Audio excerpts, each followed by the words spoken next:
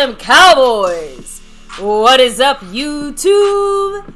My Cowboys family here, bringing you guys another game day reaction live stream as we watch our Dallas Cowboys face off against the Buffalo Bills. That's right, guys. Week 15 is here. Cowboys about to kick off in about 20 minutes. And before I go any farther, let's say not just Dallas Cowboys or our Dallas Cowboys, 2023 playoff Dallas Cowboy team, because we're officially in the playoffs even before this game even kicked off, guys. So we'll talk about it all here in a minute.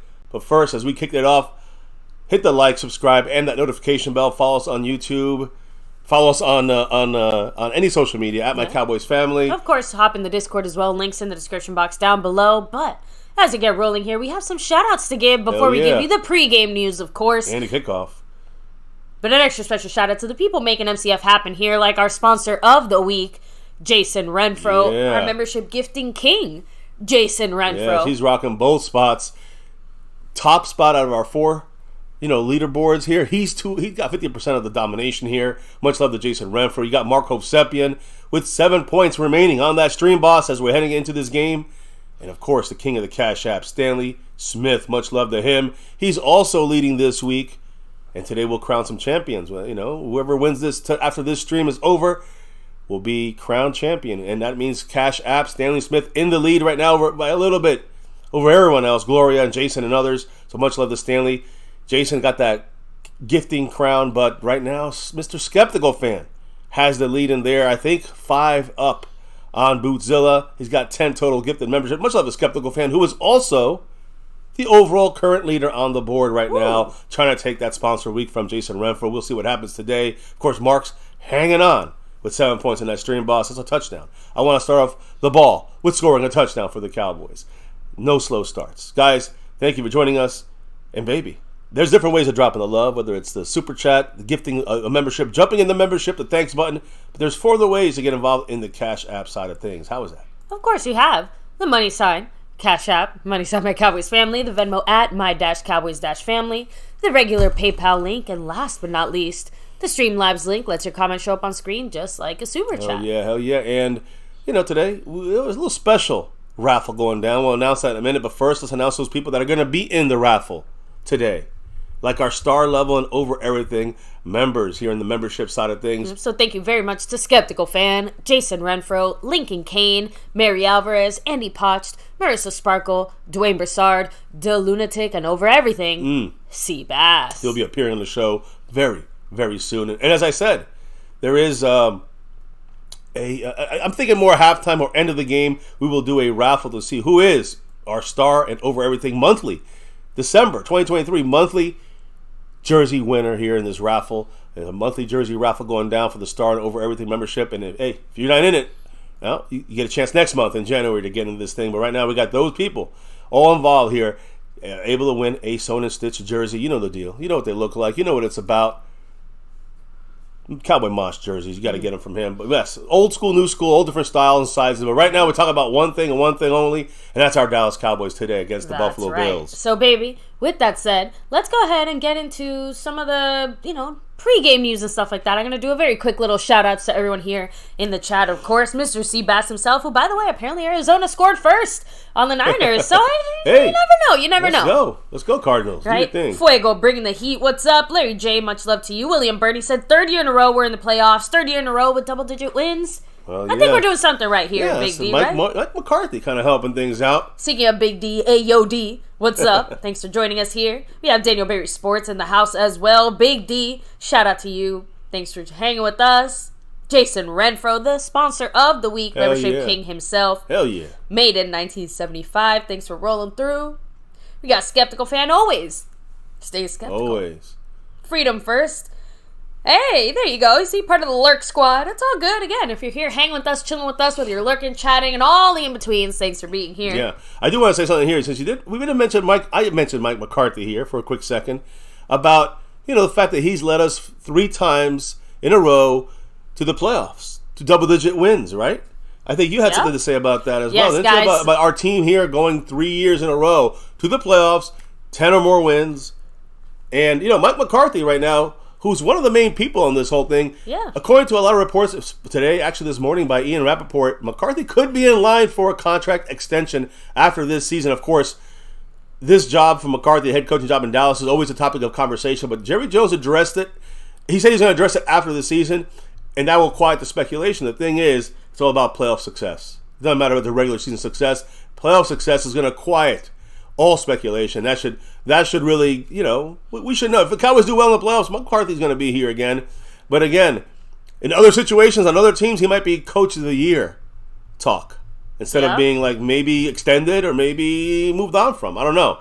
Anyway, McCarthy's doing a great job. 3rd year in a row for the playoffs. Let's get into that championship game or farther.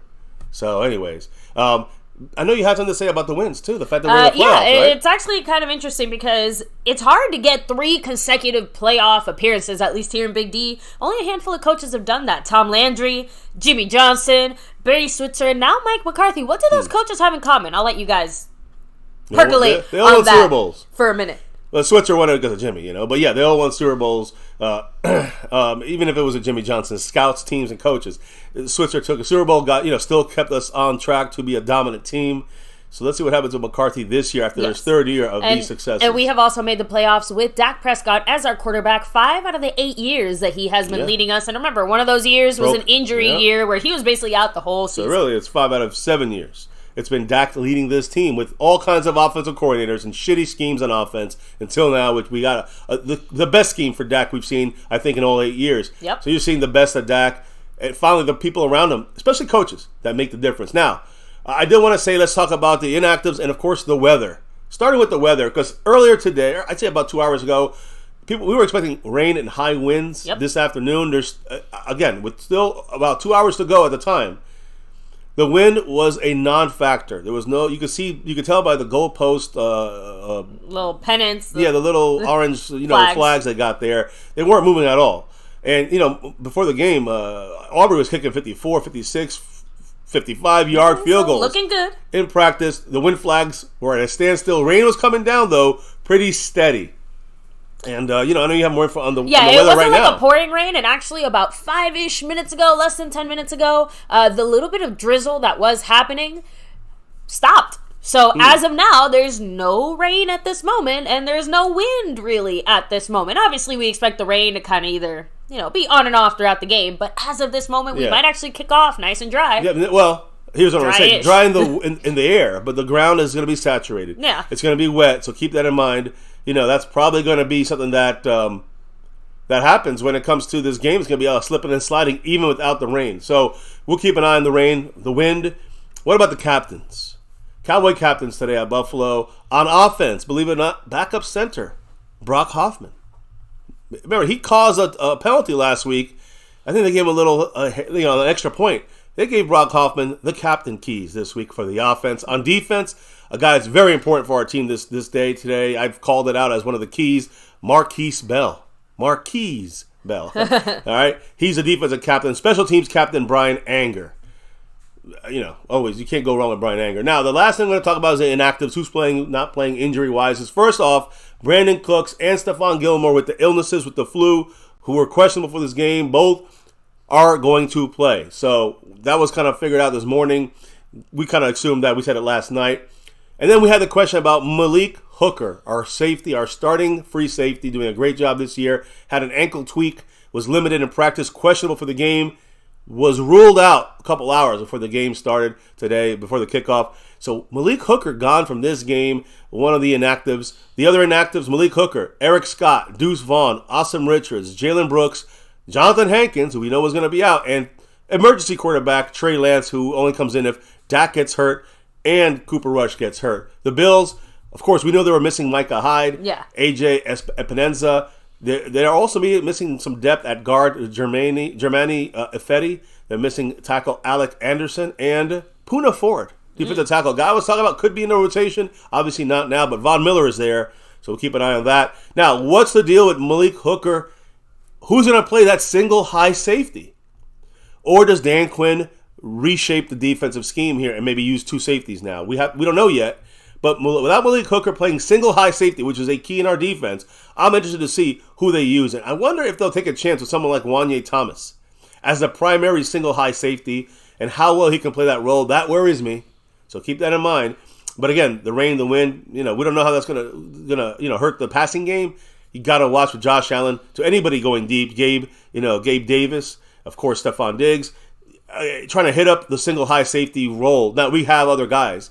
Like, Kirsten not going to really play single high, but you can maybe move in there, Donovan Wilson as one of the options there. We'll have to wait and see how this thing, goes out. But Wanye Thomas will definitely get more usage in this game. And there's Noah Igbenogany, the guy we got from Miami. He played one game this year, returned the first touchdown for us on a block kick against the Giants in the rain. But he is one of the few times he's been active for this upcoming game. Yeah, we haven't seen him in a while. A lot of people say, will he be the guy replacing him? We know he's not. But he'll be the guy replacing the Wanye Thomas snaps. Exactly. That you'll see him taking for Malik Hooker. And I think, I've been throwing this out there, I think Israel Mukuamu might get some play as well in the mix here. We'll see how that goes today. But that's the updates on our Dallas Cowboys. And before we get rolling here, guys, appreciate everybody leaving your comments. Of course, hitting that like button. Hitting that subscribe for the channel. We're at 28,600 plus family members here, so much love as we watch the end of the Browns-Bears game. A Hail Mary, and the Bears drop it. Almost had a touchdown. They had a touchdown. They topped out of their hands, and it's intercepted by the Browns to end the game. Wow, that was a hell of an ending. I just didn't want it to go to overtime. No matter what, it wasn't. That's good. And now it's over. So we're going to get our Cowboy game here in about 5 minutes kicking off. So, yeah, it's on now, guys. Man, whoever Cowboys dropped that touchdown right in his lap too. Was that what's his name? Musey? Number 11, Mooney. Mooney. There we go. Mooney dropped it. He's one of their better guys too. Ow, that hurt. That was right in his hand. Also, he unfortunately got stepped on. Like it wasn't accidental. Just throwing that out there. But anyway, with that said, guys, let me go ahead and do some more little shout outs as more people have been hopping in here. By the way, final chance, score predictions, drop them if you got them. I said last night, I think there's going to be one heck of a nail biter. But I have to admit, I'm feeling a little more confident this morning. So maybe instead of 24-23, maybe it's more like 28-23. Maybe we beat them a little more solidly than I was expecting. I'm going to stick with 27-16 Cowboys. There you go. Like I said, let me do some shout-outs here. Like Zach Luna, kicking things off on the official side of things here with a $2 holler. Yeah. I appreciate you, Zach. You know what he said? Let me know. It's Wanye Thomas time. Yep. In my opinion, he's better than Dono. Depends on what you're asking him to do, but Donovan Wilson is a fantastic pass rusher, a linebacker hybrid, a strong safety, and free safety. So he can do it all. Don't sleep on Donovan Wilson. My thing is watching Josh Allen is the bigger question. Who's going to be the spy on that? I think Marquise Bell's got to watch him. I saw stopping the run with James Cook. And the passes to James Cook out of the backfield, number 4. I think that's going to be a lot of usage there by Marquise Bell. But you got to watch Josh Allen scampering for those 3rd down and 4s and 5s and 6s. And usually Donovan Wilson will be the guy doing that. Yeah. So we'll see. I don't think it's so much that Donovan Wilson is all that much better than Wanye Thomas. Although I do think he actually is better. It's one of those good situations. It's a good problem to have. We have really solid depth. This is the moments where it's going to hopefully pay off, right? Yeah, well. But I personally would put Dono a little bit above Wanye Thomas. There it is. Zach Luna got you on the board. Tied that at the bottom of the list. But hey, anything can happen. Remember, the winners today are the champions for this upcoming week. So appreciate everybody dropping the love, supporting the channel. Hey, and keep them coming. Keep dropping your knowledge in the chat. Drop your love from above so we can hit you up in the chat. And let's turn on the cameras because it's lights, cameras, action. We're about to kick off this thing. What is up? We're going with our navy blues today. But we always got that silver, too. You see it here. And that star always over everything. Baby, who are you repping and why? All right. So you guys are going to laugh a little bit. I am repping. It's an old number. Don't worry who the player is, but it's a backup. The reason I'm repping this is because if you guys were with us last night, I said I have a feeling it's going to be the day of the 3rd stringers, right? So like guys like Wanye Thomas, right? Guys like, Tolbert, Malik Davis, heck, the other Davis, Carl Davis. Well, about him getting a touchdown. No, not a touchdown so much, but they're going to be big contributors in this game. I think more than people might realize or expect, or at least that's my mindset going into this game. Just throwing that out there. Let me keep rolling here. And by the way, I'm wearing this because this reminds the Bills when we swept them back-to-back in the Super Bowl, baby. We got a little old school, a little new school, right? Emmitt Smith, our 90s Cowboys. And as they're about to kick off here, Madman, Marcus Kersey, Karam Mawani, Jalen, much love, Justin Quarles, the Q-Man, even Antoine Scott, thanks for hanging with us, right? He's Bills Mafia. Fuego, Seabass, Big D, Andy and Boogie. We have William Burney, Emeraldo Cruz, Larry J, all of you guys, thanks for hanging with us. And I also want to, slightly apologize because Mr. MCF and I are definitely going to be a little bit stuffy and sneezy. during this live A stream. little sick today. We're kicking off the ball. Means we get the ball second half. The game is underway. Let's go, Cowboys. Hey, another touchback. He's 4 away from breaking the record when it comes to touchbacks. There you go. So Mr. let me see. Don Oliver, Joey, Arizona. What's up? And speaking of Arizona, I know we obviously didn't get to touch on it, but you guys are telling us in the chat here, yeah, Arizona's up 6-0. It's a division game. I guess they missed the extra point, but I've always said division games always just a little different. Anything can happen. Giants can beat the Eagles next week. Even if you're talking the best team and the scrubbiest team, it could get weird. It could be a close game. That's all. We'll see what happens. Here we go, guys. Game is on. Let's make the Bills look a little weird now. Yeah, let's kick some Bills' ass here. Let's shoot the Buffalo and make them extinct. They're on the 25 kicking off here. We got our defense on the field first. All right, they have a receiver in They're motion running with from Cook, left to which right. is a guy I got to watch for. We got to stop the run. Great First job, down. DeMarcus Lawrence. The best defensive edge run stopper in the league. DeMarcus Lawrence is doing his job there. And that was a great stop, and he had room for more if DeMarcus Lawrence was not there. Again, I'm going to do my best, guys, to talk over. I'm going to tell you it's the worst day of my sickness. I know. It might not look like it, but I had to take like a vitamin C shot here before the stream. Just had to be fluids to get me into the game today. You know what I mean? Definitely trying to just like rest and recover this weekend. It didn't quite go as planned, but it's all good. We tried. We rested. It was. Hey, if Micah can play his flu game, we can do our we can sit here in front of the camera and root on our team. If we were sick or not, we'd be out here. Micah's getting stopped here. Oh, no rush. Too much time. They drop it off to Stephon Diggs, and he gets about 5 yards. So it's about 3rd and 3 now, 3rd and 2. Setting him up for an easy 3rd down attempt. Problem is, we didn't have any pressure there. Micah got locked up by, what's his name? Brown on the outside. I couldn't tell who that was on the outside. That was just like Spencer Brown, number 79, is the one that's going to be going to watch number 11, Micah versus Spencer Brown, their right guard, their right tackle, and also look at their right guard. That's old from Florida, their rookie, Osiris Torrance, who I think that's the weak side, is their right side when it comes to the pass rush. So run blocking a little better, pass rushing a little weaker there. Let's see if we can get that left side pressure. We're bringing guys. Oh, but Josh Allen runs it himself. And this is the killer. Josh Allen will be running the ball probably better than anybody in this game when it comes to the Bills side of things. The bad thing about them getting the ball first is you never know when that rain's going to hit. Right now they got clear sky, so they can do whatever they want right now without the rain affecting them. By the way, great job on the pressure too. It's why Josh Allen chose to run. I think it was a design play. I think that could have been a design kind of play. He kind of looked, I don't know. Because they had the option for him on the left side. It was the Josh Allen run option. I'll give you that. Here we go. Shotgun. They're switching places with James Cook. And they run to Cook to the left. Let's get a stop. We don't. He gets 10 yards. First down. So that's one of the keys. That again, stopping the run. Donovan Wilson in the mix there. But it shouldn't be Donovan Wilson stopping it there. I see Mozzie Smith in the pile. He should be 10 yards pushed back. Yeah. So these are the issues already you're seeing with Mozzie starting in the middle with Osa. Of course, you see Davis right there with him. Number 98, Carl Davis Jr. He's staying in the mix here on the field. Nope. I don't know. They're getting confused. They're moving 2 guys out, and we need another guy here still. We got a 3-man defensive front here. We finally bringing in Mozzie back in the game. Mozzie already fucking up. He's already fucking up, Mozzie Smith. He don't know where he's supposed to be. No, he got taken out of the game. Yeah, it was the wrong guy. They wanted Carl Davis out, and instead they brought in Mozzie left without knowing what he's doing. Plus, they ran right up Mozzie, and he just ran for 5, 6, 7 yards. So Mozzie's having a fucking horrible game. They're still going. That first down. Why not keep pushing him? Don't blow the whistle, refs. Why has the whistle not been blown? Yeah, this is so fucking stupid. I've never seen some dumb shit in my life. But hey, it's the Cowboys. What are you gonna do? So Bills get a first down on a run where they basically pushed the pile 8 yards. For the first down. But Mozzie Smith couldn't stop his own fucking shadow. Damn. So Mozzie Smith having a real bad start to this game. Mozzie's looking really bad. He's just standing there watching. He's just running with the pile.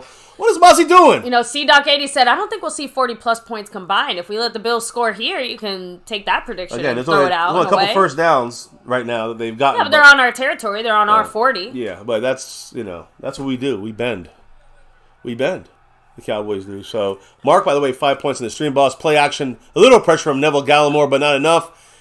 Wide open. Stephon Gilmore beating Stephon. Stephon Diggs catching the ball. Stephon Gilmore. Yeah. So, a horrible start for the Cowboys. Just showing you why we're going to be. It's not a good game for the Cowboys right now. I don't see us even focusing. Jason Renfro, appreciate you with that $5 holler. Classic Go Cowboys. You know why he dropped that? Over the stream boss, that's why he dropped it. But he's still far up off of the other boards here. But he is, he did move up, I think, 1 spot on this thing. So much love, Jason Renfro, and he's definitely moved up a big spot as our stream boss. I was gonna say it looks like a run, and they do run up the B gap. I mean, they got like fucking 8 yards. I mean, this is This is again the defense. Again, our biggest issue. I can't believe we're saying this now, but I mean now I can. Like we said, when we started off the season, my God, we did not expect to have the tables turned in that way. We figured it would be the defense coming through and saving us more than it was the offense coming through and saving us. And obviously that's flip flop. That's again every year this shit flip flops, guys. It's not. It's the typical Cowboy way. It's unfortunate. Yeah, Antoine Scott said it. We're playing big boy football.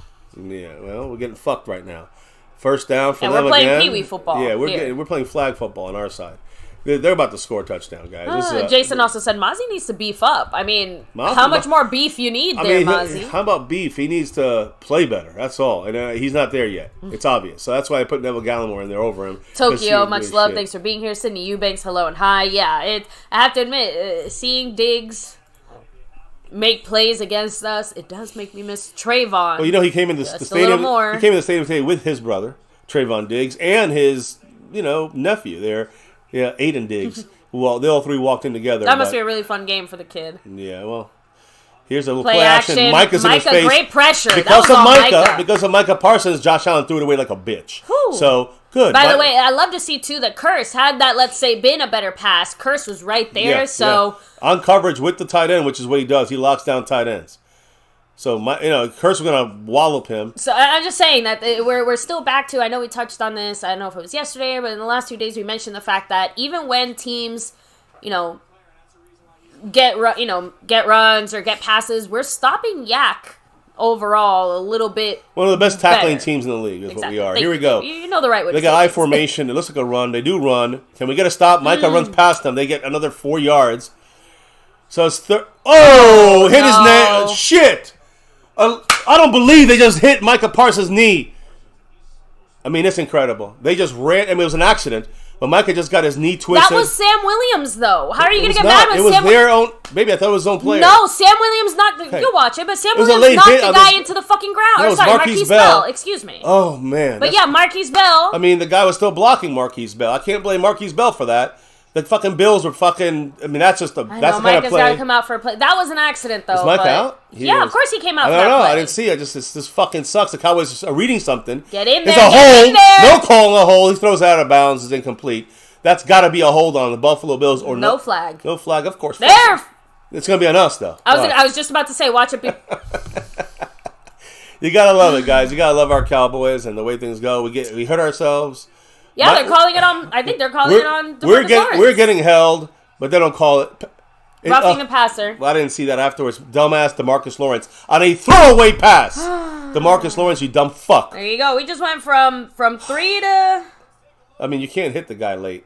You just can't. You got to step out of that. And know the whole chat's gonna say the refs are cheating. Shut the fuck up. DeMarcus Lawrence is an idiot. He just cost us 4 points. So I'm gonna sit back and just accept defeat here because we just allowed a touchdown. It's 1st and goal in the 3 after our stop on 3rd down. This is not a Super Bowl team, guys. Micah's still not out there, by the way. Yeah, Micah. This is not a Super Bowl team. He runs. We stop him. He gets about 2 yards. I mean, it's 2nd and 1 second and goal on the 1. It's a matter of time. I mean, I would love the rest to stop him. Don't get me wrong, but I got to. Here's Micah. Micah's back in. Yeah, it's hard to. Again, he got banged up on his knee or anything. It wasn't anything serious. The fact that DeMarcus Lawrence hit him like this and pushed into him, you can't fucking do that. So if anyone's blaming the refs, delete your comment. Yeah, if they did that to Dak, we would be the first ones saying why. It should have been a holding call initially. They didn't call that, but they called that play, which is also a penalty. You can't rely on the refs. What does DeMarcus Lawrence do? Blows us a chance to fucking stop them to 3. 2nd and goal, we stop them. Defense has to play extra hard here. They're still going, of course. They got a touchdown. They don't blow whistles in this cocksucker. They're just going to give them touchdowns because that's what they do. There they go. They gave him a touchdown. This guy was stopped in the goal line. The play was, he was pushed back. They let it keep going. And Latavius Murray, they could just push all the way down the field. Why not? Let's see what happens when we get that ball. Let's see if they blow the whistle. It's 6-0. This is not going to be a good game, guys. I'm telling you right now. By the way, they just took 7 minutes off the clock. That was a 7-minute drive. They are destroying us, and we helped them. We helped them destroy us. This is the kind of inconsistency I can't stand from this team of ours. I can't stand our Cowboy team with this kind of fucking inconsistency. I cannot stand it. It's disgusting. They have no heart. I gotta kind of call you out there because this is not inconsistent. We've been consistently doing this. That's my point, though. Since week 1. Consistently inconsistent. That's the fucking problem with this team. That's a problem. We've been like that for fucking 2 decades, almost 3. That ball almost missed. Yeah, the extra point's 7-0. good, though. There it is. Let's hear the chat. I can't wait to hear the chat. Pat 5% here we go. Wiseman27 right. said, the refs sucking the Bills off. Hey, can we expect Can DeMarcus Lawrence not do a dumb penalty? Can DeMarcus Lawrence not? I'm asking the chat. Can DeMarcus Lawrence stop fucking blaming the fucking refs? They're not going to call penalties on us. Get off the dick of the refs. You got to not do dumb shit if you're the Cowboys. We do dumb shit. Tokyo saying, I'm having a feeling it's going to be a shootout like that Seahawks game. Again. As long as it don't rain. Yeah, when it starts raining, the shootout ends. Yeah, instead of a shootout, it'll be a run out. Yeah.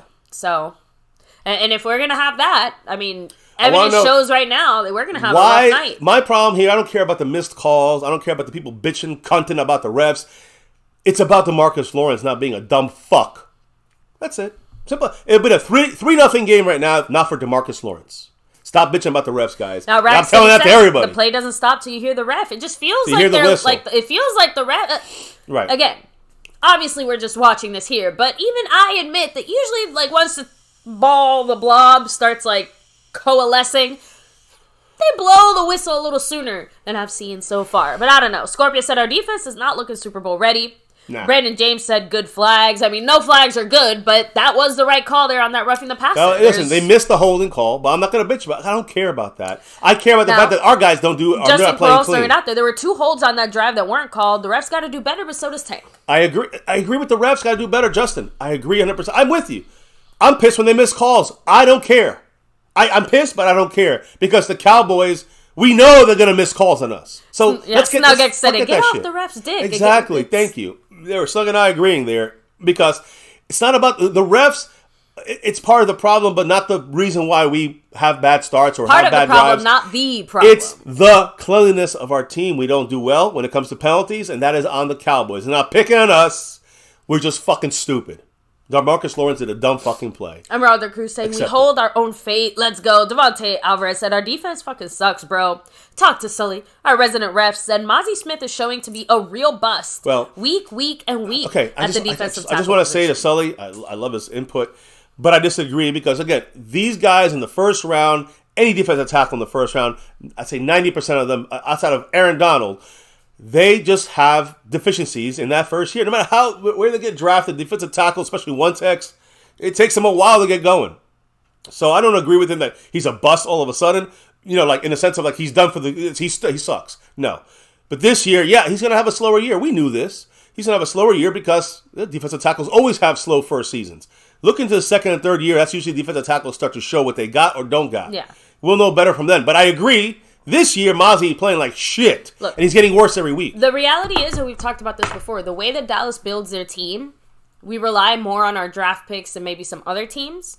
And when those picks do not have an immediate impact, we feel it. And this year in particular, this 2023 draft class for this year, it has been the worst as far as immediate impact because basically no one has really contributed in a significant way. Not a motherfucker. And when I say that, I do mean in the significant way that we were expecting, right? Because Schoonmaker, Mozzie, all these guys, like, of course they're getting plays, contributing in some way, but the way that we expected them to, not nearly close to enough where they need to be. The way that even the Cowboys expected them to, no. A big failure there.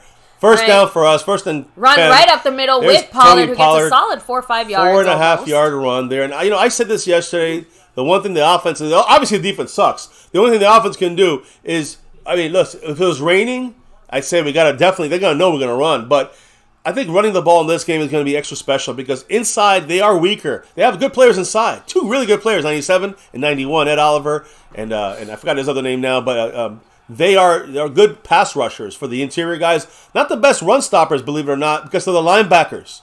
They missed tackles. So by the way, running the ball inside is actually a good thing. Here's play action. Dak's looking deep. He's going deep, going for it all. Someone's wide open. No way. Cooks. Fuck!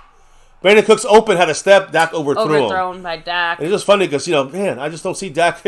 Dak's overthrowing a lot of people this year. I'm talking about not overthrowing like a quick pass. I'm talking about deep passes. He's missing them by just going too hard. And I don't know, that's a touchdown right there. If that just loosens it down. He did this against the fucking, what was that game? Was it against Seattle? The first 2 plays, he had 2 touchdowns, and Dak missed both of them. It's funny. Second Who was and it third earlier down. in the chat that said this game that they thought? I think it was Tokyo. They said, I feel like this game is going to look a lot like our Seattle game. Yeah, well, there you go. Anyway, 3rd and 6. Here Definitely, we go. second down that game in the first drive, we did the same exact miss by Dak. Changes something. You got leg raise, and you bring in 4. He's got time, though. You got Fergie. He's looking around. Oh, my God. Looking down the field. He Gets runs the block. himself. Gets the first. And that's what I want. Oh! Hey! Spear with the fucking helmet. Number 20. There's the flag. Thank you. And then the Cowboy hit him late. Oh, fuck. Tolbert. Probably didn't get a flag here. There's a fight in the sideline.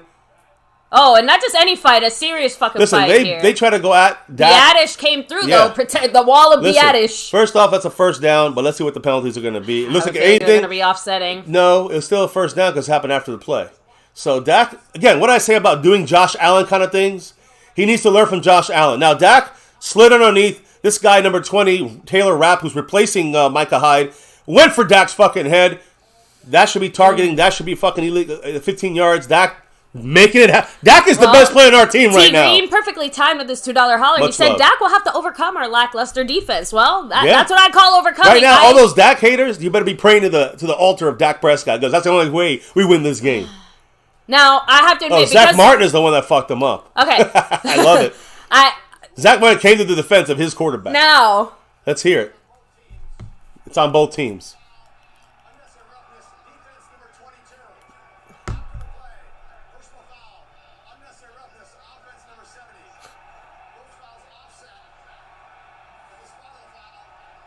First down. Okay, so it's still a first down, but yeah. But we don't get because of Zach Martin, we don't get the 15 yards. That is such a weird thing to say because on one hand, like I have to admit, I am a. And how is that on number 22 on them? It was on number 20. The refs are fucking smoking some shit. Sorry, baby, go ahead. I have to admit, it's hard for me to be mad at Zach Martin there. I know he's defending his quarterback. But I just think that's bullshit. They threw a flag on him. How about this? It's easy for me not to be mad because we had the first down, and it ended up not costing us anything. He's got to know better than that. I just in the end, you got to know better than that. Dak was not dead on the ground. I know, but you don't fuck with our quarterback. I know. Dak throws on first down. There we go. First down, no fumbles here. First down, about 15-yard gain. He fought for those extra few yards. First down, CD. I love it, baby. And so how about this? I'll ask the opinion of the chat. So good right now. I'll ask the opinion of the chat. Zach Martin. Was he justified in doing what he did, or should he have been chilling out a little bit, taking it a little easier? I don't think he did that bad. He just ran into the guy and got in his face, and the guy fell down. I think the problem is that it started the whole scuffle. The melee. When you hit second, you get in trouble. And the play was over. There's a run up the middle to Tony Pollard, Pollard. Another 5-6 yards. Ferocity, guys, right there. 6-yard gain for Mr. Now, I know I saw a little comment there. I think it was Talk to Sully. You said our middle is weak on both sides, offense and defense. I agree with that. That's our biggest weakness right now. I'm just saying, but that's twice in a row there. Biadish and company have done pretty good because both of those runs were up the AB gap. I also want to say that that the Bills, we studied this week. The Bills' interior run defense not that great, not as good as you'd assume. Here we go. So Biadish gets the shine a little more. It's a run to Pollard again, up the middle. As it should be. And gets another big gain. 3 runs up the middle. I've been saying this all week. 3 runs up the middle by Tony Pollard. 3 big runs. Weather update, by the way, guys. I don't even see a sprinkle. Fuck. No rain or wind right now, but now this flag, though.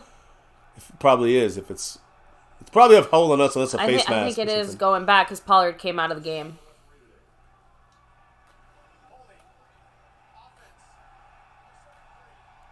Tyler Smith. So another penalty to shoot ourselves right in the dick. I mean, this team does not want to win. Let me write down. Let me see. I guess Zach Martin's penalty didn't count. But they offset. I like to keep much track love, Red Man R in the house, dropping that 1-2. Thank you, Red Man R. He said, "Come on, Cowboys, let's do this." Yeah, we better do something. Right now, it ain't working. Whatever we're doing ain't working in a consistent kind of fucking way. People are like, hey, you're so negative, MCF. God damn, I'm negative. How can you be positive when you see this shit sometimes? I know, but now it's 2nd and 12. We were in field goal range. I was going to say snap the ball. Shit. Dowdle loses 2 yards. So we're going backwards. So they go forward with the penalties. We go backwards with the penalties. Isn't that something? Isn't that something nice? Anyway, let me hit up the chat because I'm getting sick and tired of this game I know already. I'm gonna have to get up and blow my nose here in a minute. I've been trying to hold off here. We're all holding in here, hanging in So let me go back real quick for a second. Cock. Zach stood over his ass. Ref threw that shit late. I saw 1 or 2 comments kind of saying like you kind of saw that like they didn't want to throw the flag on Dak. Like, or I mean, I guess the guy who hit Dak, they threw it at Zach Martin first, and then figured, oh well, we got to even this shit out. They threw it first at the illegal hit. Dak goes back for Has time. He almost gets sacked. Now he gets sacked. Now we don't get a field goal. Now we got a punt. So there's that. And there's the Cowboys going down, baby. This is what we do. This is what the Cowboys like to do. They like to fuck around and find out. Oh, we're back to our slow start shenanigans. I don't know. By the way, Talk to Sully said bullshit on the 2 fouls. Flag the initial hit that caused the fight. I agree. Like, so basically, there shouldn't have been a flag on Zach Martin. It's kind of bullshit that they threw the flag against Zach Martin. Yeah. Especially, it's not like you threw a punch or hit or something. Sometimes they don't call that shit, just so you guys know. Well, they're going to call it this game, so keep that in mind. But against the Cowboys, they always call it, so you got to be ready, Cowboys. Here's Brian Anger with... Now we got our defense back out there. A very solid punt. To the 12. 13. 12, 13, whatever. It just sucks that... Look at this. There's another fight going on. Hendershot fighting Benford. And, I mean, look, it's just going to turn bad for the Cowboys. This is going to be one of those games. I mean, at this point, I wouldn't be surprised if we don't end up with an ejection at this rate. The way that we're going, someone's going to get ejected for doing some dumb shit. Let's hit the chat up. This is not a good showing here by the Cowboys. The first offensive and defensive drive, a fucking embarrassment. Scorpio said he can't overthrow those passes. Come on, Dak. But Dak brought us down the field. John Connor said, hopefully Parsons is okay. So the good news is we did see him come back and he was fine or whatever. But he might be I did see a joking comment. I think it was NFC who said, anyone else catch Marquise Bell trying to end Micah's career? He's like, I want to be the all-around linebacker from here on out. Oh man, this is just an ugly game so far. So far for the Cowboys, this is definitely not the way I expected the Cowboys to come out, and just a dumb mistake. Penalties by DeMarcus Lawrence, penalty by Tyler Smith over Zach Martin. Those were the killers. Of course, Zach Martin didn't get a penalty either. We're getting a field goal here, so it could be 3-3 if not for the dumb fucking penalties by our own dumb fucking team. And King 919, that's gonna be a rough one because he said with his $5 holler. It's going to be an offensive shootout. We need to stop runs and stop these flags to win the game. I mean... We're not stopping flags. This has already started, and we got 3 flags on us. But, yeah, stopping the run is something that I think can happen. But if they keep having a lead on us, we will be led by them. Our defense will become having to chase them instead of having control. And that kills any defense. Not even putting up the bare minimum of 3 points here means that now the Bills are about to be... possibly 2 scores up on us. Well, I'm not going to say it like that. They got to drive down this field, down a tough Cowboy defense, but still, the Cowboys have not... If they do it was guaranteed. I said possibly. They have the chance to score now. If they pull dumb fucking penalties, the Cowboys, and hit the quarterback late, then they're going to move down the field. If we blow coverage like Stephon Gilmore did against Diggs, they're going to move down. If we cannot get a pass rush, they're going to move down the field. Yeah. You understand? Moving down the field. Yeah, then they're going to make it a 2-score game to start off. Pat Pfeiffer says it's going to be a fight. I'm not too confident myself. Cap52 said the refs fucked up our drive. I have to agree with Talk to Sully once again here, saying, he said I try to throw as little amount of flags. Fans are not there to watch me throw flags. Err on the side of not throwing it. Basically, if there's something somewhat questionable or whatever, let it play out and don't throw the flag. But we talked about these guys. We talked about this refereeing crew, and they do throw a good amount of flags, but most of them have a lot of declined flags. They throw about 12, 13 a game that are accepted. Yeah, we got 12, 13 on our own. And they favor the away team. These guys. So far, they're favored fuck. And it's not about favoring. It's about playing better. And the Cowboys aren't playing very good. A little pitch run. They get about 5 yards. Oh, man. And they get an extra yard there at the end because we just can't stop these guys. This after contact shit, the problem is it's happening, their first hit is happening 4 or 5 yards down the field. That's the problem. So they're getting 1 yard out of contact, but they're getting 5 yards. Than the usual run stopping hit them at with a 1 yard gain and they fall forward for a yard, Oh, man. So, hey, Fuego said this is where Bland will get his 9th pick. I really hope so. I mean, Snug X, that's how it goes. It's, some plays are negative, some plays are positive. That's 2nd and 3 for the Bills. Shotgun. The Cowboys are blitzing. They're bringing Damone Clark there. Nice. Going deep. No way it should be caught. Good job. Bland covering and Davis. No flags, no shenanigans, no nothing. Gabe Davis is a dangerous player in this game. He's big, he's tall. You can see Deron Bland's on him, but why did that play work? because Latavius Murray could not block the blitzer, number 33, Damone Clark, who came in there and racked. By the way, clean hit. Josh Allen. Yeah. In case, the refs are. Well, in case the Cowboys was like, well, they didn't call a flag there. Listen, guys. That's the right way to hit a quarterback. Exactly. The other way is by DeMarcus Lawrence, the veteran, is a wrong way to hit the quarterback. So he fucked us there on 4 points. 100 people in the house, by the way. A game of inches once again. His hand was just a few inches too high. Don't forget to hit that like if you're new. I mean, to the stream, but subscribe if you're new and keep growing the channel. 3rd and 3, quick pass. Hey, great coverage that Gilmore, time by Stephon Gilmore. I don't see a flag. There's about to be a fight. It's getting chippy again, so Stephon and Diggs are both Stephon. Gilmore and Stephon Diggs are shoving and pushing each other on the ground. No flag. 4th down. They punt. We get the ball back. I'm going to say something because I already see it happening. Gilmore, our guy, grabbed Diggs and pulled him back down to fuck with him a little bit. So, I'm going to say it because I know it's going to be a situation. Usually, all year, I've been saying Cowboys fight for those flags, kind of complain about them, bitch about them a little more. I have a feeling this is going to be a total bitch fest on both sides of the ball because I see Cowboy and Bill players both yelling at the refs saying, you should have given a flag. They're punting now. Watch any kind of fake. I just don't trust these teams. And, of course, maybe a turpentine return here. No rain. Sam Williams, block. Oh, my God. I thought he blocked it. Shit. Sam Williams looked offside. It's going to be real. Turpin gets the ball out of bounds there. It's on the 34, 33. Point is, I'm looking for flags. Because Sam Williams was a cunt hair away from being over in that neutral zone. How about this? I know we didn't really do an over-under, but I have a feeling that we're going to see a fight before halftime. I'm not joking. Again, just on that, a Bills player went up to Turpin, was still talking shit. The ref was right next to him. Well, the refs you already saw it. Are letting them talk shit to each other. The Cowboys got to be mentally tough here. You can't be no bitch. Again, you gotta talk all the shit you want, but the second that don't cross that line. If you cross, look. I like what Stephon Gilmore did to Stephon Diggs is a way of getting under his skin. Yeah.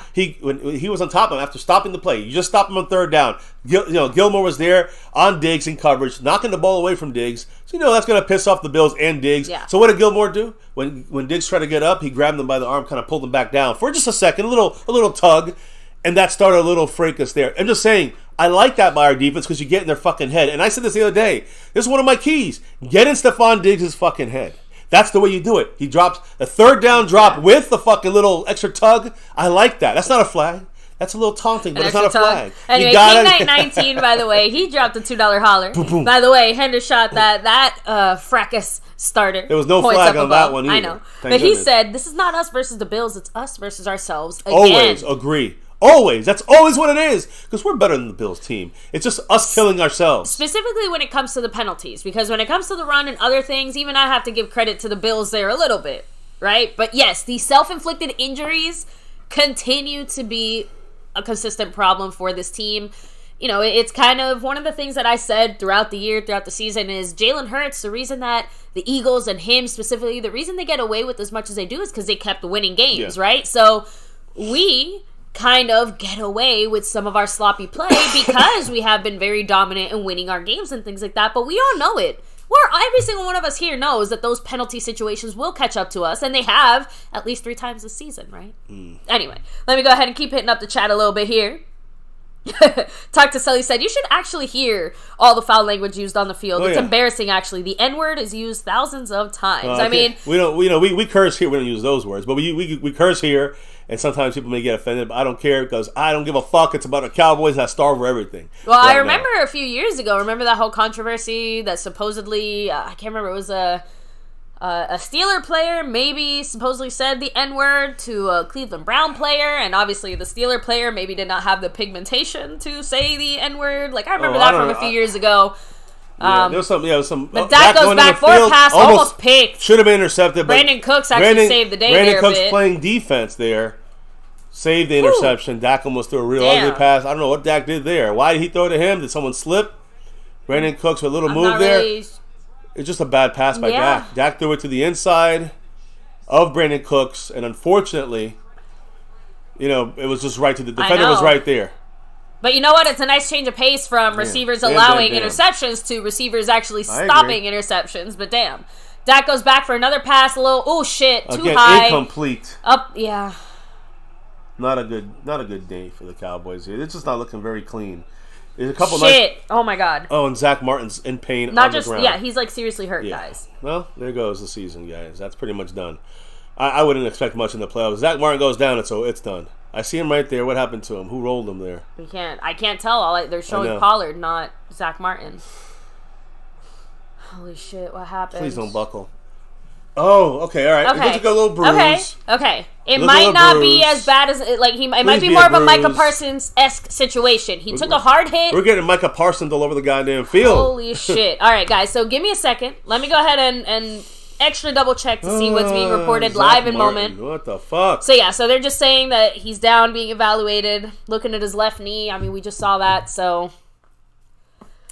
No bueno, guys. Not a good. Yeah, Soul Geek said that looks like a bruised knee to me. Again, right, really it looks more hopeful. like a bruise than any kind of tear or anything. But the way he went down without seeing the initial hit, we're all thinking the worst, right? Some kind of CL situation. No, but thigh bruise, right? Does not look like that. Pat Pfeiffer said Dak alone can't win this game. Come on, Cowboys. I have to admit, O-line's having a rough moment here. They got good pass rushers. That's one yeah. thing Kid Knight said that's called the hospital pass. Yeah, you're trying to get somebody in the hospital with that one. So, by the way, shout out to Randy Stites. Long time no see. Hope you, the fam, everyone's doing well. He said, Cowboys can't keep giving away third down penalties. I mean, that's the killer. Cosign. That's a killer for us. It's been a killer a lot this year. 1,000 agree with you. And on both sides much love, Randy Stites, too, by the way. It's been a while for Randy. Yeah, that's why I said hopefully you, the family, everyone is doing well. It's been quite the year here for the Cowboy Familia. Yeah. So, T Green, by the way, he dropped a $2 holler, said, Dak will calm down and start distributing the ball. Again, I do think our offense does seem a little bit... I'm good with Dak. Trigger happy, I think is a good way of putting it. A little, jumpy, a little... I don't want to say nervous either because I'm not sensing nervous energy either. Just I don't know, maybe like a half second off beat, right? The here we goes need to synchronize again or something, right? Swole Geek also throwing out there, Mozzie's officially a bust for this year. Yeah. Which I think is what Talk to Sully was trying to say earlier. He might not be an overall bust yet. It's the same thing as everybody now. Last year, everybody said Tolbert was a bust. Remember that? And guess what? For his first rookie year, you're right. But my point last year was I'm going to give him another chance because it's his rookie year. I know, but... And so that's what we got to do with Mozzie, too. But this is what I mean by our Cowboy. Oh, thank goodness. He's walking off under his own power. He does look a little limpy and gimpy. But this is possibly the best thing we could have seen now. I think they're taking him back to the blue tent or the locker room. We're about to... Okay, no. So he's going to the blue tent first, guys. Getting checked out. That's good news. Because if they took him straight to the locker room, that means that the evaluation process is more serious at that point. 3rd and 10 here. Who's in for Zach Martin? I can't tell. 68? Chuma? No. Who is that? That's TJ Bass. 66, sorry. TJ Bass in there at the right guard spot. That's going to be a weakness for the Cowboys. Now with Biotish, that's the weak spot in the middle there. That's the weak spot there. Dak moving out of the pocket, gets out of the pocket. Ed Oliver falls down. Somebody's open, please. Got to the ball, Dak. Is there a flag on the sideline there? There was something that happened on the sideline. I don't know if they tackled our guy. They just didn't have anybody open. I don't see a flag, so... 4th down. I just didn't know if there was. I don't know if there was a flag. He just looked at everyone. Hell of an attempt by Dak to try to make something happen there, but at least he threw it out of bounds. Usually he might run and lose 2 yards, take a sack. Shaq Lawson there with the pressure, but it was really. It's right now they got T.J. Bass and Tyler Biotish in the middle. That's going to be trouble for us this game. This ain't no big Cowboy win anymore. I know, but this now is going to be a Cowboy struggle the rest of this game. Punts on offense. Yeah, we again. Dak missed a couple things. Everyone has a part to play in this, but some dumbass penalties hurt us on that last drive. Here they're fair catching it again, almost in the same exact spot. Yeah, I mean, 12, 13 yard Brian Anger, doing a great job. Yes, you are saving our asses here because now defense has to once again come through, do their job, and don't forget, guys, we're still only in the first quarter. But I'm sure if you look at the time, offense has only been out there like 3 minutes of the 11 minutes that we've played so far. The Bills' offense has had the ball the rest of the time. Well, again, and it's not just that. It's just that. That's part of that. That can switch and change. This is a must-win game for the Cowboys. I agree. Every game is a must-win game. Fuego said, "Goddamn, stop fucking staying in the pocket, Dak." Again, is that going to be one of those little adjustments that we need to start seeing? Right, but Dak got out of the pocket there. Dak escaped the sack from Ed Oliver, who's one of the best interior defensive tackles in the league at pressure. So Dak did a great job. There's nobody was open. What do you want Dak to do? You know what I'm saying? I've seen So the best. all good, Randy Stites. Again, just so glad to have you here. Yeah, you know, yeah. like I said, it's a long time no see. Always glad to see you here. Well, yeah, I never forget that playoff footage we had. Our other Randy Echoes saying Dak's not looking good at all. Let's hope the defense can buy him some time to get the offense going. Well, again, I think Dak is. The Bills are a part of that problem. All right, so Dak. they run very The defense does effectively for nothing. 8 yards. Not a god fucking thing. They run 8 yards with Cook on the first play there, on first down, getting out of the behind their red zone. Yeah, thank you, Antoine Scott. Again, I have to admit you're a very classy fan here. So he said, "I'm hoping Zach Martin's all right." Thank you. Man, Sorry, go ahead. No, I'm just saying this sucks. That the Cowboys allow 8 yards of first down. Oh wow! So Zach Martin actually waited to go into the blue tent until after that third down play. So he actually stayed. Like I know we saw him going towards it, but he actually stopped himself and stayed until the offense was off the field. You want to see what happened? Yeah. So I know shotgun, another run to James Cook. Ooh, almost. Ooh, hey, Damone they gave it to him. Did they? Yep. The referees. Oh, you fuckers! I'm sorry. Can we review that? And the refs are like, "Hurry up, let's move forward," because that was not a first down, I don't think. But I'm sorry, that's bullshit. Damone Clark actually did a solid job of stopping him there. Yeah, he got that first. He got the ball over the line. Listen. What the fuck? What did I say? What the fuck? Do not rely on the fucking refs. That's all. I'm going to always remind you. For flags, sure. No, for everything. But like your basic fucking job is to spot the ball. For everything. Bring back the card Go guy. back to fucking 2014 and the catch. Mike that wasn't about a penalty. Mike that is was out for this play. I don't know if he was out for the previous one, but it looks like that looked really weird. Another run. But hey, they get a much better stop. This time here. we get a stop there inside. I see Osa involved in there. James Cook on the ground. Actually, that was Golston. Golston playing I'm pretty sure. Very well interior. Made the initial stop. He may be playing better than Mozzie inside. You don't see Mozzie here too much, right? But you're seeing a lot of Chauncey Golston, number 99. Big Boss Man said, apparently it's Dak's fault receivers aren't getting open. Like I said, it's more, I think the Dak one is more that he did take 1 or 2 passes that were a little overthrown or a little bit Inside not in the great thrown, spot that would have been successful plays. Right. But the other stuff, no one's open. Here we by go. the way, the successful plays got called back with penalties and other such. 2nd and 8, shotgun for them. They got 2 on the right, 2 on the left. We're blitzing. They're throwing. And, oh my goodness, I thought it was our guy there. I thought it was going to be a pick. Marquise Bell on coverage with number 86. I think that's Dalton Kincaid, Yeah, the rookie. but it went off of Kincaid's fingertips. And again, I thought it was a Cowboy behind him. It was a Bills behind. He was open. He would have had a nice big yardage gain right there, but it was actually Gabe Davis that was behind him. I thought it was a Cowboy. I'm like, oh shit, I'm going to get a pick now here. this is huge. 3rd and 8, 31 seconds left in the first quarter. Let's finish it out strong. I'm going to tell you who's the key in this play. Mike is out there. Who's the key in this play? Number 17, Josh Allen. Because he will scamper, he will run.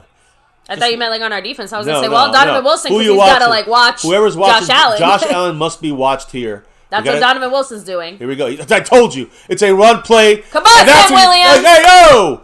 Is that intentional grounding? Was he over the line of scrimmage? Is there not a penalty there? Well, it was a great play by Josh Allen if there's no penalty. Because that was a sack. At this point, I don't give a shit. Okay. They stopped him, but yes, that should have been Did I call that or did I call that?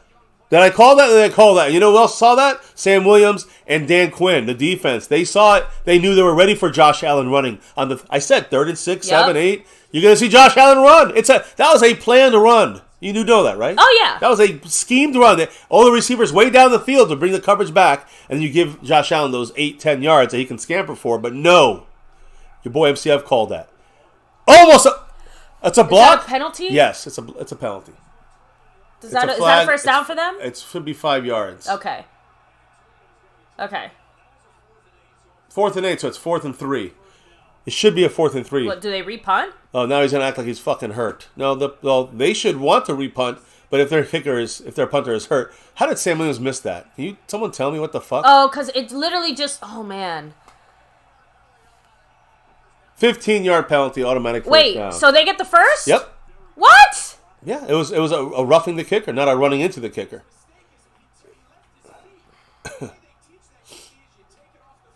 Yeah, it's just baby. It's the way it's gonna be. Cowboys gotta take the L like men, because we're playing like shit. And I don't know why. It's almost like Sam Williams got pussified and went away. But he's like, let me not get hit in the balls by the ball. Just put your whole body in front of that foot. What is wrong with this motherfucker? And right now McCarthy's yelling at Bones because Sam Williams blocked that like a fucking bitch. That's he almost missed on purpose. This is gonna cost us. It's gonna cost us. But I just get to the playoffs and let's see what happens. I'm ready for the playoffs and let's one and done. That's what our guys are flying on the... We're lucky they're dropping the passes. Guys. Our guys are falling on the ground. We look like a bunch of bitches out there. Fuck, be real. Fuck. Oh, incredible. We got like one more play before the first quarter is over. No matter how good the defense plays, we do dumb mistakes. Justin Crow said, unbelievable. Don Oliver said, did he even hit the plant leg? He didn't. No, he hit the whole punter. Like, I don't even know what to say. Like, you watch it. He flew in the air and kind of landed the rule on is him. It's only a roughing the kicker when you hit him on his plant leg. The problem is he hit him in the air. So he hit basically both legs, and that is a penalty, a roughing the kicker. It is the right call. Ask Sully. He'll tell you. Here we go, guys. 2nd and 10. They have somebody in motion from left to right. Yeah, left to right. Dumps it down to Cook, who's dangerous in the receiving game. Bell misses the tackle. Yeah, and I said, they get 15 what did I yards. say was they want a flag on this? Please don't give me a flag on that. I told you, they're all bitching. Everybody's bitching for flags here. Second quarter. This game is not going to be a good ending. Not yet. Us. There's still 2 seconds left. They got to get one more play off before the end. The point is that what was one of my matchups yesterday? Keys to victory. Number 14, Marquise Bell, had to stop number 4 in the passing game, in the receiving game. Man, I have to blow my nose, which is really unfortunate. Okay, yeah. So they called it the end of the first quarter. So I'm gonna blow my nose. Why don't you obviously share your thoughts real quick and hit up the chat, because honestly, what can we say that one we haven't already said, or two that you guys aren't already saying 10 times better than we are in the chat? It's gonna be a tough game. This is some bull. The Cowboys are just not going to be a blowout. The Cowboys are not going to... I said it was going to be a close nail-biter. But I didn't want it to be true. The reason why it's like this is because the Cowboys are playing... Not because the Bills are playing good. The Cowboys are playing poorly. That's the problem for the Cowboys. So, we could have this game, 7-3. We could have the ball right now. It could... A lot of things coulda, shoulda, whatever the fuck woulda. But the truth is, we're just not that good. We're not a complete team this year. And I've been saying this. You guys remember saying this at the beginning of the year? I said we had to see some changes. We did see some changes. Now there is a better chance for us to do better in the playoffs. But I'm telling you, this team is not a super... We're a playoff team, but we're not a Super Bowl run-ready team. I don't care how good we looked against the Giants or the Panthers or Washington. They fucking suck. And we're not much better. Eventually we blew them out. But you guys remember those scores of those? I know you guys hate me bringing this up, but it's the facts. Fourth quarter against the Panthers, 17-10, the Cowboys are winning. Against the Commanders, wasn't it like 20-10? It could have been 20-17, and we got lucky. We got a stop or a fumble recovery or something like that, or a fourth down stop. Against Washington in the fourth quarter there, it was 20-10, but it was almost 20-17 in the fourth against Washington. In the Giants game, I know we blew them out, whatever, eventually, but if I recall, there was some issues there too. Other than the Philadelphia game, we come out there and actually look like we wanted to play. That Philly game, we're going to play. Outside of that, we haven't shown that shit. Honestly, any kind of consistency in the last month and a half. And I've been saying that. It's not like I'm being a hypocrite. I'm turning on, why are you flipping on them now? No, fuck that. I've been saying this problem for a while. People don't want to hear the truth, though. They want to hear delusion.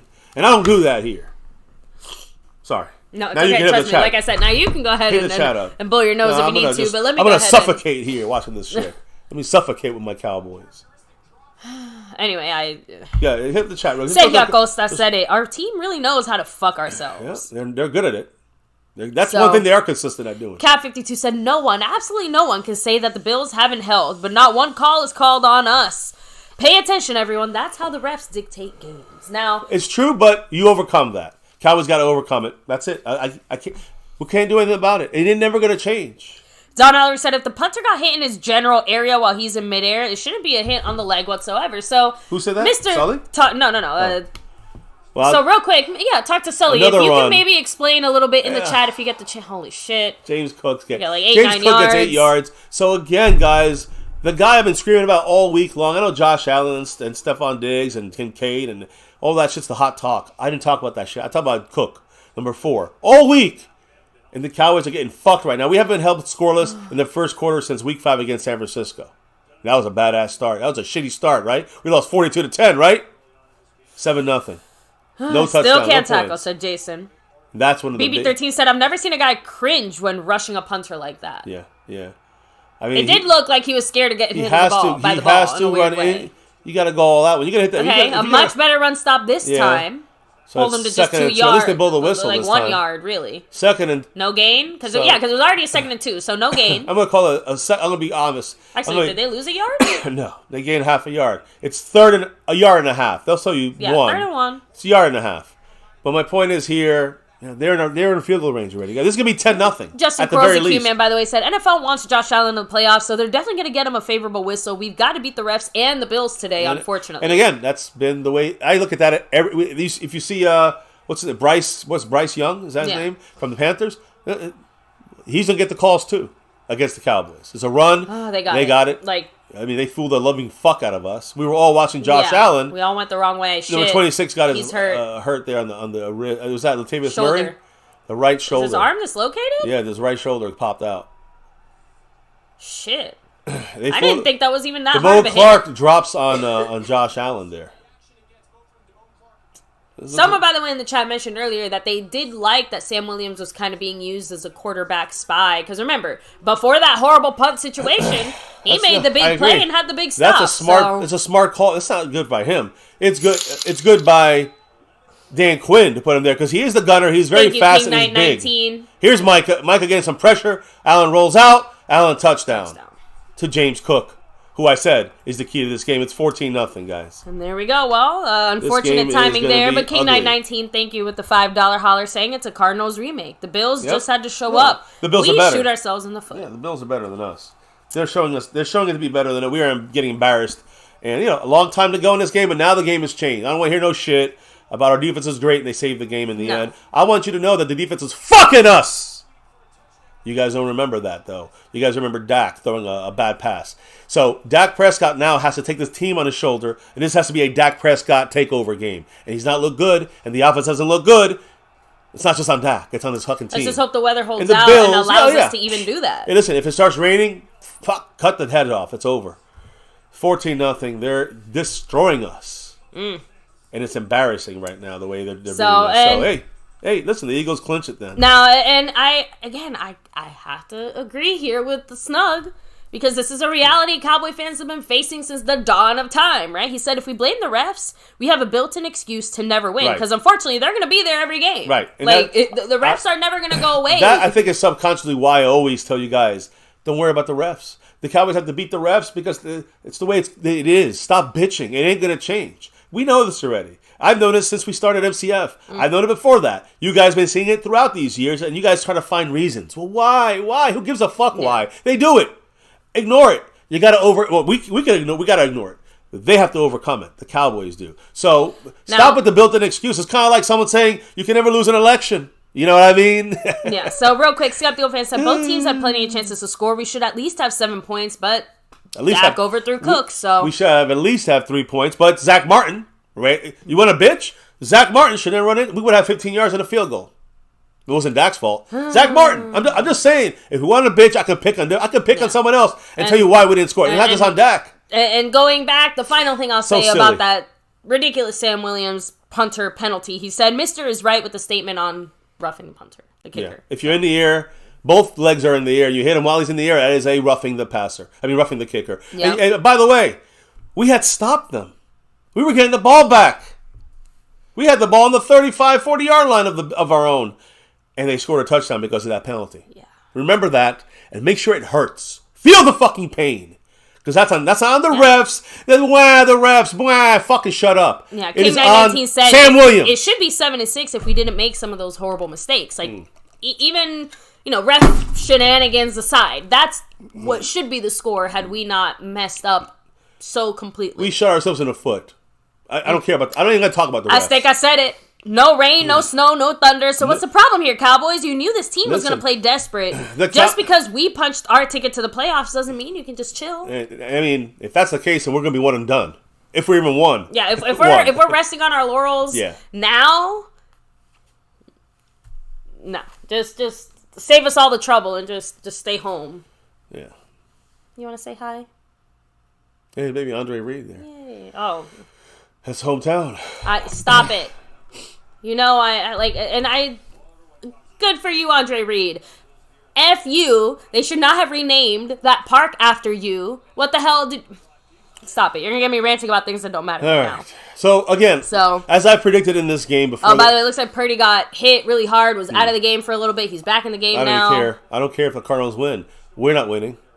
Who cares? We got to handle our business. I don't give a fuck about the other games. Let me try to see if I can get a quick update on Zach Martin. Here, look, they're showing you right here. Questionable to return. Okay. It's a thigh contusion is what it looks like to me. So great call, everybody there who said it looked like a thigh bruise. The first thing I saw when it happened was like, that looked like I said bruise. It's a quad. They literally just like taped an ice pack on him. We're hoping second half for him. We got TJ Bass. That's a hold. That's going to be major. Watch that right side interior. As you can see, we lose yards on. Oh, well, we gained a yard there. 1 yard. Late hit by 43. We don't gonna call shit. Again, I'm just pointing it out. I'm not mad because I know what they do. By the way, already we're running in the A gap. What happened? You know, TJ Bass and Tyler Biotish is our weak spot. That's our weak spots on this team. Wow. Their best pass rusher, Leonard Floyd, is coming out with a rib injury. So number 56, who is a major piece for the Bills. Keep that. But now they have Von Miller in there, number 40. You got to keep an eye on him even more so than Leonard Floyd. Well, 2nd and 9 here for our Cowboys. And he's on Terrence Steele, by the way. Brandon Cooks in motion from right to left. They better chip him. No chip. Dak looking, rolling out of the pocket. Dak looks like he's running it himself. He's going to run it. He's got to go here. Oh! He's a running back, but because he went for his helmet. Thank you. 15 yards, motherfucker. Also, whoever the fuck is throwing that ball up in the camera, please stop. Yeah, it's a beach ball. It's a beach ball. They're doing it in the crowd. They do that's that. what They I'm do that in saying. Buffalo all the time. Guys, that was a targeting hit to the head. If he just tackled, that's a helmet to helmet. Yeah. Again, it's not because he was a quarterback. For those people out there that think that, oh, look, they hit our quarterback's head. They hit the quarterback hard. No, the Bills fans will be saying that. But you know what? Again, it's a helmet to helmet. This is the final thing I'll say right at this moment about the self-fucking that's happening. DeMarcus Lawrence, if it wasn't for that penalty, they would have had to settle for 3. And if it wasn't for Sam Williams. So I'm just saying, like, we gave them 11 fucking points. I mean, that's what I've been screaming about the whole game. And we gave them 4 from DeMarcus Lawrence's dumb fuck penalty. Let's do it. Let's fight it out. We allowed them to get a chance to get 7, and they got it with Sam Williams' dumb fuck penalty. 1st and 10. We're at our own 46-yard line. We're almost at midfield there. Quick pass to Brandon Cooks. Got to get some blocking. We get 2 yards. Yeah. With Brandon Cooks on 1st down, which is a running play. The problem is that with Zach Martin out, they know that we're going to be favoring that left side a lot more. So they just kind of keep hanging out there waiting for the plays to go in that direction. And throw in there Terrence Steele in the right tackle. From center to right tackle, we are not that solid. Let's be honest. Terrence Steele is much better when he got Zach Martin to his left. Oh, without a doubt. TJ Bass, undrafted for a reason. I mean, we had the ball for 5 minutes. They had it for 12. So you see, they doubled. I told you the time of possession was going to look real ugly. So I'm going to keep watching Biotish at center and his right side tackle there. All right, interesting. We had movement there. It's interesting. They're blitzing. Ferguson and Dowdle. It's going to be one-on-one. That's going to have to move up in here. Come on, Dowdle. It's okay. Okay, yeah, but the thing is that blitz was done on purpose to cause the 2-3 yard. We got 3 yards. That's what they wanted to do. I know. We didn't leave anybody. Like a 3rd and 3, so we see how we moved our guys out from 2 guys blocking, a tight end and a running back. They shifted out to receivers. And Dak, for those not able to watch, Dak Prescott had Ferguson and Dowdle to his right and left, respectively. But then they dropped into went from blocking to a receiver kind of behind the edge. And what the problem is that Dak read that wrong. He thought they weren't going to blitz. That's why he sent them there, and they blitzed. All right. 3rd and 4. Dak in shotgun. He's looking left. He's looking left. Still looking left. You got Cooks. He's looking over the top. There that's my receiver. Lamb. Hell yeah. Woo! Now, that was all about Dak being patient and the offensive line blocking for him. If the offensive line didn't hold that down, the play's not happening. Great read by Dak, though, because Beautiful again, zone you guys coverage. just heard me say it. I'm looking at the field. I'm like, Cooks is a shot. He's looking seedy. Nice. Well, yeah, he's waiting for the play to develop, and that what happens here. Remember, Dak has gotten so much better after week 6 in the zone coverages. Why? Not because he's better. Because Mike McCarthy's calling the schemes that break zones. Is that a Hunter Lipke sighting? I believe so. We're showing run here. Dak under center. Quick. It is a run. We do run there. Dowdle. There we go. It's about 5 yards. By the way, you know why that play looks so much better, though? It was almost like, I don't want to call it play action, but it was play action-esque in the sense that even though we were clearly showing a run, Dak still took the second to kind of do a little pump fake and then hand it off to I have to call that reverse play action. There you go. Yeah, that's what I said. I'm like, not instead quite of play action, they're running back and then throwing it. They're doing the fake throw, quick screen to the receiver, and then handing the ball off. That draw play. But instead of just a basic draw, it's a fake to the left and then a draw, a fake pass to the left. So 2nd and 5. By the way, Pollard is back in the game now. And Dak's in shotgun. 9 seconds to snap the ball. It looks like a pass go. To me. It does. It is. It's not. It is not. It's a run to Pollard. And he gets the first and more. What patience? About 8 yards there for a first down. We're in the red zone officially now for the Cowboys. Did you see that though? Yeah, but that's the play. Well, I'm just saying. The draw plays for him to executed. Wait for the blocking to see where the guys go. Where's the blocking take place right there. He knew he couldn't go that way. So he switched it up. Credit to Biadish there a little bit. And credit, again, to Pollard with the perfect amount of patience. And which way did he run to? He went to the right guard. Yeah. That is TJ Bass, who did a good job holding his own as well. Here we go. All right, trips right. They're powering the left side. It is a run. Another run to Pollard. Pollard sees it. Goes the other way. Almost gets the first, 9.5 yards. By the way, Pollard saw that. So the Bills in that play, if you look at our offense, the left side. We ran to TJ Bass again. Well, yeah, because 3 guys lined up, literally over Biadish, over Tyler Smith, and over Tyron Smith. Those 3, it was 3 guys and 1 guy on the other side. The play was supposed to go left, but zone blocking, so he could pick to return it back to the right side, reverse it to the right. Got a big gain there for TP. Second and 1. Second and 1 on the shotgun. 10.5. I was going to say, I don't like a shotgun here. I like running the ball under center. We go under center here. We should run the ball here. They're powering to the right. We run left. And no one even blocked number fucking 20. What the fuck? When you don't block a guy, well, that's what happens. So now we lost 2 yards. Instead of a first down or second and 1. Who was even supposed to block that? Because I didn't even see anybody there. Which is the confusing part to me. They blitzed on that side, and they overloaded the left side. So, 3rd and 4, and then we lost 3 yards. 3rd and 4. We need a touchdown on this drive, but the Cowboys are going to play with fire here.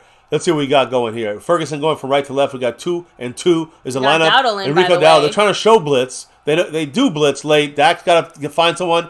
Oh, my God. It was almost intercepted. It was tipped at the line, and then it was dropped. We got to settle for the by Leonard Phillips, or Phillips, whatever his fucking name is. Now we got to settle for 3 points.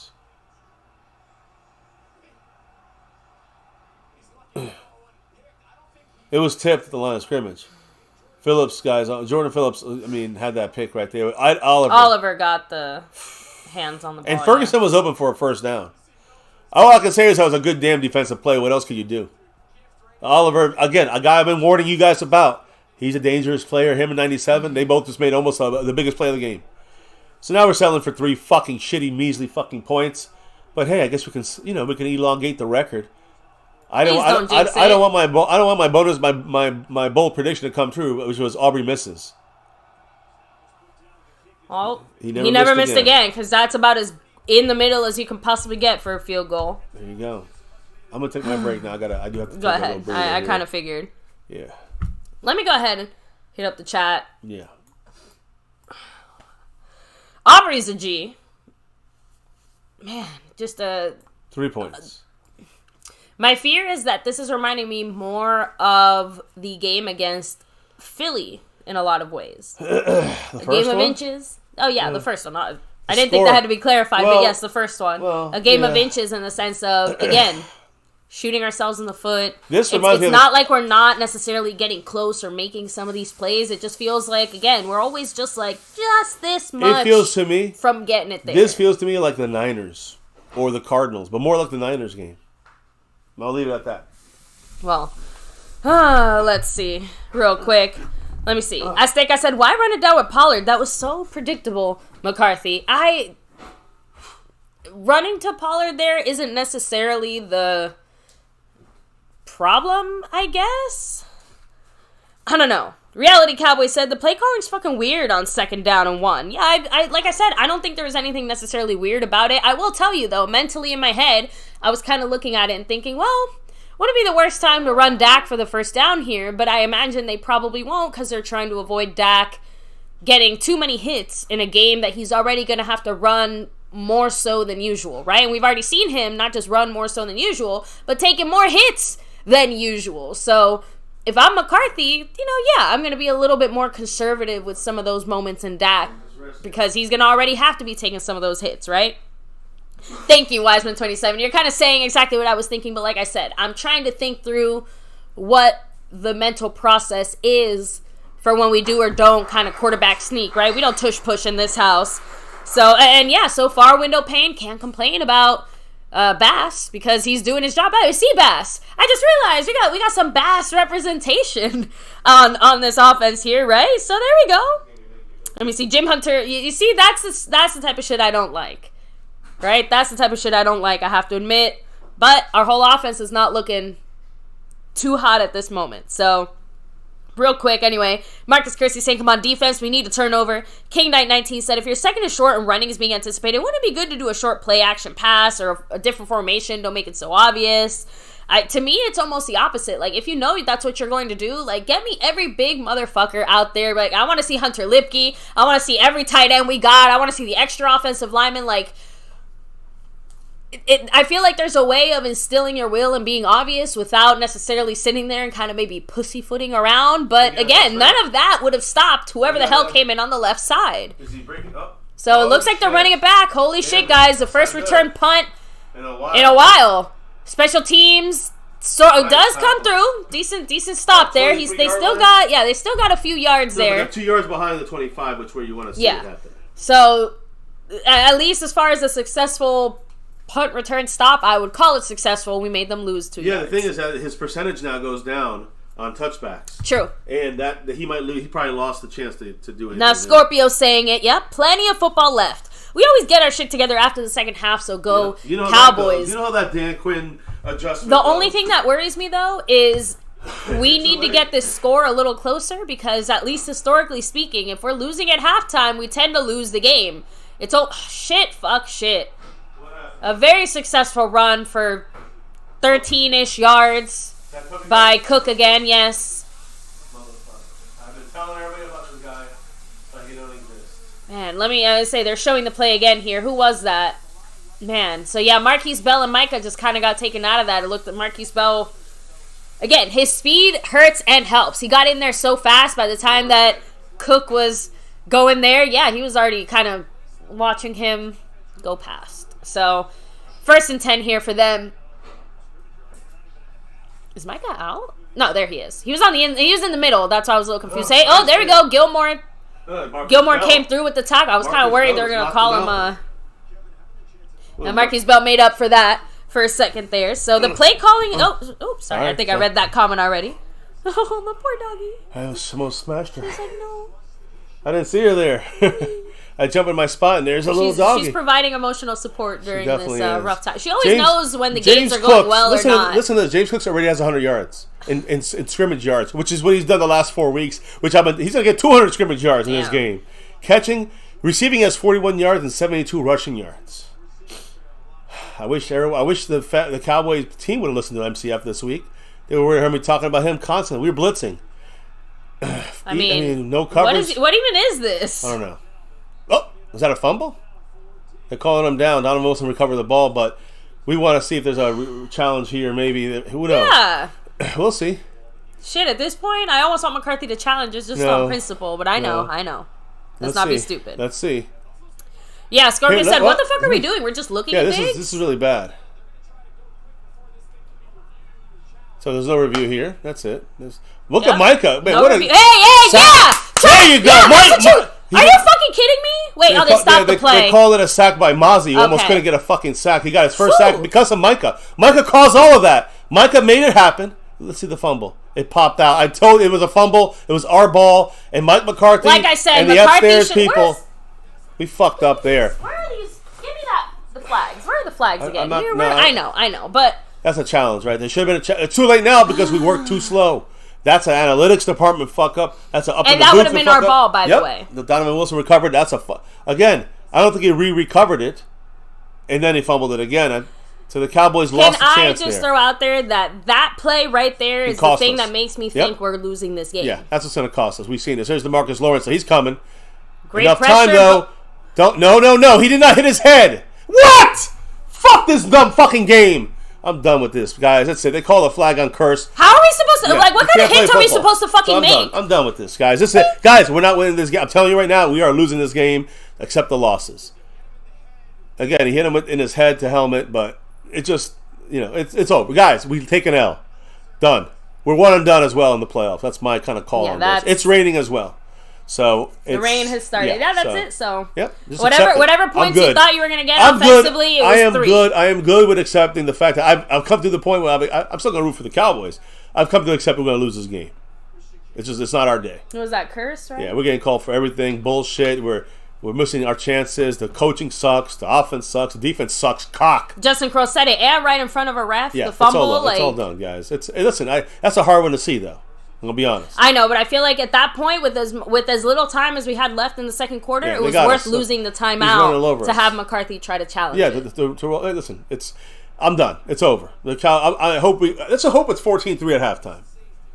And we get the ball second half and we come out different. But hey, I'm done. Maybe you handle this. I'm sick. I feel like shit. I'm going to say something today that might be different than usual with my attitude right now. Annoying to watch. Jalen, that's a great description. Yeah, this is annoying to watch. This is what I'm talking about when the Cowboys bring us back down to earth. Snuggex said hit the camera, MCF, go viral. No? Like, is Jerry going to replace it? Huh? Or any of these fucking refs or Cowboys or any? No, they're not. They don't get the satisfaction of having us break our shit. We're already losing our shit. That's about as much shit as they're going to get from us. Josh Allen breaking tackles. We can't even tackle. We can't tackle him. He's carrying our guys. He's carrying Damone Clark for 15 yards. No, you know what it is? Damone Clark is trying so desperately to make a tackle that won't be flagged. Because you saw him. Like, he kind of hesitated going after him the way that you would after a normal running back. Golston missed him, too. And now he's tapping his wrist because they're quick. They're not even huddling. They have plays after play after play ready for us. So, listen, it is what it is. Accept the L. We'll take the L. Good job, Bills. This team for the Cowboys, they don't have it. Yeah, and fuck that beach ball, Seabass. Every time I see it, it pisses me off. They don't have it this game. And they don't have it this year. It's like tropical weather for this is not Bills. This is not like the 90s of the Cowboys of the 90s, trust me. I know I seen a Super Bowl team. This is definitely not a Super Bowl team. Are you kidding me? Another 8-yard, 9-yard run by Cook. He's got almost 150 yards of combined receiving and rushing yards. The only person I think in the whole world of fucking content creator was me talking about this number 4. And number 4 is literally dismantling us. Demolishing us. Yeah, and not only that, they got a 14-3. It's going to be 21-3 lead. And that's the game. I mean, that's it. The defense cannot come back on this. The defense is not going to be able to help the offense enough. I saw a few comments as well in the chat kind of saying, like, oh, unfortunately, this might end Dak's, like, MVP thing. Like, trust me, that's the last thing anyone gives a crap about right at this moment. I don't care about Dak's MVP. Nothing about that. We can't even stop. Nope. I mean, Marcus Lawrence, another fuck up. He missed completely on. He whiffed on the tackle. This is not our game, that guys. was a tackle for loss. Yeah, it would have been a 3rd and 4. Now it's a first down.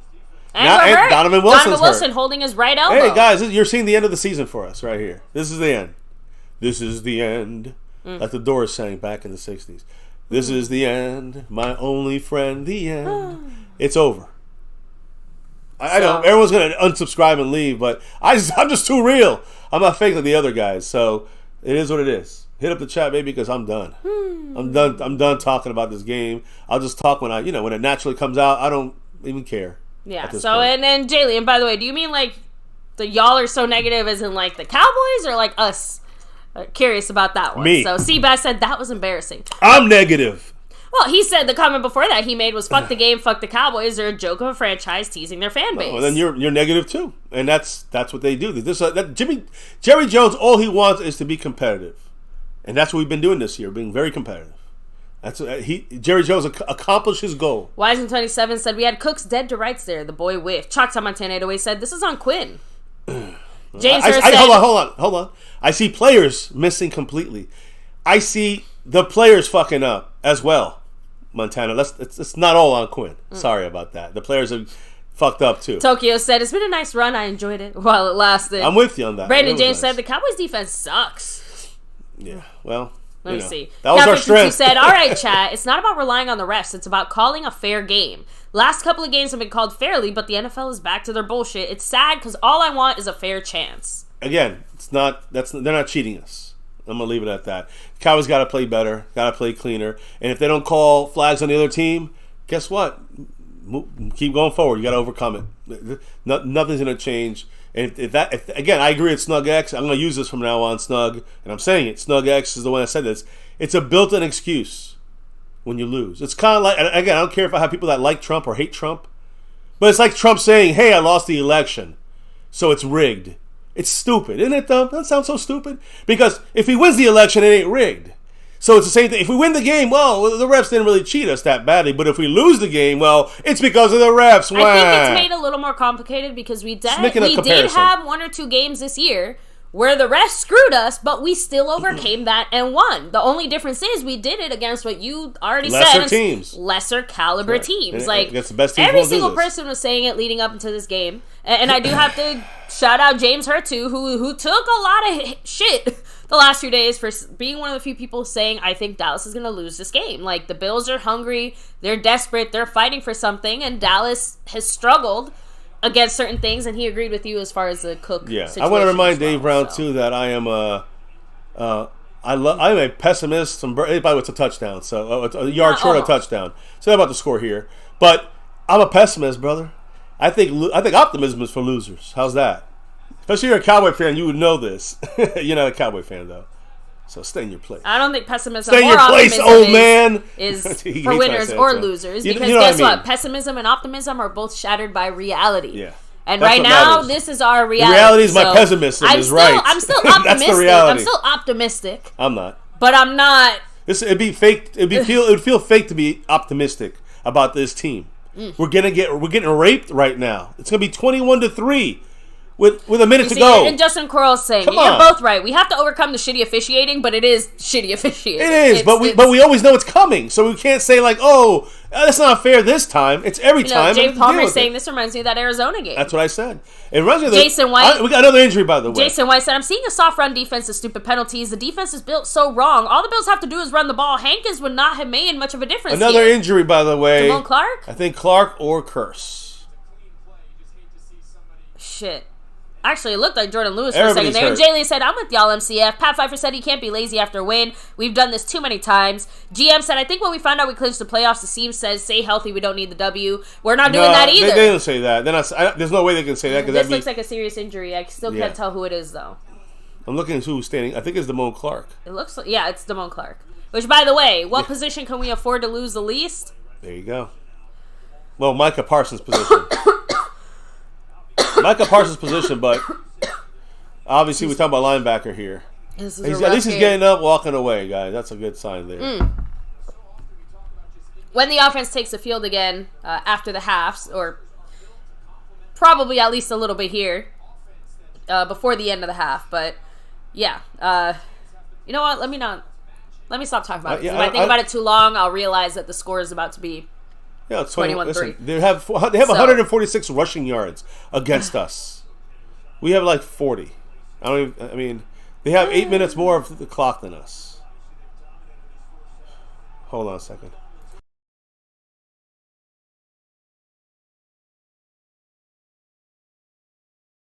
All right.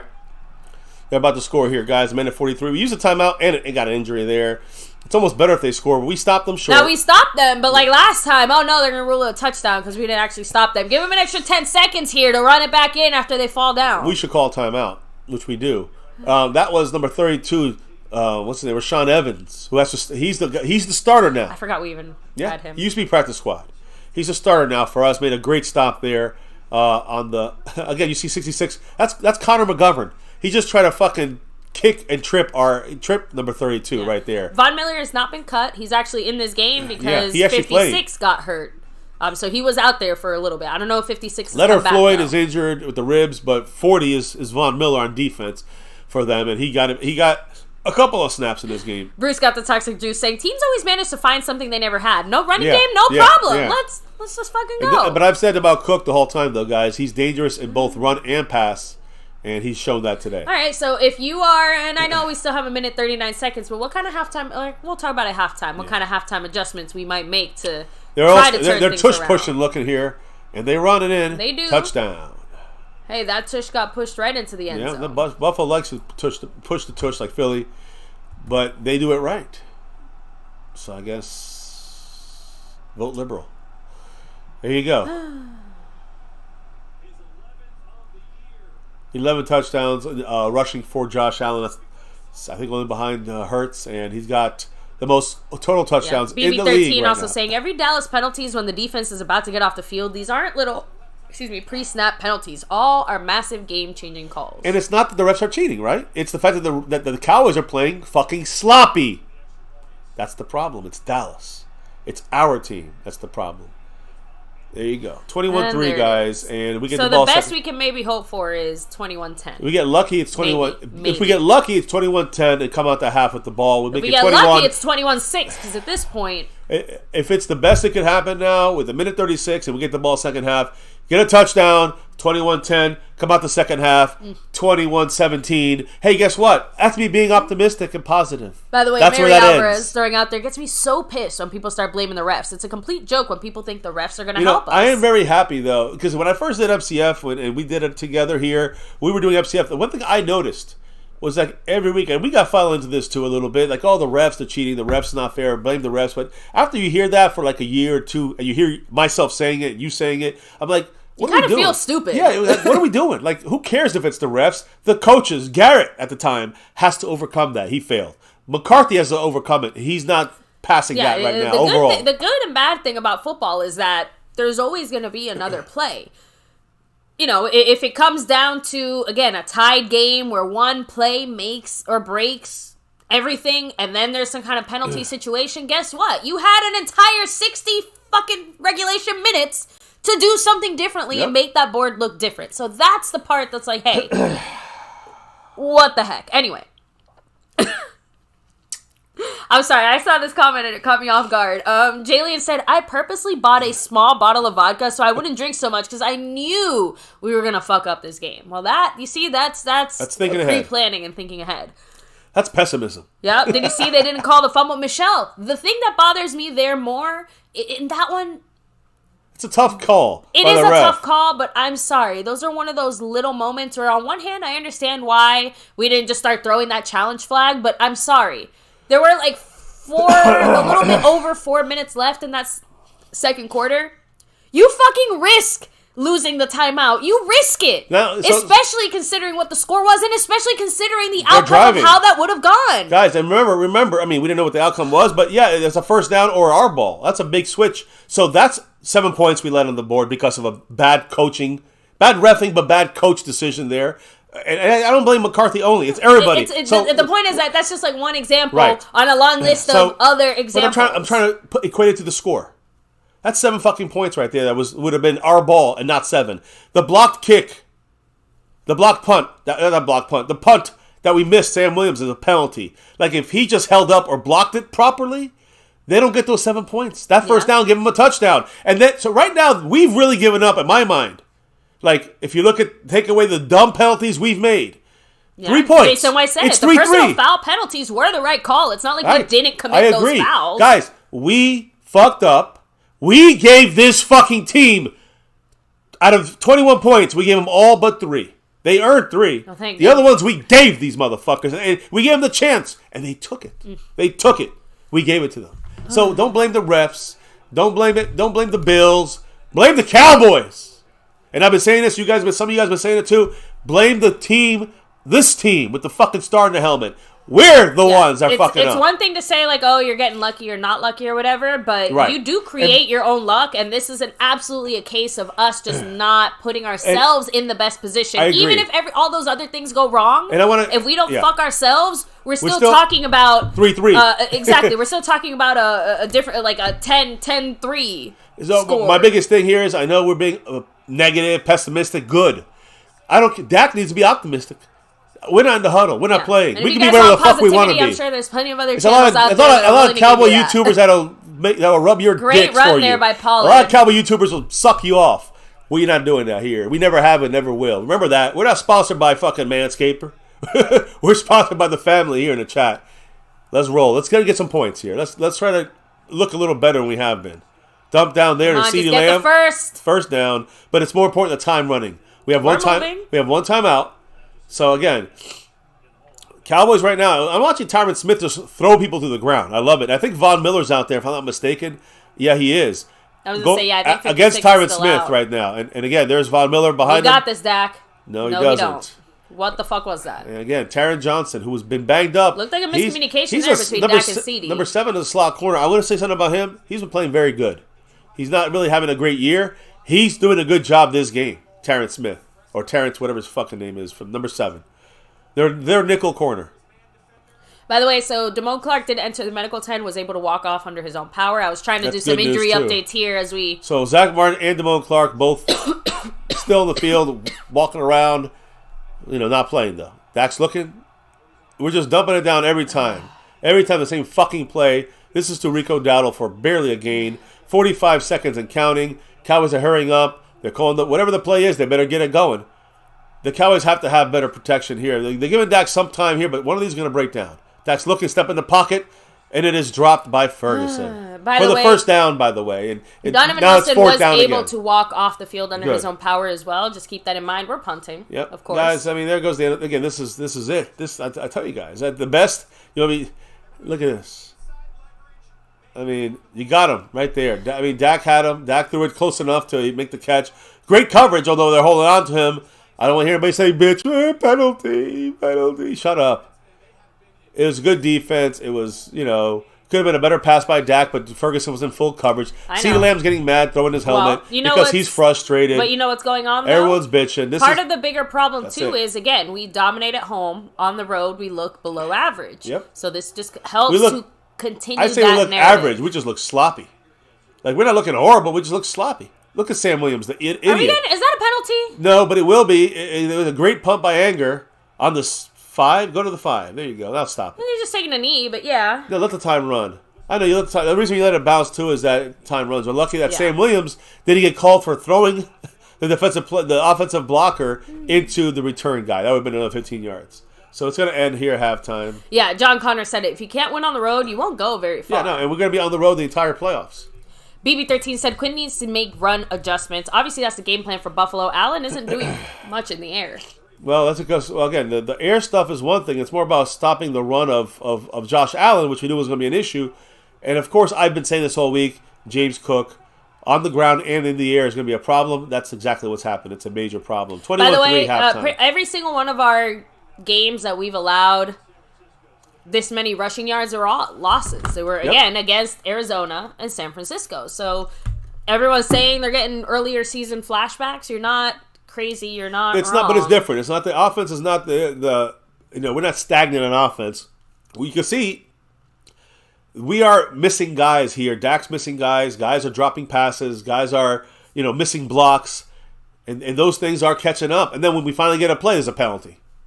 We shoot ourselves in the foot. So the good news, at least, one injury update confirmed Damone Clark was able to return to the field. Good. For that last play there. So at least on that side of things, it looks like Damone Clark should be back. I'm still waiting to see a little bit on Wilson. And obviously Zach Martin, we already kind of knew that if we saw him, it would be after the second quarter and halftime. Sure. So, although TJ Bass, again, he not the problem. So I'm going to be the one say the thing that no one has said so far.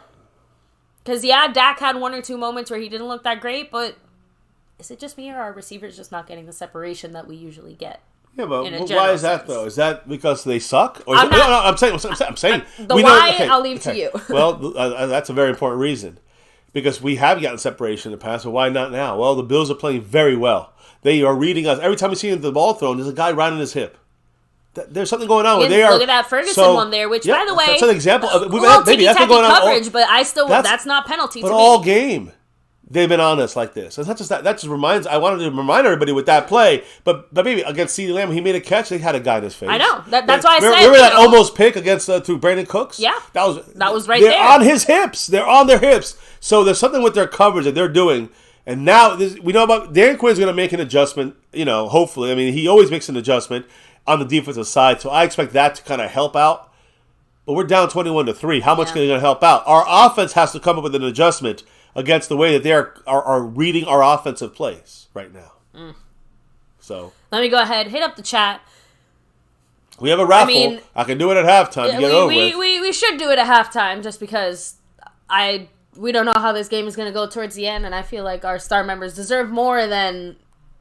they deserve to have at least some hope while we do this raffle over everything. Of course. Can't forget Mr. Seabass. Now, let me go ahead. I'm going to try and kind of run through a few comments, and then we'll go ahead and actually touch on... Over everything.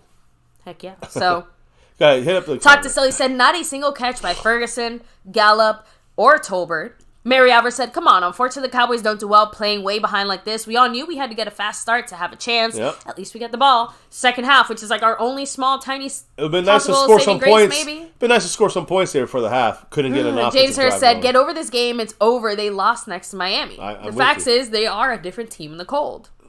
Alejandro Ricardo said, damn, what a joke of a performance. It's not even that cold. This is the temperature when we were in Dallas. When we went to the game. Yeah, that was like 2 months ago. Just throwing that out there, guys. It ain't that cold, guys.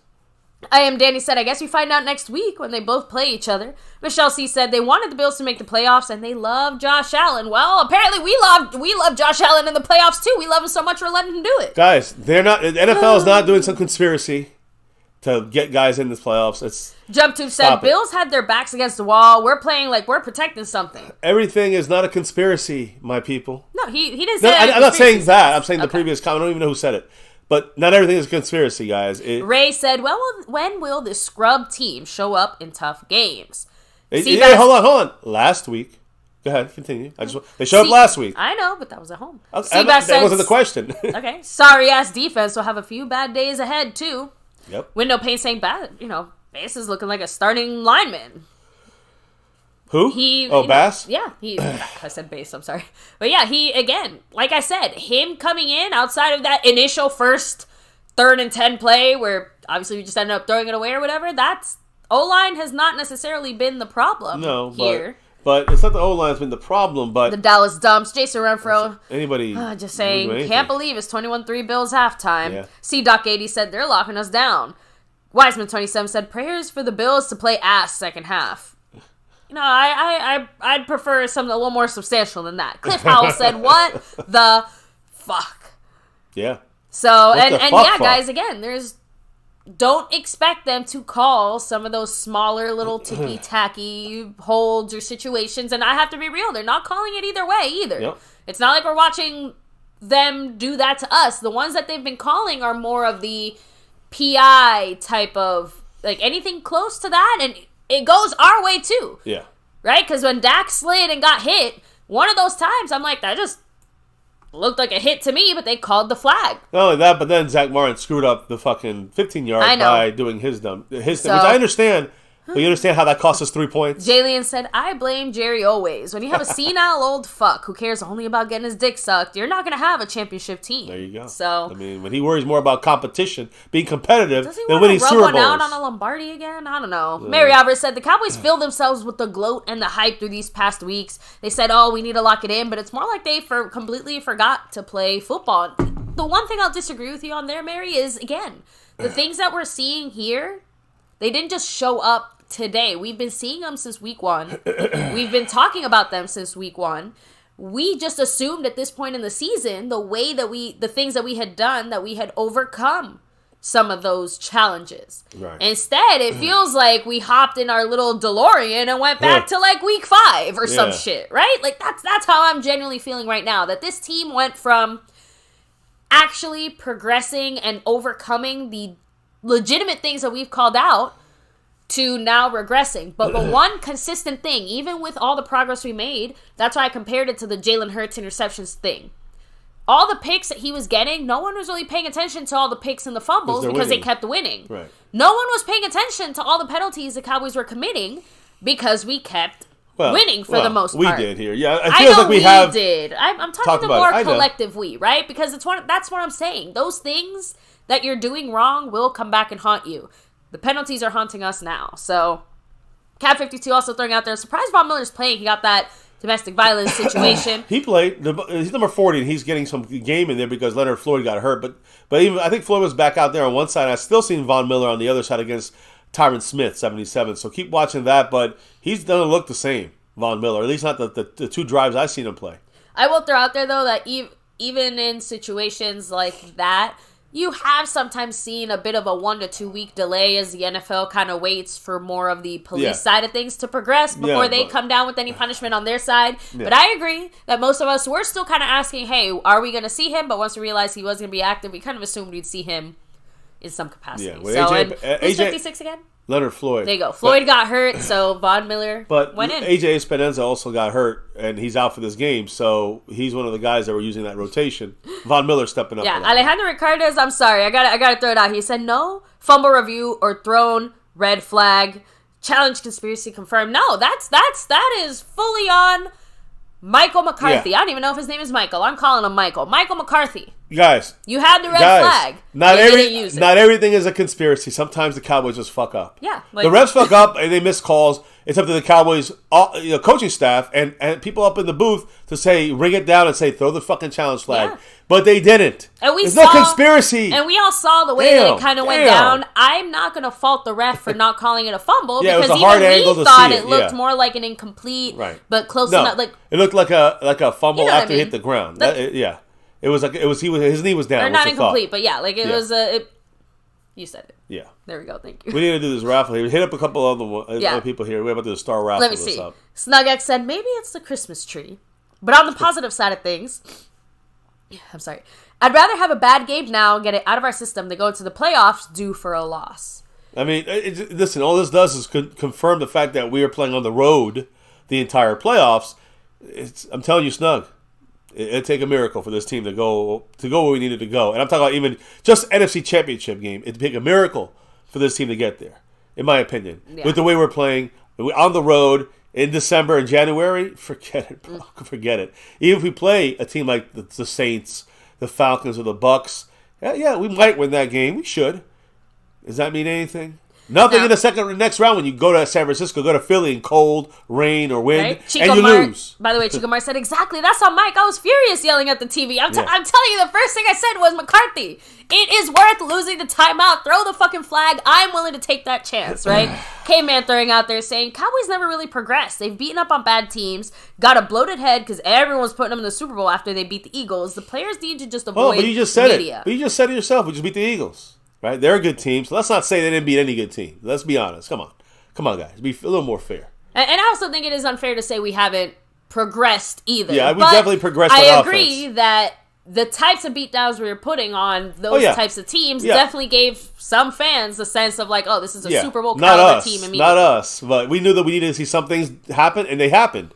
So then the next step is now beating the better teams. Lost in translation said, calm down, Cowboy Nation. I know there's still lots of game to play, but it's hard to be calm when we're looking at this score. All we want to do is get a victory. I'm not saying it can't be possible. I'm just saying that it's not this is what we will probably see in the playoffs at some point with our Cowboys on the road.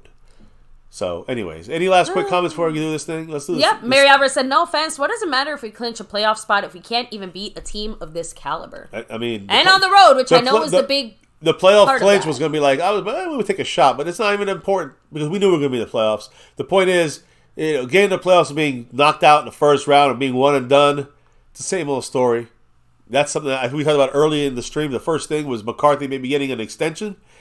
You can say it all you want. It all depends on how we do in the playoffs. So, Mary, part of that star level. Seabass over everything. I was going to say, that's a perfect transition here, guys, because we do want to get this raffle going here before the game comes back. And as we do it, of course, go ahead and drop, specifically, what halftime adjustments would you make on offense and defense? I want to see it because we're going to hit up those comments once we're done with the raffle. But shout out, the star level members and over everything. Guys, remember, this happens once a month here. If you want to check out all the membership options here at MCF, please feel free to do so. Thank you to everyone who's in it, but baby, let's nothing get into it but to do it. Yeah, let's get into this here. So, again, once a month, this is the month of December, the star and over everything level members. Get into this raffle. We give away a jersey, Cowboy Mosh, the sewn and stitched. You know how it goes. And just to go through the names real quick so you guys can see who's in the house. All our favorites here. Let me see. I don't know if we got everybody. If you can see it on your side, baby. But, or not, I guess. I mean, we can see most of them on the screen. I'm trying to do it so you can, there it goes. So you can see Seabass. I'm trying to show Seabass, who's the over everything level member. You got Skeptical Fan, Lincoln Kane, Mary Alvarez, Jason Renfro, Andy Posh, Marissa Sparkle, The Lunatic, and Dwayne Broussard. Much love to everybody in the house. Good luck to all. And here we go. To the winner goes this jersey. I know, I don't have nails anymore. And it just reset itself. It is Skeptical Fan with the big win in that star and over everything level membership. So Skeptical Fan, congrats, sir.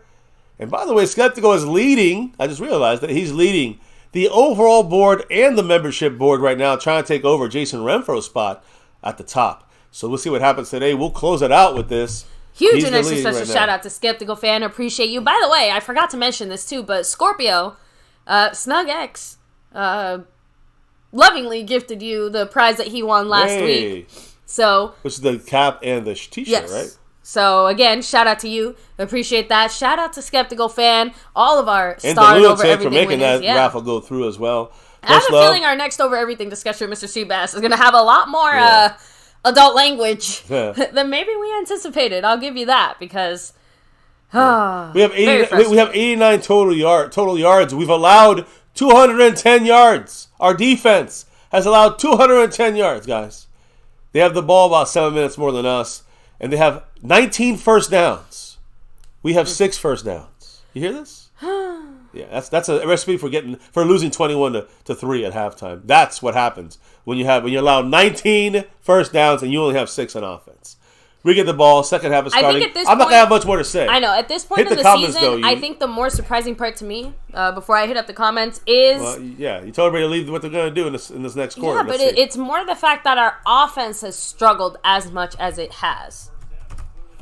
Does that make sense? Zach Martin's not coming back. He's out for the game. So but you know what? TJ Bass has been holding it down. Let's hope he continues to hold it down. For 2 drives. We'll see what happens for the rest of the game. Well, we're in trouble. Shotgun's not working, Sinendi and Boogie. Here we go. Only trailing by 18. Hey, we run the ball to the 18-yard line. So we lost like 6 yards on that play on taking the ball out. I think they're giving more injury updates real quick. Wait.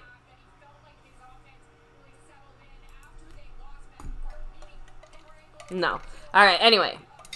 Rolling back here. Linebacker play needs help. Lost in translation. Yeah, especially since we've been taking more hits there. Right? Let me see. Clean game. Should be 3-3. Penalties are killing us, said Angelina Cervantes. Agree. That's the Cowboys' fault, not the refs. So, Swole Geek said the refs just didn't call it. Again, not the refs' fault. It's on the Cowboys being clear. I actually disagree. The curse and tank penalties were not necessarily... Yeah. Well, the curse penalty was a little bit of bullshit. A little bit, but you can't let them take over. Way to go, Cooks. Cooks trying to make a play here. We get about 8 yards on first down. Well, I'm not going to get too excited until we actually make a move. Let's be real. You guys get excited. I'm not. Touchdown or bust. In the sense that if we don't score a touchdown here, I don't see how we come back. Yeah. Like, that's... Obviously, there's still a lot of football left to play. Never say never, but... They're making us look bad, and then we lost Zach Martin for the game. I did see someone joke, we're just waiting to get 28-3, and then we'll come back. I mean, that didn't happen to the Bills. Yeah, we almost get the... We get the first. Way to go, Pollard. No, they're marking it short, because fuck the refs. I mean, this ref's marking us. Yeah, I don't know. It looks like we got it, but somehow we saw the ball cross over. But when they do it, look, if I bitch, I'm like you guys. Yeah, so they actually marked it 3rd and 1. So yeah. I mean, it's cool when they do it. It's a problem when I do it. I've seen them not get the first. Remember, James Cook didn't get that first down, but they gave it to him. Same thing happened here. They reversed, of course. But we had the first down, and then they didn't blow the whistle. He passed the line. If we don't get a first down here, we're going to go for it, obviously. But that was him. Lipke, first down. There you go. Hey, I like that. I just don't know what the Bills were thinking we were going to do. We had Dak. They were looking at Dak. It was I was looking at Dak. It was Dak or Lipke. Because, I mean, you didn't see Pollard or Rico Dowdle back there, so... By the way, I do have to mention this. This is that didn't make me smile a little bit in a moment where I don't really feel much like smiling. Talked to Sully, said, Skeptical was going to want a Jason Garrett 17 jersey. So I think most of us can appreciate the humor in that. Tony Pollard. Ferguson in motion. A little play action. Good block there by Pollard. O-line breaks apart. Ferguson gets the catch. First catch for Ferguson. Fights for another extra yard. It's 6 yards. Yeah, again, good. The first catch by Ferguson. Dak's getting, again, it's raining. Dak looks a little limpy. Yeah, it's raining. He got hit. He got hit? Guys, it's raining. It is, we put ourselves in this situation. We're down 21-3, so we're down 18. Expect the Dak running thing also to kind of take a back seat, only because, again, I said it earlier, when I thought we should have done a Dak quarterback sneak, in my mind, I'm thinking, McCarthy won't want to do that. Dak's already going to be taking more hits in this game than usual. He's going to want to protect him. 2nd and 3. It's a handoff to Pollard. He gets 2 yards. Yeah, so it's 3rd and 1, and we're just going to take time off the clock, I guess. So trying to make it tough on ourselves. But either way... honestly, on one hand, I actually appreciate that we're not moving away from the run, because let's be honest, if this had to turn into a pass-happy situation, might as well just punt it now. And I don't mean that in that I don't think necessarily our pass game can't get it done, but we went into this game not just knowing, but expecting our run to be a bigger part of our success. We can't really move away from that. Dependent more on the rain factor, too. Play action. Pick up that block. Oh, shit. I mean, you just got to throw the ball, Dak. It's done. We got 3rd and 1. Now it's 4th and 10. So, hey, guys, I'm not even like you, baby. I'm looking at this like it's a preseason game at this point. It's done. This game is over because we played into this shit. Dak could have tried to throw the ball there. Shit, not even throw the ball. Just throw it away. You don't throw it. You don't know. No, baby. I guess you can throw it away and go for it on 4th down, but it doesn't matter. It would have been a 4th and 1. I know. Dak's hurt. He's holding his neck. Listen, just pack it up, guys, to get ready for the Dolphins. Well, like I said, that right there, to me, that's it. I mean, we officially did lose. Great punt by Anger, by the way. Horrible coverage by the Cowboys. We're rolling on the ground. They're going to probably go all the way Yeah, I got here. to the 30. Yeah, hey, why not? It's just hard to watch, guys. So you're seeing our... JumpTube said they know it's 3rd and 1, right? Yeah, they knew that. So instead, we're going back for that deep pass. Again, I have to admit, it does feel like a bit of comedy of errors. I don't disagree with those of you who are saying that some of the play calling is also not complementing our on-the-field situation, right? Because we're going deep for passes in situations where, again, just get the fucking first down. Take what's in front of you. You don't have the luxury of doing more than that when you're down 18 points. I'm going to blow my nose again. The Cowboys decide to go. It's either that or it's not on stream. That's not great. Yeah, we don't want that. The Cowboys decide to say, hey, you know what? Let us set ourselves up for a 3rd and 1, right? By running the ball on 2nd down and 3. We run the ball for 2 yards, set us up for a 3rd and 1. The whole idea is you go for the easier, it's a more attainable 3rd down attempt, right? And then we throw the ball fucking 50 yards. We were planning a play 50 yards down the field with, Dak, really, I guess you could throw the ball away, but then you're on 4th down and 1. And I do agree, that'd be better than taking a sack. It's just everyone's fucking up. I mean, Dak could have thrown it away, but, Dak could have attempted to throw to CeeDee Lamb and just say hell with it. I think he was looking for the first down and everyone was covered. And the moment of mistakes could be made there had to be, had to be more refined. It had to be more down to like, okay, we only have like 2.5 seconds to make a final decision. You got to throw it away. But Dak was hoping something would come alive. And sometimes he's helped us. It's helped us survive. But when no one was open, you got to think about, hey, it's 3rd and 1, and let's take a 4th and 1, and maybe we go for this thing on 4th down. Although some people probably would not like to see that either. This is just look. Unless the Cowboys defense gets a turnover, unless the Cowboy defense, pick 6 wakes up, this game is going to be a ugly loss for us. The problem is, and we're in a situation now where, okay, let's kind of talk through that little experiment. Let's say we get a pick 6 turnover. Let's say the defense makes some kind of play that puts things back in our hands or puts us in a good field position. Or hell, let's be super positive. It puts points on the board. We're still down 11 points and our offense still has not been able to even get halfway to anything. Don't know what they're doing out there. So penalties and bad play. The only complimentary football is that both sides, every side of the ball is playing like shit. Dak's made some bad decisions. The offense had some bad play calls. There's James Cook running all over our defense. I hate to say it, but yeah, on this one I was right. Got 8 yards. I was right again on this James Cook factor, which was a number 1 key in this game to stop. It wasn't about Josh Allen. It wasn't about Stephon And Diggs. hindsight's 20/20, but I kind of get what K-Athlete's saying. They should have just gone for the touchdown instead of kicking the field goal. Like the problem is, if I'm not mistaken, it was like a 4th and 3 on the 10 or something. I don't remember all the details, but the point is, it was one of those 4th and somethings that was like, it was just long enough that you didn't necessarily want to try to go for it. You know what I mean? Another run. They almost only a first stopped them down. short, but Now look, they got a 3rd and 1. Let's see if they go for a 40-yard pass, or do they just push Josh Allen for a first down, or do something that's very high percentage to get a first. So we might stop them. It would be great if we stop them, but they're taking James Cook out. He don't need to be in the game. Look at this: 113 rushing yards for Cook, 42 receiving yards, 155 total yards. I said he's on pace for 200 total scrimmage yards. In the last 4 weeks, he's hit 100 yards. There's the tush push and a first down. Like I said, I mean, again, they do the right play, and we do the wrong play. You see, that's the difference between winning and losing. They win, we will lose. By the way, Donovan Wilson and Damone Clark both were able to return to the game following their injury situations. Good because they're healthy, but it doesn't matter if we put me in there right now. I'll do as good as these motherfuckers right now. I mean, anybody can. I mean, they let them all score on every fucking drive, it feels like. So I think one drive, we made a punt and we got a flag. So they score on pretty much every drive, it feels like. We can't do shit. Play action. Micah getting double teamed, beat up. They go back to the opposite side. They get a nice 5-yard gain. Come on, Wilson. Wilson wants to fight, so he wants a flag. Maybe we get another flag and they get a first down. I mean, that's the way. Yeah, you notice that, no one's, the Bills stopped. They might be talking shit or whatever, but they stopped doing whatever they were doing to the Cowboys because they realized this isn't even necessary. Yeah. Now the Cowboys. You don't even have to shit talk you. You shit talk yourself.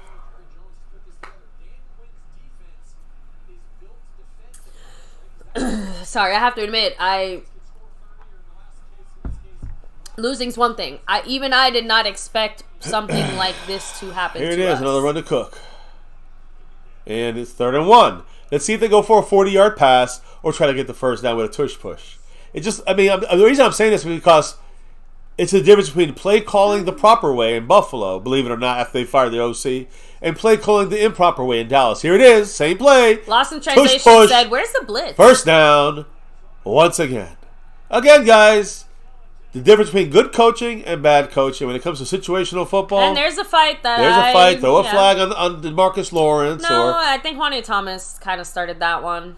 Although Damone Clark is certainly making a case for himself. And when they throw the flag and our fans bitch, you guys sound like idiots. We're the idiots. The Cowboy team are the idiots. Tush push, again, they didn't even need it. They just did a quarterback sneak to the B gap because we all overloaded the inside. And listen, it's not the 3rd down play that bothers me. It's the 2nd down play, the first down play, the ones that set them up on 3rd and 1, and then they make the right call on 3rd down. We decided to go, Dak, throw for 40 yards on this play on 3rd and 1, and we need to sustain. I'm feeling masochistic. Let me look this up. No, you're good. I'm not doing fuck shit. No, you're fine. They run the ball again. Same play. They go to outside. 10 yards. I mean, what's more masochistic than being a fucking Cowboy fan? Well, right now, this is you can't get more masochistic than watching our Cowboys. We suck dick. And that's the living that this team has. They suck dick for a living.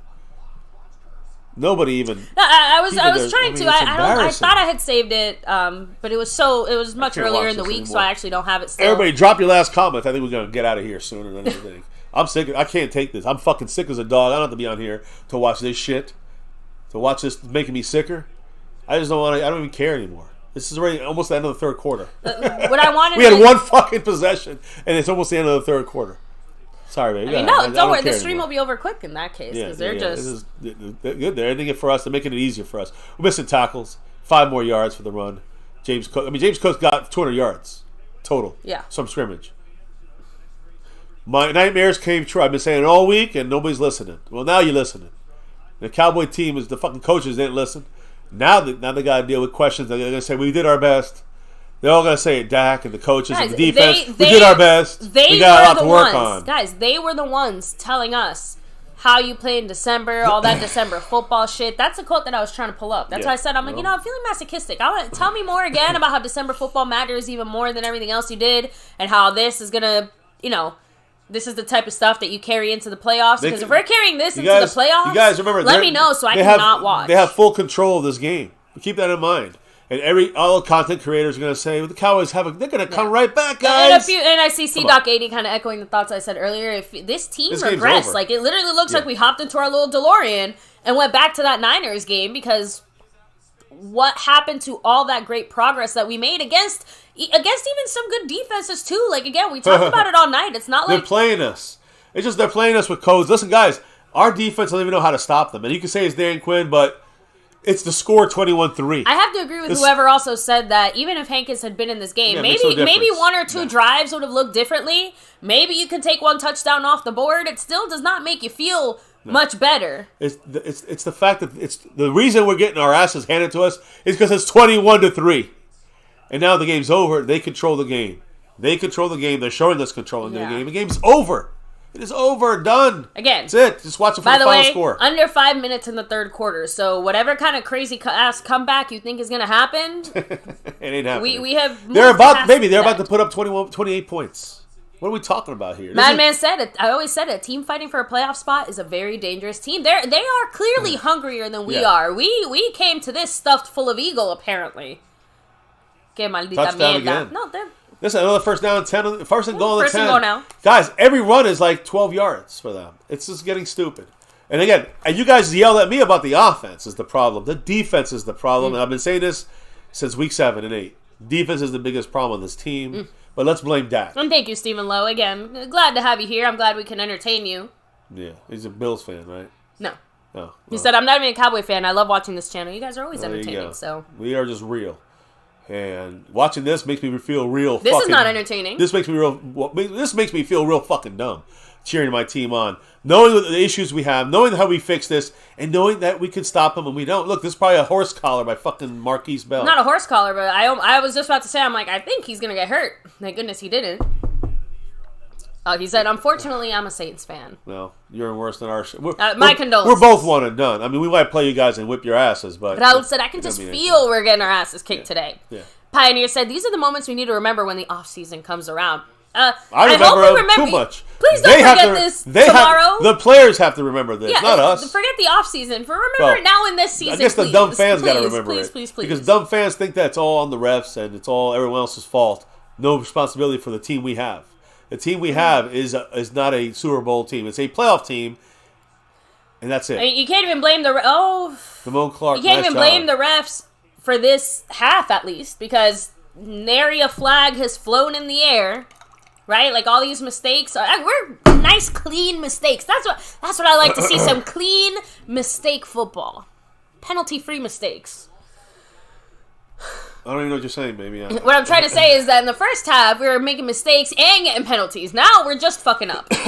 You can't, no more ref blaming on this half. There's no ref. Again, I know you're saying me, but there's no ref blaming at all in this motherfucker because this is on the Cowboys. That was was directed at you. I know that. You would know. And I'm directing it to those that you directed it to. 3rd and goal. Misdirection, touchdown. Oh, wow, look at that. Great, hey. Lucky good play. Job, Juan Thomas. Yeah, good play. Good job. Guys, that's a touchdown for Cooks. It was dropped, and Wanya hit him. Congratulations, Cowboys. It's a 21-point game. Held them to 3. After they make this field goal. And they might go for it. Who knows? Why not? Why would? No, that's stupid. Just take the 3 points and keep Of course chilling. they're going to go for 3, but my point is, if I'm anybody else, I see the Cowboys, you can put them out of your misery right now if you go for this and make the touchdown. The rain's coming down harder. You know the reason they won't do that is because the Bills have been playing smart football all day. You said it. When it's a 3rd and 1, watch a fake. They went for the 1. When it was a 2nd and 2, they went for the 2. Right? They're not out here trying to make touchdowns out of first downs when you should just be getting the fucking first down. The rain, by the way, is coming down even harder now. Guys, it's 21 points in the rain. With a lackluster offense already, it's just going to get worse. I told you.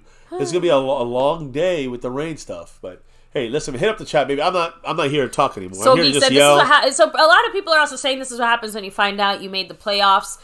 No. I don't think it was an active, it wasn't like some kind of pre-made decision. No. But if you're happy about the Cowboys making the playoffs, then you're not watching this year, because that's the least issue. Making the playoffs, we didn't make the playoffs without winning the game. Who gives a fuck? Like the Cowboys don't give a fuck about making the playoffs and getting all happy about it. All they do is win one of their last 4 games or have 18 teams lose one of their games. The playoffs making it is not what happened in this situation. I just want to clear that up. We made the playoffs and not make the Cowboy team say, we're cool. No. If they did that, everyone should be fired, should be released, should be cut. If they thought that way, they should be released. A fan thinking that way, whatever, we're dummies. But the Cowboys team thinking that way, not one guy thought that. And if they did, they should be cut. They should be fired. A baby can run on Dallas. Yeah, anyone can. Pioneer said, we were likely the 5th seed anyway, but damn, give it a try. Well, it's over now. We gave it a try when we beat the Eagles last week. Soul Geek said Cook sucks ass. You never heard his name until today. Well, you probably heard his name all week if you're listening to Mr. MCF, but yes, the general world of Cowboys. He does not suck ass. And again, who said that? Swole Geek. Swole Geek. Come on, motherfucker Kent. Come on, Clark Kent. I've been talking about him all week, brother. You got to be joining the streams here. I've been talking about James Cook the whole week. He's not bad. He's a danger on the ground and even a bigger danger in the air. And now you're seeing how he's a big danger kicking our ass. Like I've been saying all week. Thank you, Big D. Shout out to you. We have to stop him all week. I've been saying that. Hopefully the Cowboys remember they're supposed to be the Big D, right? With the $7 obviously holler. Not. Big D in the house. Much love. They are running over us. Goddamn Cowboys. Like, I'm telling you, again, this is the biggest. Remember I've been saying this even when we stopped the run. I'm still scared of I'm not being able to stop the run. And take it easy, talk to Silly. I know a few of you guys basically said, nope, this is the moment where I turn off the TV. Well, that's too bad. We're losing you guys here. You know, we keep it to the end no matter what happens. That's what we do. Good, bad, or ugly, right? Vanilla Dice, honestly, again, Cam Newton can say what he says. He is still wrong. Yeah. So just say that Dak Prescott's not the reason. He's one of the reasons, but not. He contributed exactly. The way that every single person on this team has contributed, but no, he is not the singular reason. No. Realistically speaking, to say Dak's the problem, then you're stupid. It started with the defense, I'll be real and then the offense said, "Hold my beer, let me play some complimentary football." The defense started it. The defense allowed them to get down the field. The defense started it, and the offense said, "Let's play complimentary football. Let me compliment your shittiness." But Dak missed a couple plays. Some of them were dropped. Some of them were bad calls. A lot of them were penalties. Zach Martin with the offensive penalty. The rain's really coming down. I do have to kind of give credit, though. A few of you guys said it in the chat, though. Some of our play calling, too. Like, I agree. Not helping the situation. I gave you guys an example of what bad play calling looks like, right? When it came to what they did and what we did. Here's their kickoff return.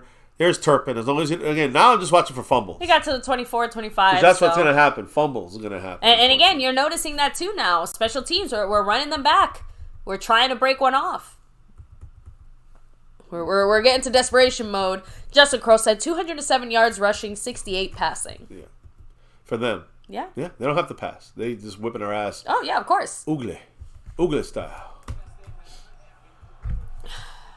Pretty bad. What a disappointment. But we have Tony Pollard, by the way, lined up as a receiver on the left. Dak's telling him, spread the fuck out.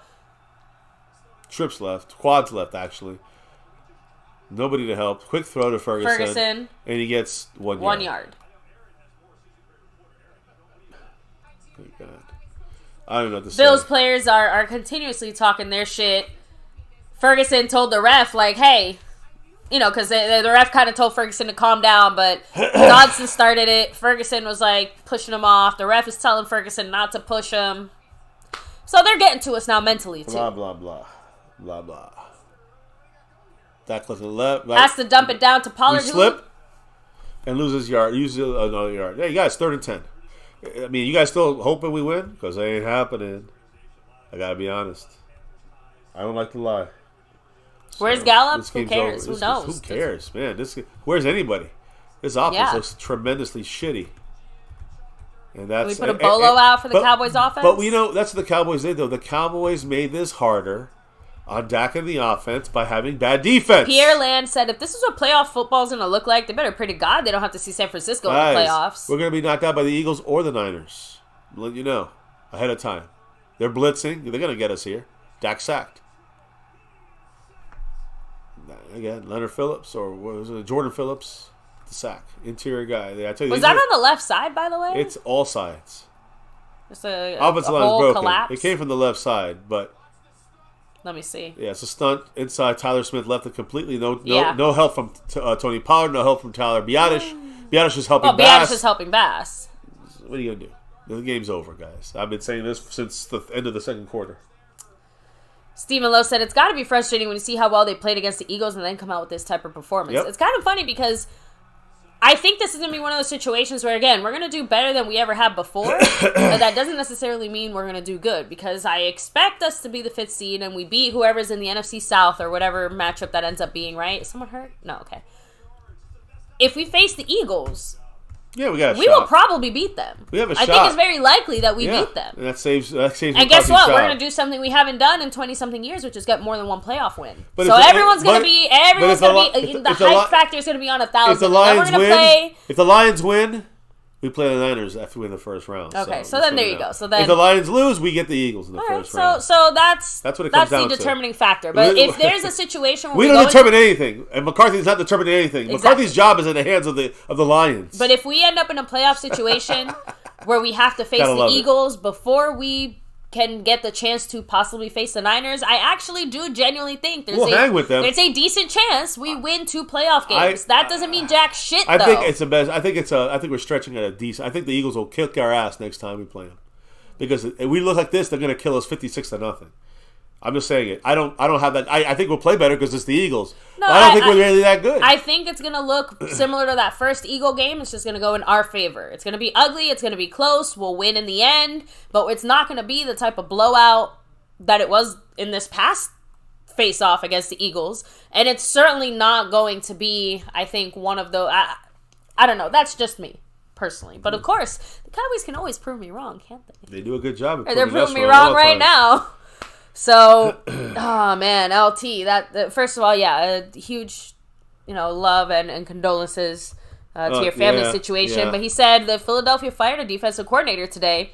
Dallas is under 500 on the road. The NFC is going to go through San Francisco. Oh yeah, that's a basically he is LT is also seeing the writing on the wall. He's being realistic about his team. We're trying to be realistic about our team. I'm telling you right now, we said it since the beginning of the season. It will come down to the Niners, the Eagles, and us. And it looks like the NFC East came up a day late and $1 short. Listen, the point is that the Eagles are going to get crushed by the Niners, and the Cowboys are going to get crushed by the Niners. And the Eagles will probably beat, even though I know we have a much better chance to beat the Eagles, it doesn't matter. We play like this, we're going to get crushed by the Eagles. Yeah, nobody showed up today, Angelina. Like, no one. So, this is the worst day of football could have expected. And that's just the realness of it. Yeah, Madman said if Dallas can't beat the Bills, they'll never beat the Niners. Oh, fuck no. We will barely... Again, we could play up for the Eagles. We're playing in Philly, though. It's going to be a different game. They're going to be angry from us whipping their ass. So, and when we come ready, when we take it personal, our fucking pussy team don't take shit personal. Yeah, and I do have to throw this out here just because I can already hear it happening. And honestly, I'm just not in the mood for it. If you're going to start saying Dak sucks ass again... Dak obviously didn't look great, but you have to actually give Dak time to do things. You have to actually scheme good plays for Dak, and then your receivers actually have to get open. And just throwing that out there. Because unless you want Dak to do McCarthy's job and do the offensive line's job and then do the receiver's job too, there's only so much that can be done there. And that's not me somehow making excuses for the bad moments that Dak had himself. Just saying that we didn't even give the chance for Dak to have more bad moments because we didn't even get to that point in the game, in the offense. I'm going to have to blow my nose again because I'm getting so fucking worked up. By the way, is that Micah hurt? It's fourth quarter. Or is it just... No, okay. I was going to say, please, that gave me a fucking heart attack for a second there. Nothing gives me a heart attack anymore with this team. I expect them to shit the bed. This is the way it's going to be, guys. And again, by the way, a season-high 5 punts for Brian Anger. We even against the Niners, we didn't have this type of bullshit. In case you're wondering. So I want to remind everybody, this felt like the Niner game to me. So it is the Niner game. All right. So now my question, because I just the Niners are better than the Bills. I saw an offhanded comment here as I'm checking for injury updates just in case. Fuck. Bullshit. I saw someone on the Twitter basically say, "Do you pull your starters?" I mean, no. You teach them a lesson. You play them in. Who cares if we lose somebody to injury? Who gives a fuck? What are we playing for? 8th place? 12th place in the NFL? I don't give a fuck. Play them all. Give them let them learn a lesson. Let them get in there. They get hurt. They get hurt. Who gives a shit? Let's be real. Let's be real, guys. Winning the next 3 games means fucking shit if we lose in the playoffs in the second round. Who gives a fuck? You guys are getting delusional on me again here. I don't say you guys in the chat. I'm saying people out there, if we beat the Dolphins, they're going to be like, Super Bowl. Shut the fuck up. No, but you know what the problem is, though? There's a lot of problems. I'm going to bring it back to the NFC East, though, because this is the thing that I always think about, too. When the Giants won their Super Bowl, being 16 and making it all the way to the end, every from that moment... 16. There were 6. I said it's 16, weren't they? 12th. If you look at 12, there were 12 teams. There was only 6 teams on each side, but they were the 6th team in the NFC. Yeah, and they went all the way to the Super Bowl. Beat the and undefeated that's what I'm trying to Patriots. say. That out of everything that could have ever happened, that right there is the moment that every dumbass coach of a mediocre team who managed to make it to the playoffs thought, this is our chance. We have hope. Because I'm telling you right now, you can't not look at the way that the Giants did that and not use that as a motivation if you are the 5th or the 6th seed on your side. Because that's how you keep teams motivated, by saying, like, don't give up, don't surrender, don't blah, blah, blah. I think pulling our starters would be a bitch-ass move, though. Personally. It's not even about trying to preserve injury or whatever. It's about playing like little bitch-asses. We're already playing like bitches. Please don't add to it. Pierre Land said facts. Pull the player for what? So they can lose some more? No, they need to learn a lesson. Yeah, learn a lesson. Tokyo said we only had the lead of the NFC East for 1 week. So we knew that was going to last. Sweet while it lasted, right? Listen, we had to win out anyways. Cowboy Longhorn said the game started with the lack of discipline, and then we just flat out quit. Karam Mawani said this team has no answers. Another 25-yard run by James Cook. Wanya Thomas hits him late out of bounds. Luckily, no call, no flag. But, yeah, guys. I mean, Dak's packing it up. We have 92 total yards. That's the worst in the first 3 quarters of a game since Week 9, 2010 against the Packers, against the same Mike McCarthy coached Packers team, by the way, back then. So, yeah, we are. Dak is definitely not the issue. He's having a great season, said Stephen Lowe. Great season, bad game. Pat Pfeiffer said it's not just a loss, it's what they're showing as a team. They can do better. It's embarrassing. This is like an national Ray said game. When Dak gets blitzed, he's fucked. Actually, said the fans always blame Dak, but I see defense. Come constantly, on. it's a problem. The defense. Come on, stop. And I'm not calling anyone fake fans. I'm just saying that you cannot, please do not, try to sit here and act like this 24-3 score is somehow on Dak Prescott wholly. Listen, those are the Dak haters. They wait in hiding. For 4 weeks, you hear MVP, and they're sitting there jerking off in the corner because they're mad at themselves. Now, they're saying, oh, Dak is having a bad game because the whole team's having a bad game, starting with the defense, and Dak's the problem. Yeah, our entire offense has 92 yards. Idiots. James Cook himself has 196. Yeah. Just him. Yeah, guys. I told you he had 200 on the docket. They're not even playing him anymore. They're benching their starters. Yeah. That's how ugly this game's gotten. There we go. A little quick pass there. Incomplete. See what happens when you get a little pressure on Josh Allen? Yeah. You actually get a stop. But since that's our second time all game we're doing that, that's why we got 2 stops. Oh, see, Doc 80.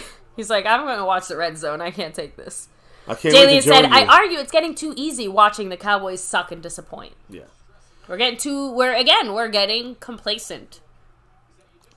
I mean, we are. I mean that in the collective sense. But the fans aren't fucking playing. The Cowboy players are playing, and they're playing like a bunch of fucking fruitcakes out there. They don't even have passion or take things personally. Jay Palmer said, I can accept the loss from Dallas, but in no way did I expect the Bills to dominate Dallas this bad. And that's again, missing a sack there. Maldita mierda esta. Another great catch by Stephon Diggs. Yeah. I mean, again, this is a 3rd down and 9. We blitz them. We get pressure. We miss a sack. Josh Allen stops and throws. It was a Fowler. He missed completely. He throws a horrible pass. Stephon Diggs makes a great catch, right? Our guys haven't made any catches for Dak, and they get a first down. Guys, this is going to be 31-3 in about 2 or 3 minutes. This should shut up every Cowboy fan for the rest of the season. Every Cowboy fan should not say a fucking word about the Eagles. Shouldn't say a fucking word about the Niners, about the Bills, about the Chiefs, about the Dolphins who we play next week. I don't hear fuck shit about anything from any Cowboy fan, or else you're a fucking fruitcake too. Someone called a timeout or a flag? False start? Probably us for being Cowboy fans. First flag off. It's on the Cowboys. They just said too many men on Cowboys. The field. That's it. No. Offsides.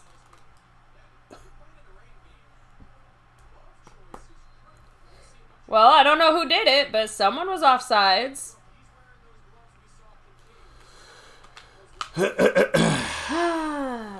These players gotta get. Listen, Chocolate Montana. I know you're blind, but the players gotta play better. Quinn has to coach better. Quinn's on dope. Wake up right now. But that's Quinn's fault right there. That touchdown on James Cook. No. Hey, Chocolate Montana. Was that Dan Quinn missing 8 tackles? Oh, no. It was the fucking dumb players on our team. The defense missing 8 tackles. James Cook just went over 200 yards. Yeah, execution. Is that on Dan Quinn? Somewhat. Our execution is in, like, negative numbers. Where's the players at? I see the Cowboy players look at each other like they just fucked each other in the ass. Now, Choctaw, Montana, are you going to join in that? Or are you going to say, okay, Dan Quinn and the players are fucking up? Because that's what I'm saying. Sorry, it was 12 men on the field. I'm sorry. Yeah, there you go. Right. I know I was right. Scorpio said all these analytics people, we still can't count. Listen, I don't know what the analytics room is doing. They're not sending down the fucking, hey, challenge that play back when it counted. We would have had a fumble recovery. By the way, that was the players executing and Dan Quinn. Had the right calls. The only thing we're executing is ourselves. The defense is fucking up because the players are sucking each other's dicks. Dan Quinn sucking his balls. And that's the story of the defense. You don't like it, guys, then keep dreaming. Jerk yourself off and say it's the player's fault only. Or say it's Dak's fault only. Or say it's Dan Quinn's fault only. But you sound like an idiot. It's all their faults. That's it. And they're all on dope, if you want to talk it out that way. I'm calling everyone out in the family. I'm calling everybody out on this team. That's what you gotta do if you want to win. Tough love, baby. You don't like it? Get the fuck out of Cowboy Land. I feel like I need dope to cope with this. I definitely do. I need some more, stronger things going on. This ain't enough to deal with this fucking disgusting game. Oh yeah, let me put the 31 points up on the board that Dan Quinn let up on himself. Yeah. So, and you know what? I agree with you, Snug X. Don't take out your frustrations on family and friends. Hug your kids. Call your moms. I don't know about it's gonna be okay, but you're right. Your loved ones, friends, and family are not the ones that deserve your anger, your ire. But if they are a Bills fan, smack the shit out of them. They're not family; they're traitors. Yeah, exactly. Jokes aside, my point is that you're right. The person I should be getting mad at is not Mr. MCF. I'm not gonna go yell at our kids. I'm not gonna get mad at my dog. Yeah, you know what? I'm gonna get mad at this organization. I'm going to get mad at this team. I'm going to get mad at our players' failure to execute. I'm going to get mad at our coaches' failure to properly scheme. Because on offense and defense, both, I've not been a fan of some of the schemes we're putting out there, regardless of who I just go back and just think about this. I go back to DeMarcus Lawrence, right? DeMarcus Lawrence on third down, shoving Josh Allen late, right? That cost us 4 points. Yeah. Then the special teams error by Sam Williams cost us 7 points. Then you see I'm talking about special teams and defense. You see me talk about coaching. That fumble, not quick on the trigger with that challenge flag. We gave up another touchdown. We gave up 18 motherfucking points in the first half because of our own fault. Because of DeMarcus Lawrence, Sam Williams, and Mike McCarthy, let's just say for now.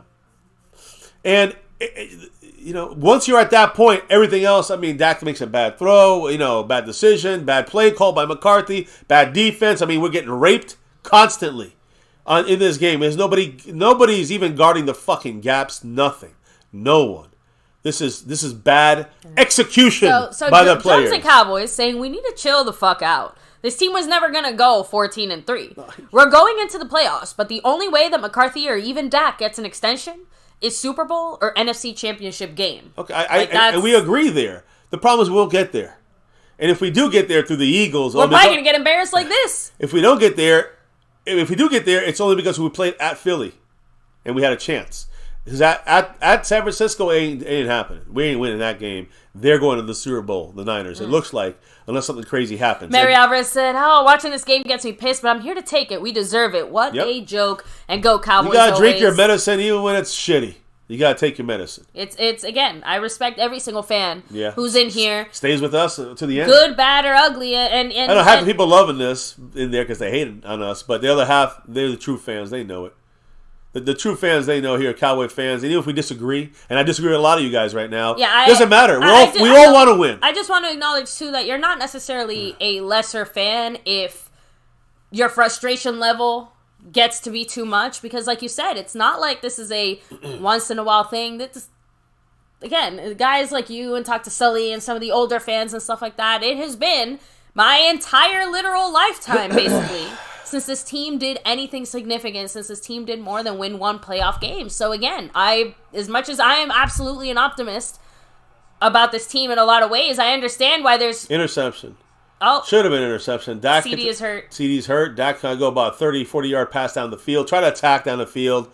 But that's all we can do, right? That's why we call these types of scores interception time. 31-10 will, it's going to make me pissed just the same painful pissed that I'm Guys, you know who's played the best defense all night today? Our receivers, Brandon Cooks and CD. Yeah. Knocking the ball over. But yeah, CD Lamb. CD's hurt. What, a groin injury? Maybe? His hand. His head? His Can't hand, tell. where he fell in his hand. 3rd and 5. Let's throw an 80-yard pass on this play on 3rd and 5. Are we calling a timeout? Yeah, someone called. I think the Bills called it because they came out first. But my point all right, is, so CD's all right. He's coming back out onto my the point field. is, Bills did call the timeout. Listen, it was 2nd and 5. We went for a 40-yard pass. 3rd and 5. Thinking the way we've been calling plays today, this should be a 45-yard pass on 3rd and 5 instead of a 6-yard pass. Bruce got the toxic juice. Great point, too. He said this whole season has been boom or bust. Either we blow teams out or we get blown and which out. team Like, which team blew us out? The Cardinals, shitty Cardinals. The very good Niners. The Eagles didn't really blow us out. Like I said, that's been the closest game. And the other games, the other way, well, we had some close games the other way because we didn't blow out the Seahawks either. I know. But, we blew out a lot of teams. And where were those games at? At home. And against what kind of teams were they? Usually worse. A lot worse. We'll leave it there. Boom and bust, when you look at context, has reason for it. The context is we're booming against the shit teams. By the way, and we're busting on the road and against the good teams. A lot of genuine anger, once again, at the offensive decision. Not like Dak. That the play point call. is that, why you're already down this much? You're really going to go out there and say, let's kill our receiver. Whee! Throw into triple coverage. You are. Yes, you are going to kill your receiver. You got to do something. You got to try something. You got to wake up and show something. But and another player, another down or two, it's over. I mean, who cares anymore? Just bring your backups in. I would say bring them in. You could probably bring after this drive. You could bring your backups. So in. and LT also brought up a good point. The difference maker between who gets to be the one to get their ass kicked by the Niners will be: are we facing Philly at home or are we facing them in Dallas? Because no. Okay, go ahead. I'm sorry. Go ahead. No, because we're gonna be facing the Philly. We're not facing anybody in Dallas. We're gonna be on the road. Yeah, we're gonna be the 5th seed, guys. And again, I know that they can lose tomorrow. The Eagles to Seattle. They can have a tough game against the Giants. They got 2 of them. They got 1 against the Cardinals. But what are we gonna do, guys? Yeah, and I know what are we gonna do? We're gonna lose to the fucking Dolphins in the Lions. We're all thinking it too because I'm seeing those comments in the chat, and I've been seeing them throughout this game. Really, think of our defense. Think of the team we're facing next, and then give me a score prediction. Just an early score prediction. Like, what are you feeling? Because if the Bills did this to us, and we're about to go on the road against aren't they the highest scoring offense? We are the highest scoring offense. Okay, so we were a moment of silence for what used to be. Okay, let's move past that. The point is that the second highest scoring offense is about to face off against our defense. Yeah, they're up there. They're one of the top second teams. and third. The point is, let's be real. Your point is trying to say it's 3rd and 5. By the way, let's go for there we go. Hey, Ferguson. First See, that's Fergie. Why don't we have those kind of play calls earlier in the game? You're going for the first downs. That's the whole point. But they have good coverage, a great route by Ferguson. And great I pass will admit by Dak. that part of the disappointment too is the fact that our defense, we weren't even in a position to get any turnovers. Now we're getting yelled at by the ref. No. Any turnovers or anything, and the one turnover we did cause, we literally let slip through our fingers. Dak goes back for almost intercepted. Almost picked again. Dak's just trying to. Right at this point in the game, people say, "Well, Dak sucks." Well, every quarterback's going to probably suck here because it's desperation time, and that should have been intercepted. It was a bad decision by Dak, bad pass by Dak, forcing it into Ryan to Taron. What's the fucking name's hands? Number 7 here, Taron Johnson's I'm calling it now. There's no way we don't end the game with Dak getting picked off at least once. We've gotten so lucky that he hasn't been so far. I don't even know how. It hasn't been the rain. It hasn't been the receivers. No. It's been Dak. Dak. More on this part here, but I'm sorry. Our receivers are getting basically no separation. I've still not really seen that. That to me is more on offensive scheme. I know. Than the receivers. I never said I'm blaming the receivers necessarily. I'm just saying they're not getting separation. Yeah. And Dak is also not throwing some of those great passes that we've been used to seeing the last few weeks. So that combination of those two things means we're looking like shit on a cracker. Well, for me, it starts with the play calling. Then before Dak is the play calling. Here's a blitz. Von Miller. He escapes a sack from Von Miller. Just throw it. Dak throws it up in the air out of bounds, it looks like. 3rd and 5. Now it's 4th and 5. You got to go for it. But I'm surprised we have over 100 people here watching. with a lot of Cowboy fans kind of saying "fuck this shit," that means the haters are in the house. It's all good. I don't care. They deserve it. I mean, not deserve it. Haters don't deserve shit, but I don't really care. That's the thing. I don't care. The haters can hate. I don't care. I know my Cowboy team, and I know it's gonna be the same fucking thing. Tell me. I still gonna root for them. I'm gonna still hope they win and get lucky, and we're not the best team. We're not the best thing since sliced bread, like some of the Cowboy fans always think. After every win, we're like the best thing ever. Shut up. We haven't proven shit. Trips we still left, haven't. by the Now, way. in 27 fucking years, we're entering 28. High pass, and there's your pick. interception. I told you, there's no way we don't finish Why not have this it run game. it back all the way since the Cowboys aren't even trying to stop them?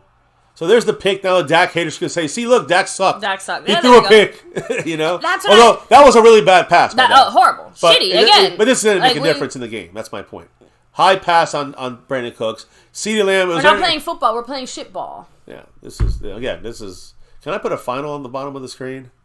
Bruce said, I'm watching y'all's reaction to validate me being pissed off for loving this team. And I'm telling you, we understand. That's one of the reasons why I made this channel.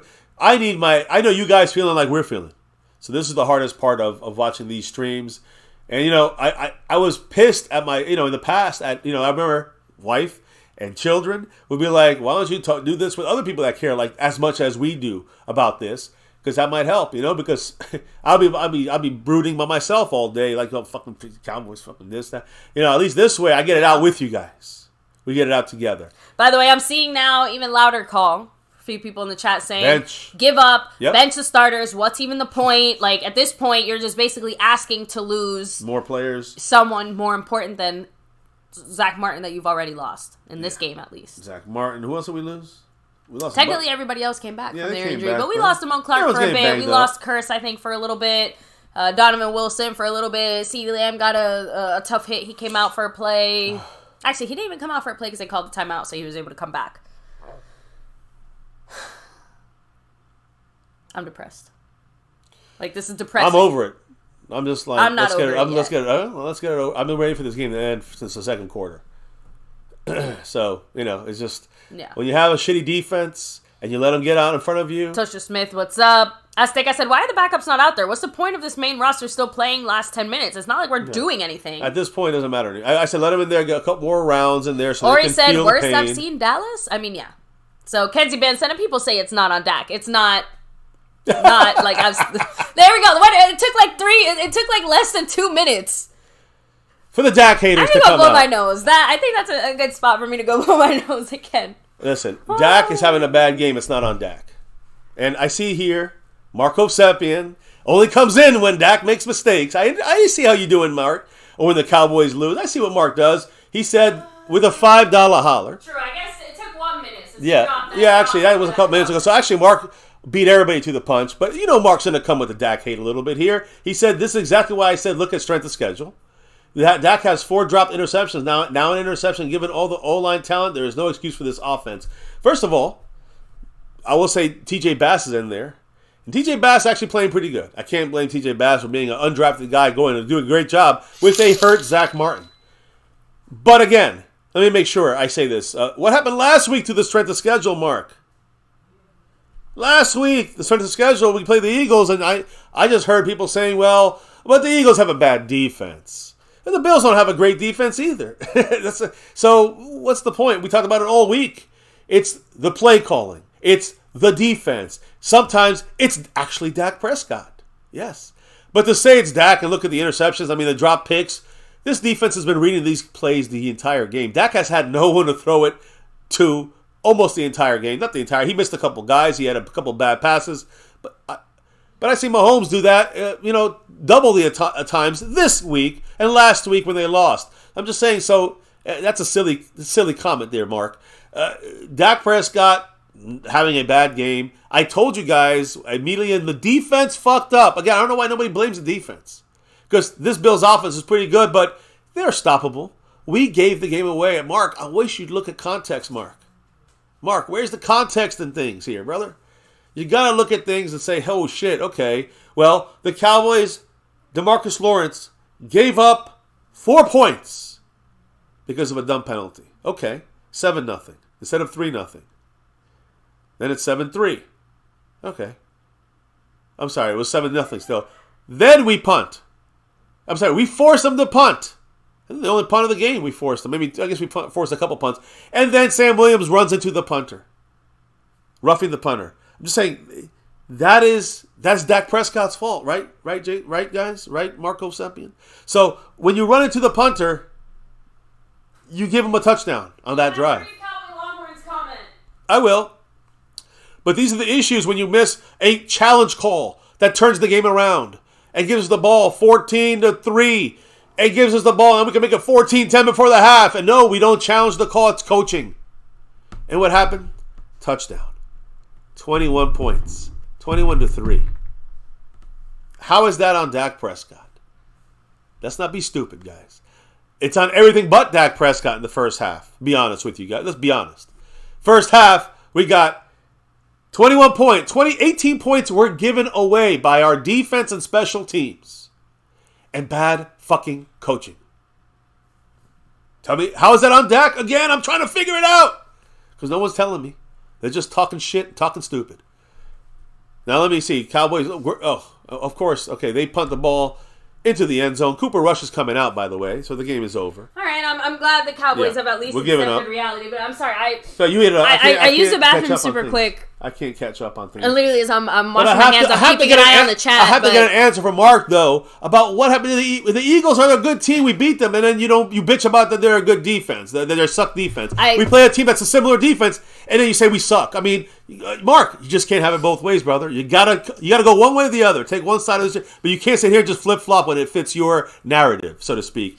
But I'm the same way as Mark. I want to win a Super Bowl, and this, what we're seeing on our screens, because of the defense. It starts with the defense. Dan Quinn, the fucking players. Sorry, Chocolate Montana. You're wrong, too. I know, but it's Dan Quinn and the players. The execution's been horrible. Tackling's been horrible in this game. Not the season. In this game. And that's the beginning of why we lost. Everything else is just a snowball effect. Special teams fucked up. Defense fucked up. And then offense fucked up. Everything fucked up today. Coaching fucked up. Take the blame like a man. I do. You guys got to take it, too. And I mean the Chocolate Mountanas and Marco Sepians who think it's all on this guy or all on that guy. It's on all the guys. What's wrong with you guys? Come on, you guys know better than that. Now, real quick, I'm sorry, I have to read this comment, and then we do have to actually give a cash up shout out here in a second. Oh, okay. But this is a comment that literally, like, I didn't get the chance to blow my nose yet because it made me snort, laugh, and then I had to blow my nose. Let's hear it. He said, "Oh yeah, Cowboy Longhorn said Dak hit the punter late." That's the comment that took me out because that just encapsulates exactly what I think we're trying to say here. Like Dak threw the ball from the sideline as the punt was going on. Dak is the offensive line. Dak threw the ball at the punter, hit him in the leg, knocked him down, roughing the punter on Dak Prescott, not Sam Williams. Here it is. Marco Seven with the $5 holler. Let me hear what he said, baby. I can't read this. Ooh, he said, "Crooked. The context of strength of schedule. We can't beat good teams consistently. What's on Dak is his interception. The 4 dropped interceptions. There's always excuses for Dak. I'm done." Hey, listen, bro. Dak, listen, if that's all it took is one bad game from Dak, when we had a bad game from everyone, then you were just looking for Dak to fail. That's all, Mark. That's all. You can be honest. You can be honest with me. You were looking for Dak to fail. You want to be proven right about strength of schedule. We played a team that lost 2 games last week, and we wiped the floor with them. But you don't take a comment about that. You don't drop comments on that. You say, Dak Prescott, the team did great, the defense, whatever. I mean, there's no answer to why do we beat a good team? You say because the Eagles have a bad defense. So is that strength of schedule, or now we're looking at defense for that game? Actually, Dak is out there. Is Dak out there? Okay, yes. We're still going. Okay, Cooper Rush is warming up. Yeah, but I'm making a point. Like, if Dak is out there against a good strength of schedule team like the Eagles. Right? Don't say defense, just the Eagles. I know you said consistently don't beat them. It's not the Dak Cowboys. It's the Dallas Cowboys. Dak's having a bad game. Why don't the defense help out Dak? Wait, what? Huh? What? Why? The defense ain't doing shit. Well, if the defense helped out Dak, maybe Dak wouldn't have such a bad game. It's simple as that, man. CeeDee was looking real gimpy. Yeah, there. He's hurt too. But he's still out there. By the way, have to give a huge shout out. SnugX with a $20 holler in the Cash App. I apologize. My notifications are going crazy here. So this actually happened a little while ago. So I do apologize, Snug. Almost an interception again. You deserve that shout out much earlier than I'm giving it now. Much love to SnugX. I got him down on the board here. Appreciate you, man. $20 holler. Tony Pollard in the Cash App. Puts him closer to the, I think, 11 away from first place.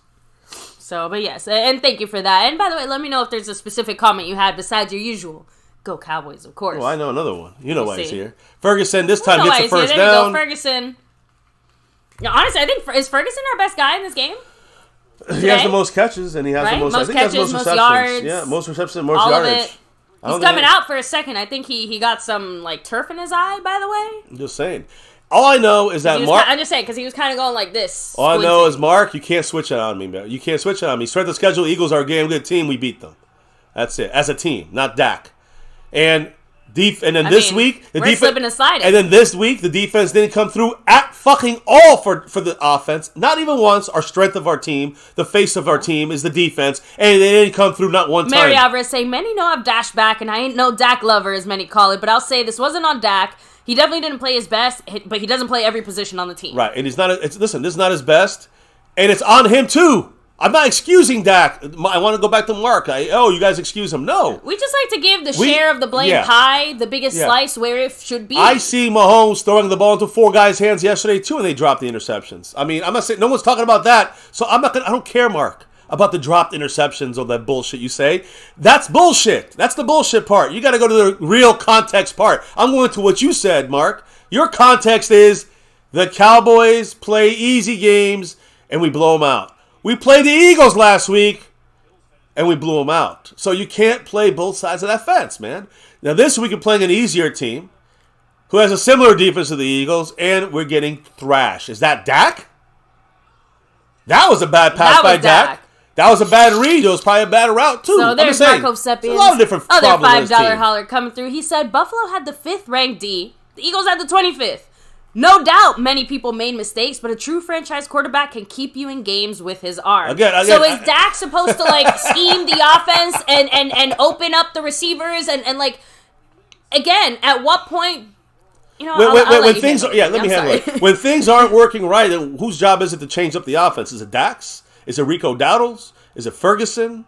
I'm waiting for Mark to respond. Because we all know it's Mike McCarthy who needs to change it up. Because there was no separation. Timeout Dallas. I don't know. It doesn't matter. The game's over. This is our ending of the stream discussion. This is it. Because when the game ends officially, I'm out of here, guys.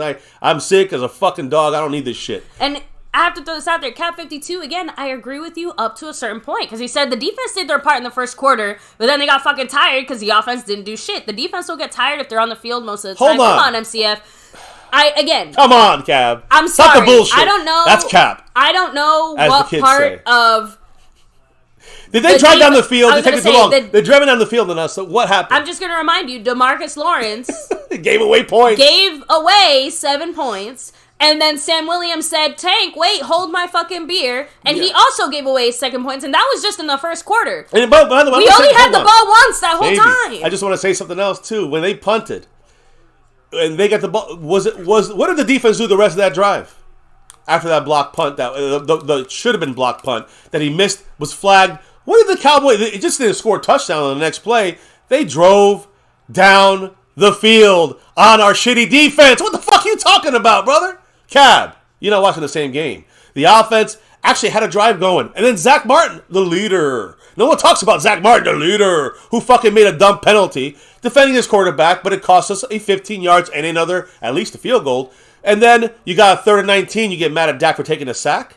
Guys, you got to stop your narratives. You got to start looking at reality. You guys are missing the reality of the situation. Instead of 7-3, we ended up 14-0. People don't want to see the truth. They want to see their truth. This ain't no fucking Trump election. This is the facts. This ain't no your truth, what you want to believe in. Oh, God. And I mean... Do the Cowboys know the rules? Does Rico Dowdle know the rule that if you drop a pass incomplete, even if it's behind a line of scrimmage, I don't understand how football players, when they get the ball in their hand, it's thrown forward to them, and they drop the ball, and sometimes they run after the ball like it's a fumble. And the defensive guys of the Bills do the same thing. Maybe it's the whistle thing. Said it. Exactly. This is a team effort game, and the whole team is sucking. That's right. If you pick out Dak, you're dumb. And I'm just saying, just for saying that, it's on Dak. You're dumb. It's on a lot of different things. And I'll say, not the O-line as much this time, but Dak has had a bad game. But the coaching has been horrible. And again, I'm going to ask everybody, where's the defense? Cab, that's a bullshit excuse. 1 quarter? 1 quarter and you're bitching about it? 4th and 2, Dak gets the first down. But 1 quarter, the defense gets tired in 1 quarter? Because of their own fault? Come on, Cab. Let's grow up. Let's all be adult males here and be real about shit. Now, I know Mark's going to come with something, so bring it on. I'm ready. Jason Renfro goes to 54 points. What did Mark have to say? He said no comment on the 5th versus 25th ranked defense. He said I do. Similar defenses? Odd. Hold on. How we seem to scheme good versus bad teams and can't scheme good versus better teams. So that means it's not Dak Prescott. No? I mean, I'm trying to figure it out because here's the thing. Well, the Bills' run defense. Look it up. They're not that good. I mean, Their Bills' run defense is comparable to the Eagles' pass defense. Interiorly speaking, the Cowboys could have ran all day on this, and we were. We were running successfully. So that play that should have gotten us an extra 15 yards. It's about run, scheming the fucking right way against the defense you're facing. And the Cowboys decided, again, when you have to throw the ball against a team, we're about to score, but who cares? When you have to throw the ball down 21 or 24 to 3 in the third quarter, that is now no more, okay, we can run the ball all day again. Yeah, one of the things we bitched at Kellen Moore about was that this Kellen Moore offense stayed exactly the same regardless of the defense, regardless of scheme. Didn't matter what they did. Right, we kept doing the same thing. I mean, I'm sorry. I don't care how good, bad, or ugly, or whatever in between, you have to adjust based on matchups. That's like football 101. That's like Pee Wee football shit. Let me just make sure, just because you're paying Dak $40 million doesn't mean you have to make him throw the ball all the time because you want to see him earn his money. That's ignorant. It's just stupid. So you plan for the team. You don't plan because you got Dak. And you got a quarterback that's paying $40 million. That's the dumbest shit I ever heard. You have Dak Prescott. That's great. You use him when you need him. And that goes for Aaron Rodgers or John Elway or Joe Montana. Of course, they can put the games on their shoulders more than Dak can. Yeah. I'm not arguing that. What I'm arguing is Come on, CD. They're a touchdown CD on the run. What I'm trying to say is that, Dak Prescott, I don't care about franchise quarterback. He's a Super Bowl winning possible quarterback if the team and the defense and the coaching does their job. And none of them did their job, including Dak today. I'm gonna leave it at that. Yeah, Dak is not the one who represents this team. Dak is the guy who will do great when the rest of the team also is doing their job. That's all. Yeah, and Snug, I have to be honest, usually after these streams we just don't have the mental bandwidth to do a panel or something. These streams take a lot out of us. Yeah, good wins or losses. Let me make that clear. Like, it's not like we'd be like, oh yeah, we won. Let's go ahead and do a you know what I mean? It's across the board. It's a lot. So, by the way, Q-Way said, as a Panthers fan that's been in quarterback hell for years, fans need to be more appreciative of Dak. Dak's playing like an MVP. Yeah, he's having a bad game. Also, several comments still yelling, saying, McCarthy, you dumb nut, including Mary saying that, McCarthy's trying to do some Sean Payton type shit, keeping your starters out there, trying to be tough. Like, you're just asking for What I'm trying to say is, you're watching all the mistakes the Cowboys made this game, and they're all on defense. Just for Mark to understand and Cap to understand. The defense is making the majority of the issues here. An interception by Dak, when we're down 31-3, you guys get pissed about that? You make me laugh. That's funny to me. That's moving the goalpost. We criticize Eagle fans for doing that shit. Don't do that, Cowboy fans. SN also said no movement on offense this game. Seems that McCarthy's coach is scared of the road. Not sure why. Well, I don't know what it is. When you don't have motion, we're gonna check the numbers after this tomorrow. If there's no motion, that's McCarthy again. That's not Dak. I remember towards the first half. This was more in the first half than the second half. But I know that there were a few people kind of commenting and yelling at Dak a little bit in the sense of, Dak, like, why do you keep staying in the pocket? Like, move around a little bit. So just anecdotally, it does feel like we moved a little bit less than we normally did. Again, without looking at any stats, without anything, just based on... You see what this is? That's 5 on it from Mr. Marco Sapien. Shout out to Mark. He said, for the record, it's on the D for sure. But what I'm saying is our great... Stop right there. I want to hear that first sentence again. One more time, very clearly. Let me hear it, Mark. Say it loud with your chest. Let's go. What did he say? I want to hear it. For the record. For the record. I scared the dog. For the record. It's on the D for sure. It's on the D. If people don't know what D means, they might think it's Dak Prescott. Somebody else might think, D means Dak.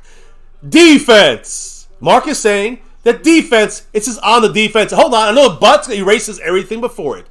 But that's your clear statement. It's on the defense, and the defense, the trickle-down theory occurs. But go ahead.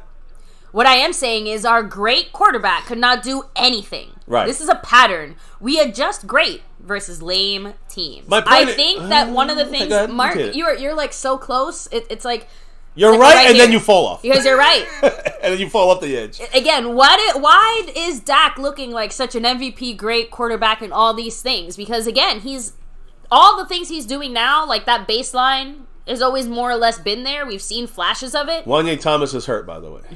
Coming out the field. Just arm. Exactly what we need. Right arm or shoulder.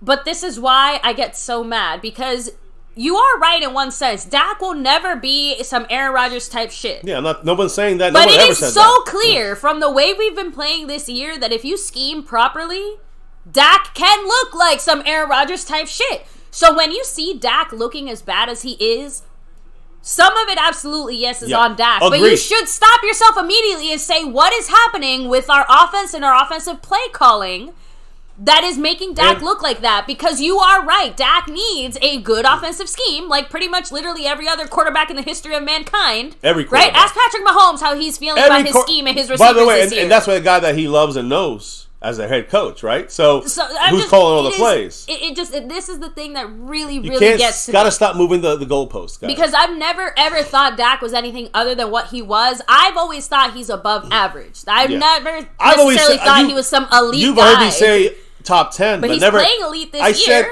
I said he's top 10. I never said he's top 5. And I said when you get the right scheme, he could be a top 5 guy, which against a lot of these right schemes you're seeing against easier teams or, good strength of schedule teams like the Eagles, right? You're seeing Dak do well. But then this game, let me just give credit to the Buffalo Bills.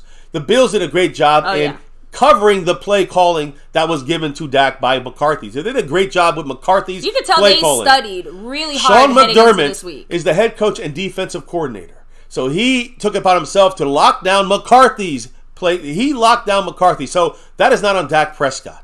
That is on the coaching situation. And early on, too. Because from remember, the beginning. Immediately. Yeah. But rain, But let me go back to the play calling. Baby, what happened? I want you to... what happened to when...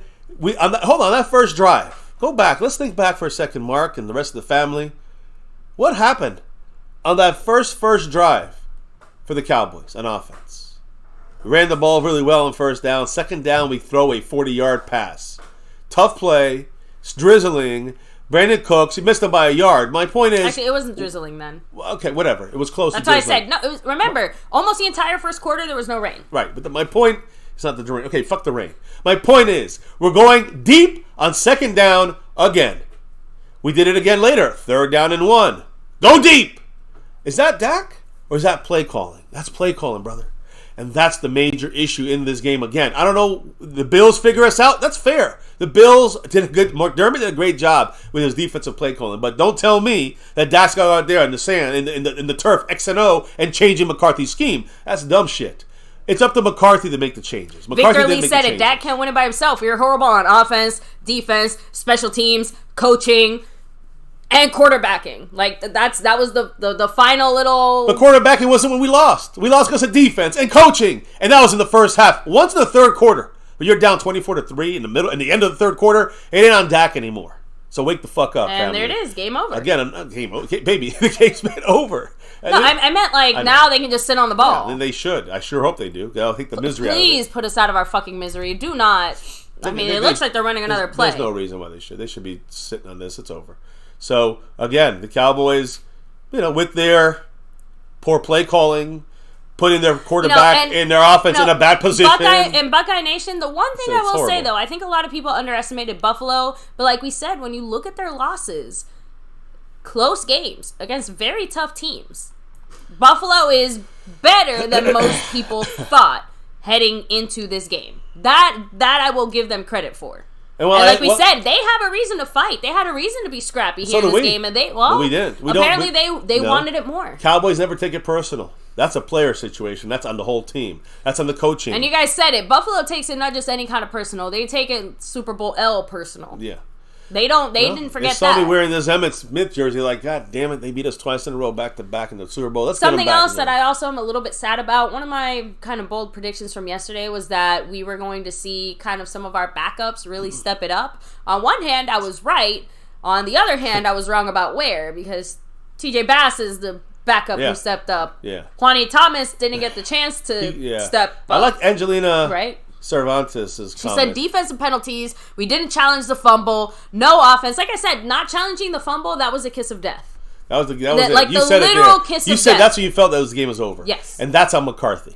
No, not on Dak Prescott. On McCarthy. No, I'm just trying to say it. For those that blame Dak, it's so stupid. It reminds me a lot of the Niners game in that particular sense. Exactly because, again, we were obviously losing. We were obviously in a bad streak.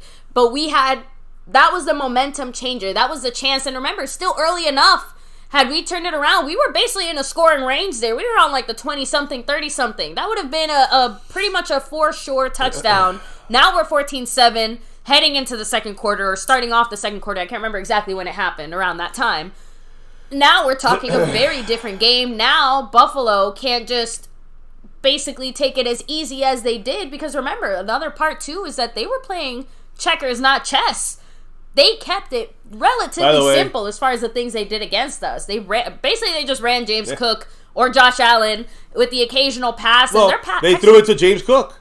They ran to him. They did. They used him too. That's exactly what I said all week they were going to do.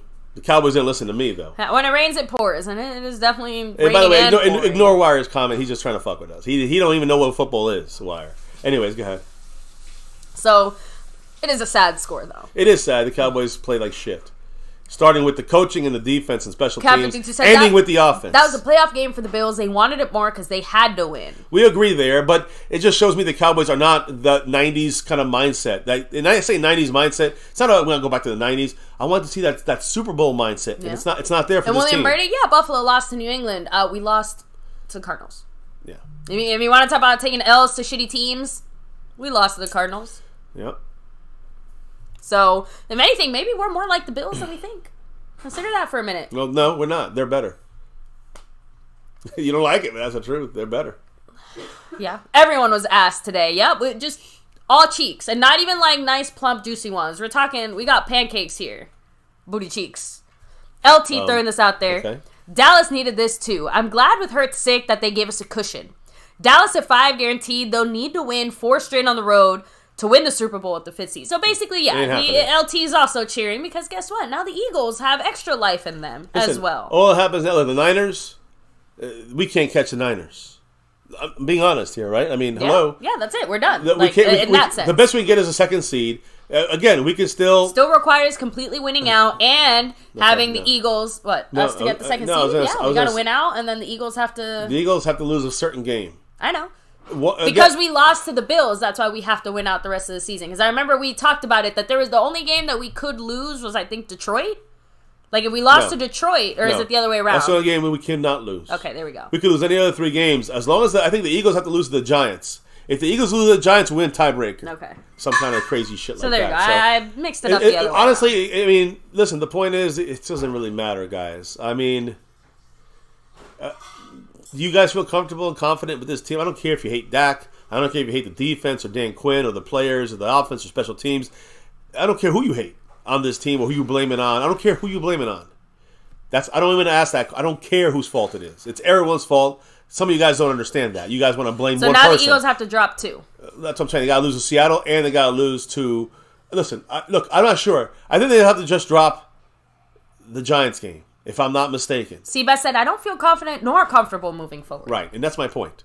It doesn't matter whose fault it is. This team ain't ready, and it's not Dak's fault only. It's not Mike McCarthy's fault only. It's not the defense's fault only. It's not Dan Quinn's fault only. It's not the defensive players missing tackles all game only. It's not special teams and Bones and Sam Williams' fault only. It's all these motherfuckers' fault, but it started with the defense, special teams, penalties, and of course, eventually the offensive crumbles even worse.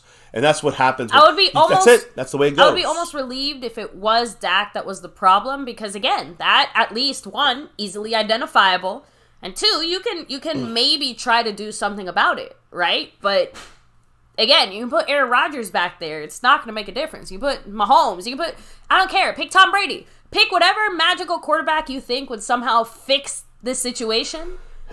It still will not fix the fact that this was death by 1,000 paper cuts in a football sense, because it was such a multi-layered loss on multiple levels. Another slow start. And this is what you get. Guys, I don't care if the offense is slow starting and the defense is hot, it's going to hurt the defense. In this case, the defense was slow starting And the offense was slow starting. They both started slow, 21-3 just before you could even breathe. It was over before it started, this game. I wanted to see something about the winning the East here. Anyway, sorry, I'm just trying to double check on some injury stuff because, like I said, I know Juani Thomas got a little banged up there. But honestly, I'm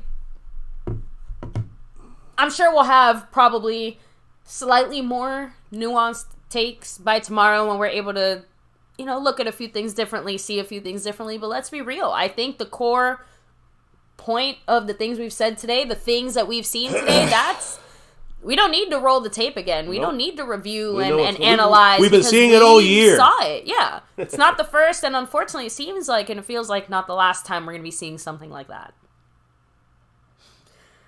We definitely missed Hankins today, but even I have to admit, I don't think Hankins maybe could have kept one touchdown off the board, maybe.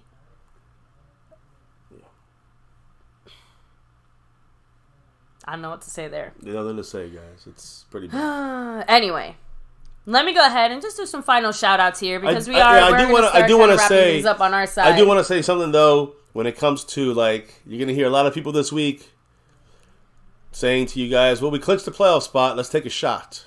Let's have a drink. Told you we'd be in the playoffs. You're going to hear a lot of people saying this dumb fucking shit.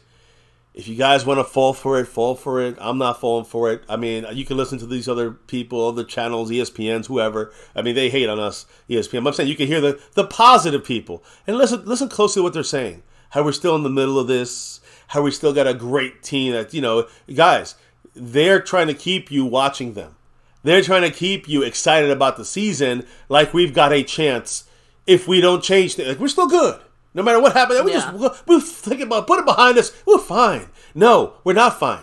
This has been a problem I've been speaking about since, first day one on MCF. And keep in mind, 6 years ago, 7 years Zach ago. Martin did not return to the game. He does have a thigh contusion. Right. Obviously, he's expected to obviously be okay, I think, moving forward. But still a hit. But my thing is this. I just hate to see the fan base getting pumped up by dumb positivity. Yeah, BB13. I wish that we could say that people weren't taking shots because we made the playoffs or whatever. I shit you not. I've already seen people saying, just got to shake this off. We're in the playoffs. We got this. Yeah, guys. That I'm just trying to say. I don't even know who's saying that, but no one in our chat, thankfully. Whoever is going to, guys, you're going to hear this on all content creators because they want to keep you watching, engaged. I want to keep you engaged, but I want to be real. So I want to keep you engaged with reality. The thing is, some Cowboy fans can't handle reality. A spoonful of sugar is not going to be some Cowboy fans go down. could not deal with what I'm saying. They got to run over to channels that they talk about how great we are. And that's where you get dumb Cowboy fans out of that. You get dumb Cowboy fans that think that it's all about how we got the star, so we're going to win everything every year. That's not where we have a good team. I'm not saying we don't have a good team, but we don't have the quality pieces on offense, on defense, and on special teams, and on coaching. Hey, there's plenty of good teams in the NFL. Last time I checked, there's only one Super Bowl winning team. Right, and that's all I think that matters. Power rankings, fuck the power rankings. I don't MVP, care. I don't give a shit. I don't care about MVP. I don't give a fuck about any of that stuff. My point is that if we don't get that first seed, we don't get that second seed, this is done for us, guys. It's going to be very hard for us to win a Super Bowl, and that's the only thing that matters. It's going to be almost impossible to win a Super Bowl, get there, and even extremely difficult to get to a championship game. You can blame one person. I don't care. Pick a person. Dan Quinn, like Choctaw Montana, Dak Prescott, like Marco Sepien or Cab, and others that blame different people on the team, this and that. Guys, I blame everyone. That's how I'm fair. I'm fair because I blame everyone. And no one has more of a blame than another person. But if you watch this game, the way it started, the defense played like shit. Again! Is that the first time? Against shitty teams. They've played like shit, this defense. This is why we will not get past the divisional round this year. And remember your boy MCF telling you this later on in the year when we're knocked out and you say, damn it, why did this happen? Come back here at MCF in week 15 and watch the video and understand. I've been saying this since the beginning of the year. And I've been saying this the last Alvarez. 6 years here at MCF. Much love with that $5 holler saying, I said ever since that Niners game. I said, I'm just going to enjoy the season. I wasn't going to have high expectations for this team in the playoffs. I know. It's hard to do, right, Mary, sometimes? And that's why I kind of said it earlier. It's hard for us. Pessimist, optimist, anyist. How about shittiest? Because that's the way we're playing. Yeah, but obviously you think you are right in your thoughts about the Cowboys. Every single person here, whatever you're thinking or feeling about the Cowboys, you feel right and you feel like you have justifications, evidence, backup to kind of justify how you're feeling. And that's why I said reality does not give a fuck about how we're feeling, because I could feel positive about things moving forward. I could feel negatively. I could feel however I want to feel. It doesn't change the fact that, one, yes, the fact is we are a playoff team now officially. Two, the fact is we have to actually do something with that. And as of now, just getting an entry, a ticket into the race does not guarantee we even get to do anything other than show up to it. That's it. That's it. All we've guaranteed is an appearance. We might, on the road. What we do with that, I don't know. On the road, we're not that good. So we might go against the fucking Saints and they might upset us. Yeah, who knows, right? So, again, and if we get past them, we're going to go at San Francisco. Obviously, that's almost impossible. At this point, the way we're looking, we're losing. Or I love the chance, but expectations are we're going to lose. So, and obviously, the Eagle game, of course, better chance to beat the Eagles. Expectation is on the road. In inclement weather in Philly, it's going to probably be a loss for the Cowboys. And this game really does solidify the fact that we're playing a little Dr. Jekyll, Mr. Hyde here with this Cowboy team. Because the team that shows up at home is not the team that gets taken on the road. We leave that shit in Dallas, apparently. To me, it's more about to me. I know Mark might disagree, and I hope Mark is still in the house. But to me, if the Cowboys, when you look at the bigger issue, it's not the strength of schedule, which kind of Mark plays with the Eagles being a strength of schedule team that we beat, a tough team, but yet, like the Bills, not as strong, yet a little better defense. And again, that's you can't jump around with that. But my point is, it's not a strength of schedule to me, as it is some about the teams we're playing, but it's a bigger thing, road or on the road or at home. You're seeing it. The Cowboys are fucking up on the road. Yeah. So in the playoffs, we got win 3 road games and then a Super Bowl game. Guys, we're going to be on the road the entire playoffs. We ain't making it more than a round or two if we're lucky. That's it. I have to issue an official retraction, right? Because Cat 52 said MCF. I never once blamed Dak, brother. I don't share Mark's opinion. Don't put words in my mouth. I said that the offense played like shit. I thought you had said earlier about Dak. That's why he says about Dak sucked or something like that. So I was just making sure. I'm clarifying it too. So I hear you. Cowboys clinched the playoffs. You can see us as the 5th seed here. The Eagles now in 2nd seed, as we knew they were going to probably be. Tooth Bomb said, I hate to see them lose. They needed a reality check. They were peaking too soon. Let them eat that loss and get back to work. Is anyone saying that the Niners peak too soon or need a little dose of reality? Like, that's on one hand, I do get that point of, like, get punched in the mouth now, learn from it so that doesn't happen again. But this already happened. Like I said, we hopped into our little DeLorean and basically just went right back to that Niners game. Heck, toss it back to week 2. You could have told me this was week 2, week 3, and I would have said, yeah, I believe you. Week 3 was the Cardinals. So again, we lost to the Niners 42-10. A little lesser of a team like the Bills beat us 31-10, both on the road. That's the key. On the road. And bad planning, the weather, whatever. A slow start. That could even be managed to some extent. But the slow start by the defense, allowing points, that was the initial kiss of death. And it continued throughout the game. So when you give away points on penalties by DeMarcus Lawrence, when you give away points by Sam Williams on a dumb special teams penalty, when you could have blocked the kick, we could have made it fun. We could have taken the lead on that kick for all we know. The game changes in that moment. But Sam Williams, for some reason, avoided the punt and it hit the kicker. Like, I hit the punter. I don't understand that, but that gave him a touchdown. The defense couldn't stop. Even after the penalty, they got to go 50 yards. Guess who didn't stop them? The defense. It's not Dak. It's not the offense. And then as the game went on, the offense was not consistent enough. They were not efficient enough. They were, like you said, they were covered well. Yeah. Got to give the Bills credit. There's only so much that, Pollard can do. Pollard, I thought, was going to get a lot more runs. You know why he didn't run? Because it was 21-3 in the second quarter. That's why you don't get the running numbers. We needed to run more. We couldn't run because we were down 21-3. You see what I mean? And by the way, Cat52, shout out to you with a $3 Streamlabs drop saying MCF. Yes. Not once did I bring up Dak. I 100% support Dak. I don't share Mark's opinions. Please don't put words in my mouth. I said that the offense played like shit, And also, it's not all on the defense. Okay. That's his point. Okay. That the offense played that shit. It's not all on the defense. Thank you for clearing that up, Cav 52. I understand where you're coming from now. And it is, I 100% blame the offense on this shit too. Don't get me wrong. It's just when the offense is not being efficient, when you're forcing Dak to now, and the offense to do everything for you, that's when we have issues. We saw it last year. It's not on Dak. It's the entire offense. When the offense has to now work things in, figure shit out, instead of have a little more control or even kind of footing, that's when the offense sinks like a rock. And we've seen this happen against the Cardinals. When we're down by little, we let it slip away. We were down. The only team we came back on, honestly, was the Seahawks. Let's be honest. Yeah. And we had, and luckily, Dak was the one that brought us back on that. Dak and the game plan. Scott, respect to you. Antoine, congrats. Respect to your team. Congrats. You guys earned this victory. They beat us again. Bills beat us again. So. Only in the regular season, though. Yeah, well, the Super Bowls, you still got. I had to. We still got 2 Super Bowls on. I had to. Anyway, I'm going to go ahead and start doing the final shout-outs here. Obviously, we have to kind of wrap things up. And, we've been sick, guys. So there's actually a lot of regular work we still have to, do after this stream. And some family time. Yes, you need some rest. But, I guess you might see Mr. MCF on some later night stuff tonight. But honestly... I don't know if I can take anything. I think we genuinely need a break. It's been a rough week for us, and the Cowboys did not help with this type of performance. But obviously, we'll keep you guys updated. Any injury updates and things like that. Just one final little injury update. Zach Martin did have a thigh contusion. He didn't go back for the game, but obviously, moving forward, a thigh contusion, a thigh bruise is much better than some kind of ligament situation. Right, big old thigh bruise on his. If he needs to play this week against the. Who's next? The Dolphins. I'm sure he can get on that field.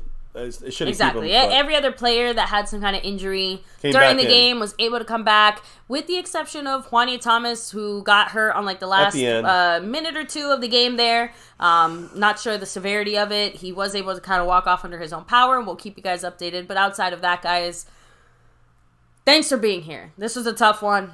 And I have a feeling it's only going to get tougher here as we play some more tough December football, and then who knows what happens in the playoffs, right? So, James Herr, Pioneer, Cat 52, Justin D, NDM Boogie, Leonard Shepard, Typical Player, Ori, Antoine Scott, let me see, Scorpio, much love, Mary Alvarez, take it easy. Yeah, don't let the Cowboys ruin the rest of your good Sunday, right?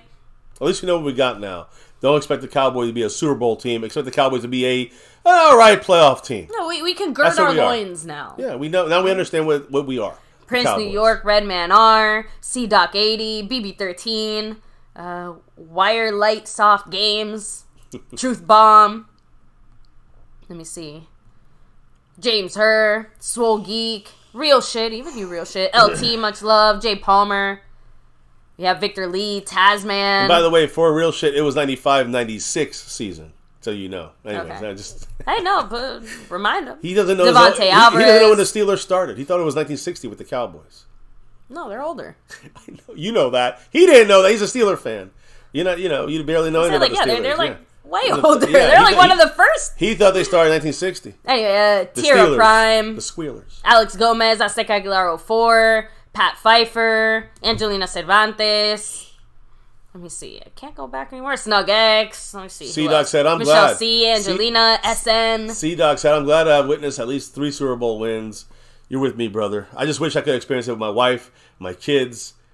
Yeah, sorry, guys. I was playing with blocks when the Cowboys won their last Super Bowl. Yeah. Drinking out of bottles. Last time Cowboys won their Super Bowl, I would like to experience it in my actual awareness lifetime, right? Like I feel like the baseline for experiencing a Super Bowl is maybe 6 years old, 5, 6, right? At least you can remember it. Anyway. Bruce got the toxic juice. Yeah, take it easy, man. Glad that can happen, right? So, but good, bad, or ugly, exactly. The real fans ride with their team all the way through to the end, even though this shit fucking hurts. So, but with that said, guys, appreciate everybody here hanging with us. Hopefully we have a better game day reaction live stream for Christmas Eve, right? Will Santa put a win under the tree for us? I don't know, McCarthy. McCarthy, baby. Christmas Eve against the Dolphins in Miami. 3.5 hours from us? Yeah. You know what? We can drive down there. We'll suck it up. We'll pile the whole family in there. We'll go throw eggs at the Cowboys if they lose. I'm fucking with you. But anyway, guys, thank you for hanging with us. By the way, we do technically have to, crown some champions and things like that here. We can't forget our MCF. Let me give the shout outs already. Let me give the shout out to those that dropped the love from above tonight here. LT, I respect it. He said the hater in me wants you to experience nothing. MCW. I know. We know. I respect it. We want the same I would think you're a crappy fan if you wanted the other thing. So, so the Lunatic, who's by the way back into the star level, of course. Much love to the Lunatic, Zach Luna, Jason Renfro, T Green, Redman R, King Knight dropping the love here. Cab52 who just dropped it here. The Streamlabs, Randy Stites back in the house. Big D in the place to be, dropping the love. A lot of love dropped by Mark Hosepian. Him and I not seeing eye to eye in a couple things, but Mark and I have talked about this in the past. We don't see eye to eye in everything, but we're both Cowboy fans till death. And so in the end, I understand, and I'm sure he understands, that we both want to see the Cowboys win the Super Bowl. We just have different opinions on the quality of players or where the mistakes are happening, mostly on this team. We're going to all have disputes about that, I guess, at times. I just during a Cowboy game like this, when I'm seeing the defense fuck up, obviously being the issue, as Mark agreed, if you have the defense not fuck up, I bet you don't see as bad of a Dak Prescott. Or, like Cab said, offense that's bad. I bet you won't see as bad of an offense if the defense didn't fuck up so bad. Them's facts. And that's all I'm trying to say. It starts with the defense. And when they fail, usually the team will fail. We beat the Seahawks. I'm already seeing... But every other team, when we fail in defense, we fail in the game. By the way, defense it already started. I'm already seeing people posting on social media saying, guys, chill, we clinched the playoffs today. I'm already seeing it happening. I want to throw my phone across the That's the typical schmucko, dumb fuck Cowboy fan. And I try not to associate with them too much.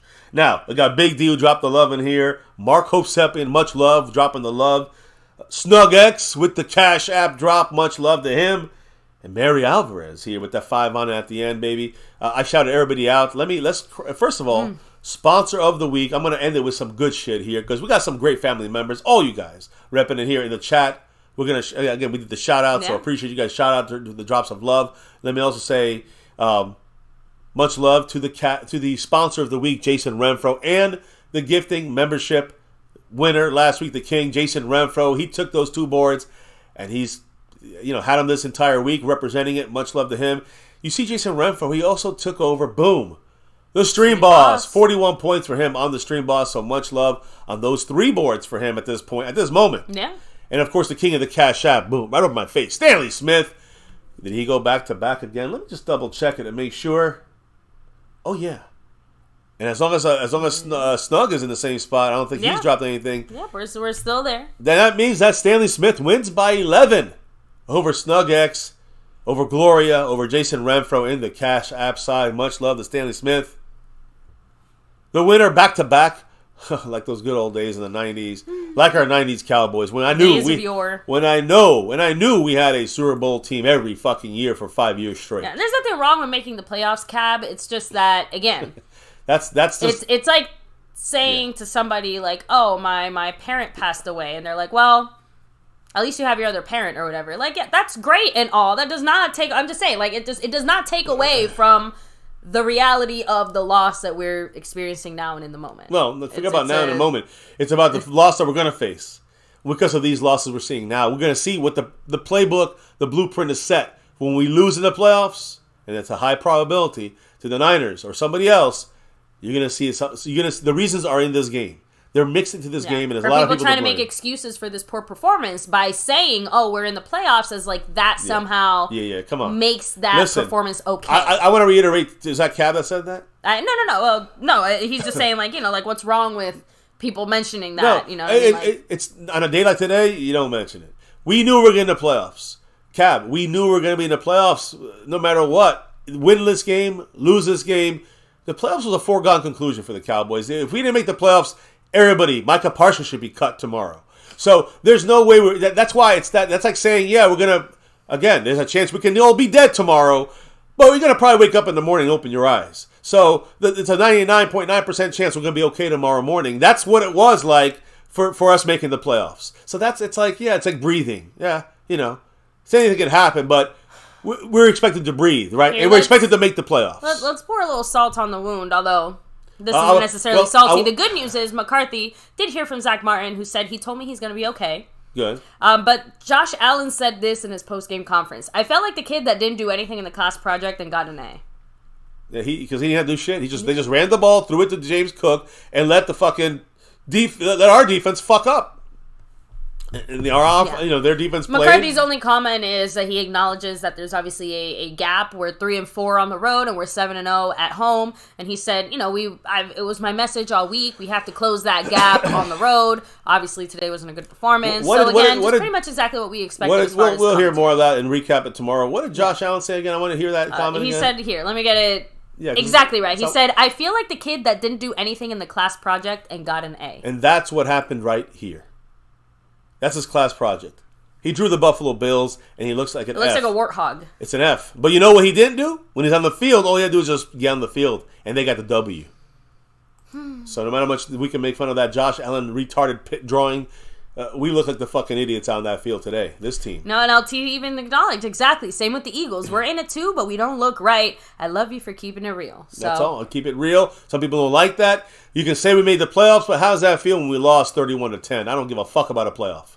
And that's me. People can celebrate. They can pop corks and pop champagne and celebrate and get drunk and take shots. Fuck that shit. I'm not celebrating. Now on this shot, I'm not celebrating. You guys can celebrate. I'm not celebrating on this fucking disaster of a day. And it's just even a bigger disaster than just losing a game.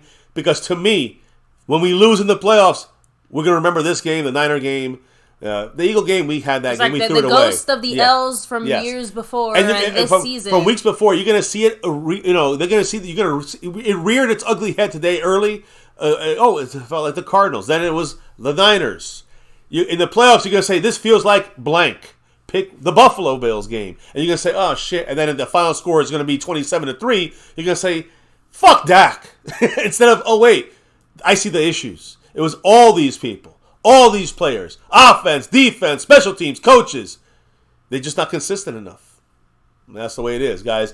There's always a chance. Getting in the playoffs means there's always a chance you can run the table and win the Super Bowl. So, trust me, it's a new season. But let's not fool ourselves into thinking that we show up with the star. We're the best team in the world. Here, Dallas, fuck all that shit. We show up with the star. We got to take it personal. Because I haven't seen the Cowboys take one fucking game personal this year. And until we don't do that, we will be knocked out of the playoffs every fucking year.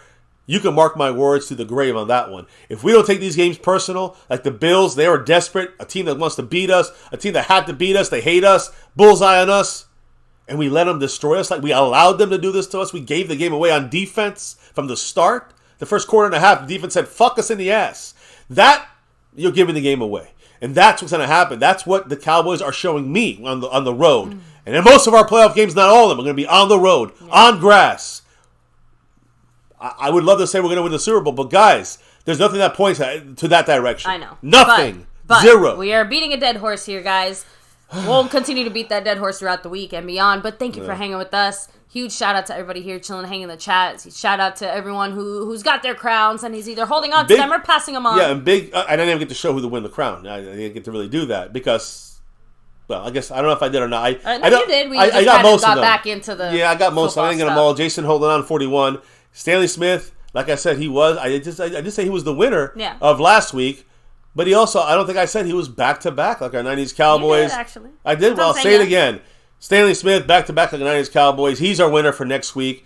Jason Renfro, much love. He's taking 41 points into the next level. But Jason Renfro off the board as our sponsor of the week and the gifting winner. Gifting king, because the man's staying skeptical. Skeptical fan, the big winner on that side of things. So much love to Skeptical fan. Thank you for showing the love and giving the love. Hopefully, and again, he's the big winner. He happened to be the big winner. We'll make sure to hit you up, get that kind of percolating behind the scenes. The star level over everything, Jersey Raffle. Congrats, Skeptical fan. He had a good day outside of this shitty fucking performance by our Dallas Cowboys. Hope you guys...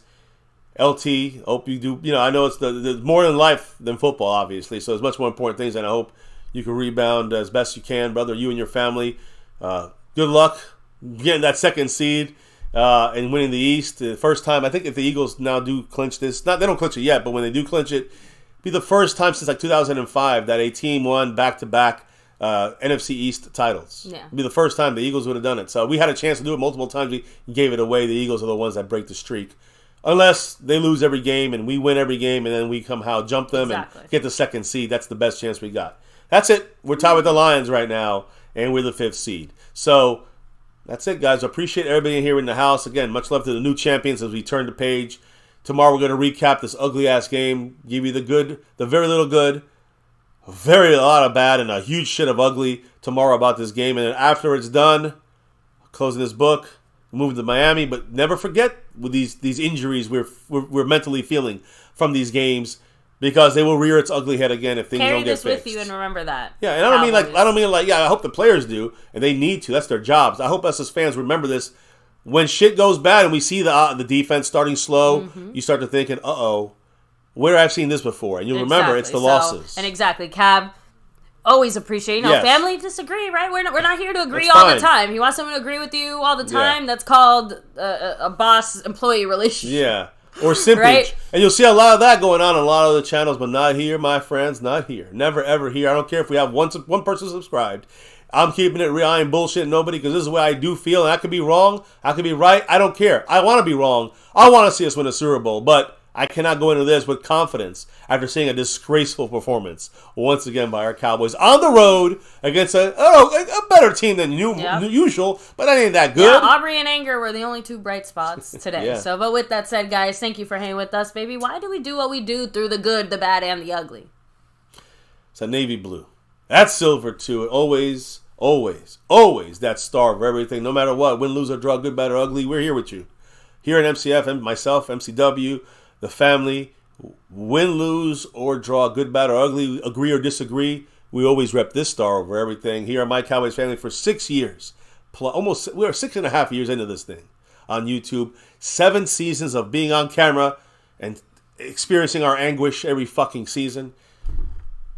We're doing this here on YouTube, here on MyCowboysFamily. And never forget, the number one thing here, now, and forever, no matter what, as always, go Cowboys! No matter what, guys. We rep that star for everything. And we got to somehow get that 6 and beyond. But I'm saying sooner or later, but let's be real. But probably not sooner. Not this year. 28 years on the horizon of not getting to an NFC Championship game or Super Bowl or winning a Super Bowl. That's what it's looking like after this performance. That's all we can go by. This performance. Let's hope we're wrong. Let's hope we get that 6. But the reality, it don't look good. Thank you for dropping the knowledge in the chat all night long. We appreciate it. Whether we agree, disagree, whether it's hate. I mean, we take care of that, from the hate fans. But I'm talking about people we have discourse and discussions, and I say this and that too. Appreciate your guys hanging in with me and talking it out, because we're all in pain here when it comes to this day of our Cowboys and fucking looking like shit. But appreciate you guys dropping your knowledge in the chat all night long, staying true. This is the toughest time to be a Cowboy fan after losses like this. Oh, yeah. We will never go as far as we might have to shut the channel down one day. No, you know exactly where you can find us. Yeah, but we'll never, ever, ever it will never, ever stop being a Cowboy fan. That's just for the losers. So we're Cowboy fans for life, till death do us part, and baby, beyond. So guys, thank you, dropping the knowledge, dropping the love from above. Can't do this without your guys' support and love on that side of things as well. We should be back tomorrow if we're not sicker. We'll be back tomorrow to recap this shit. I feel sicker. I feel sicker big time. We're going to recap it as much as we can, get through this shit, and move to the Dolphins, and then, hopefully just get to the playoffs as fast as we can so we can see what the finale of this thing's going to be. We'll be here for the ride with you guys. Ride or die, right? Rep that star for everything. Guys, thank you for all that stuff. But before we can relock, reload for a whole new week tomorrow as we drop out and clock out for the night, let everybody know, baby, why. Or, I guess, let everybody know, what do we have to do specifically before? The final thing. Yeah, the final thing before we can drop out of here for the night. What do we got to do? We got to drop the beat. The beat been dropped the way the Cowboys were dropped 31-10. Disgraceful. I'm going to leave it at that. Disgraceful, guys. But you got to live with it. Like I said, good, bad, or ugly, win, lose, or draw. Cowboys for life. Star over everything and everyone when it comes to football. Enjoy the rest of this unfortunate Sunday, guys, as we leave you with this 2023 Dallas Cowboy Week 15 regular season loss and our unfortunate live reactions to this loss. Congrats to the Bills. They played. They were better. They were ready. They were set. They said, "Here we go." Yep. Much love to everybody. We'll see you back tomorrow, guys, here on MCF, where it's always about that navy blue, that silver too, that star for everything. Never, ever, and I truly mean this, ever forget the number one thing here, my Cowboys family. I want to clarify something we just found out right this second. Okay. The Cowboys did not know until after the game they had clinched the playoff spot. At least the coaches. That's great, but now, yeah, we can't even discuss it. Everyone's going to go on. Anyways, the point is, Cowboys didn't even know we clinched the playoffs, so clinching the playoffs meant nothing. Yeah, had no bearing on the game. On this game. Keep that in mind, No guys. excuses. The excuses, we suck, we lost as a team, starting with the defense, penalties, coaching, and then eventually the offense. We talked about it. But like I was trying to say, never forget the number one thing here, my Cowboys family. Much love to all of you guys here repping it with us on the nightly, good, bad, or ugly. Hit that like, hit subscribe, hit that bell. We see you back tomorrow for another one. Enjoy the rest of this horrible Sunday and weekend. Peace out, stay safe, and never, ever forget, Go Cowboys!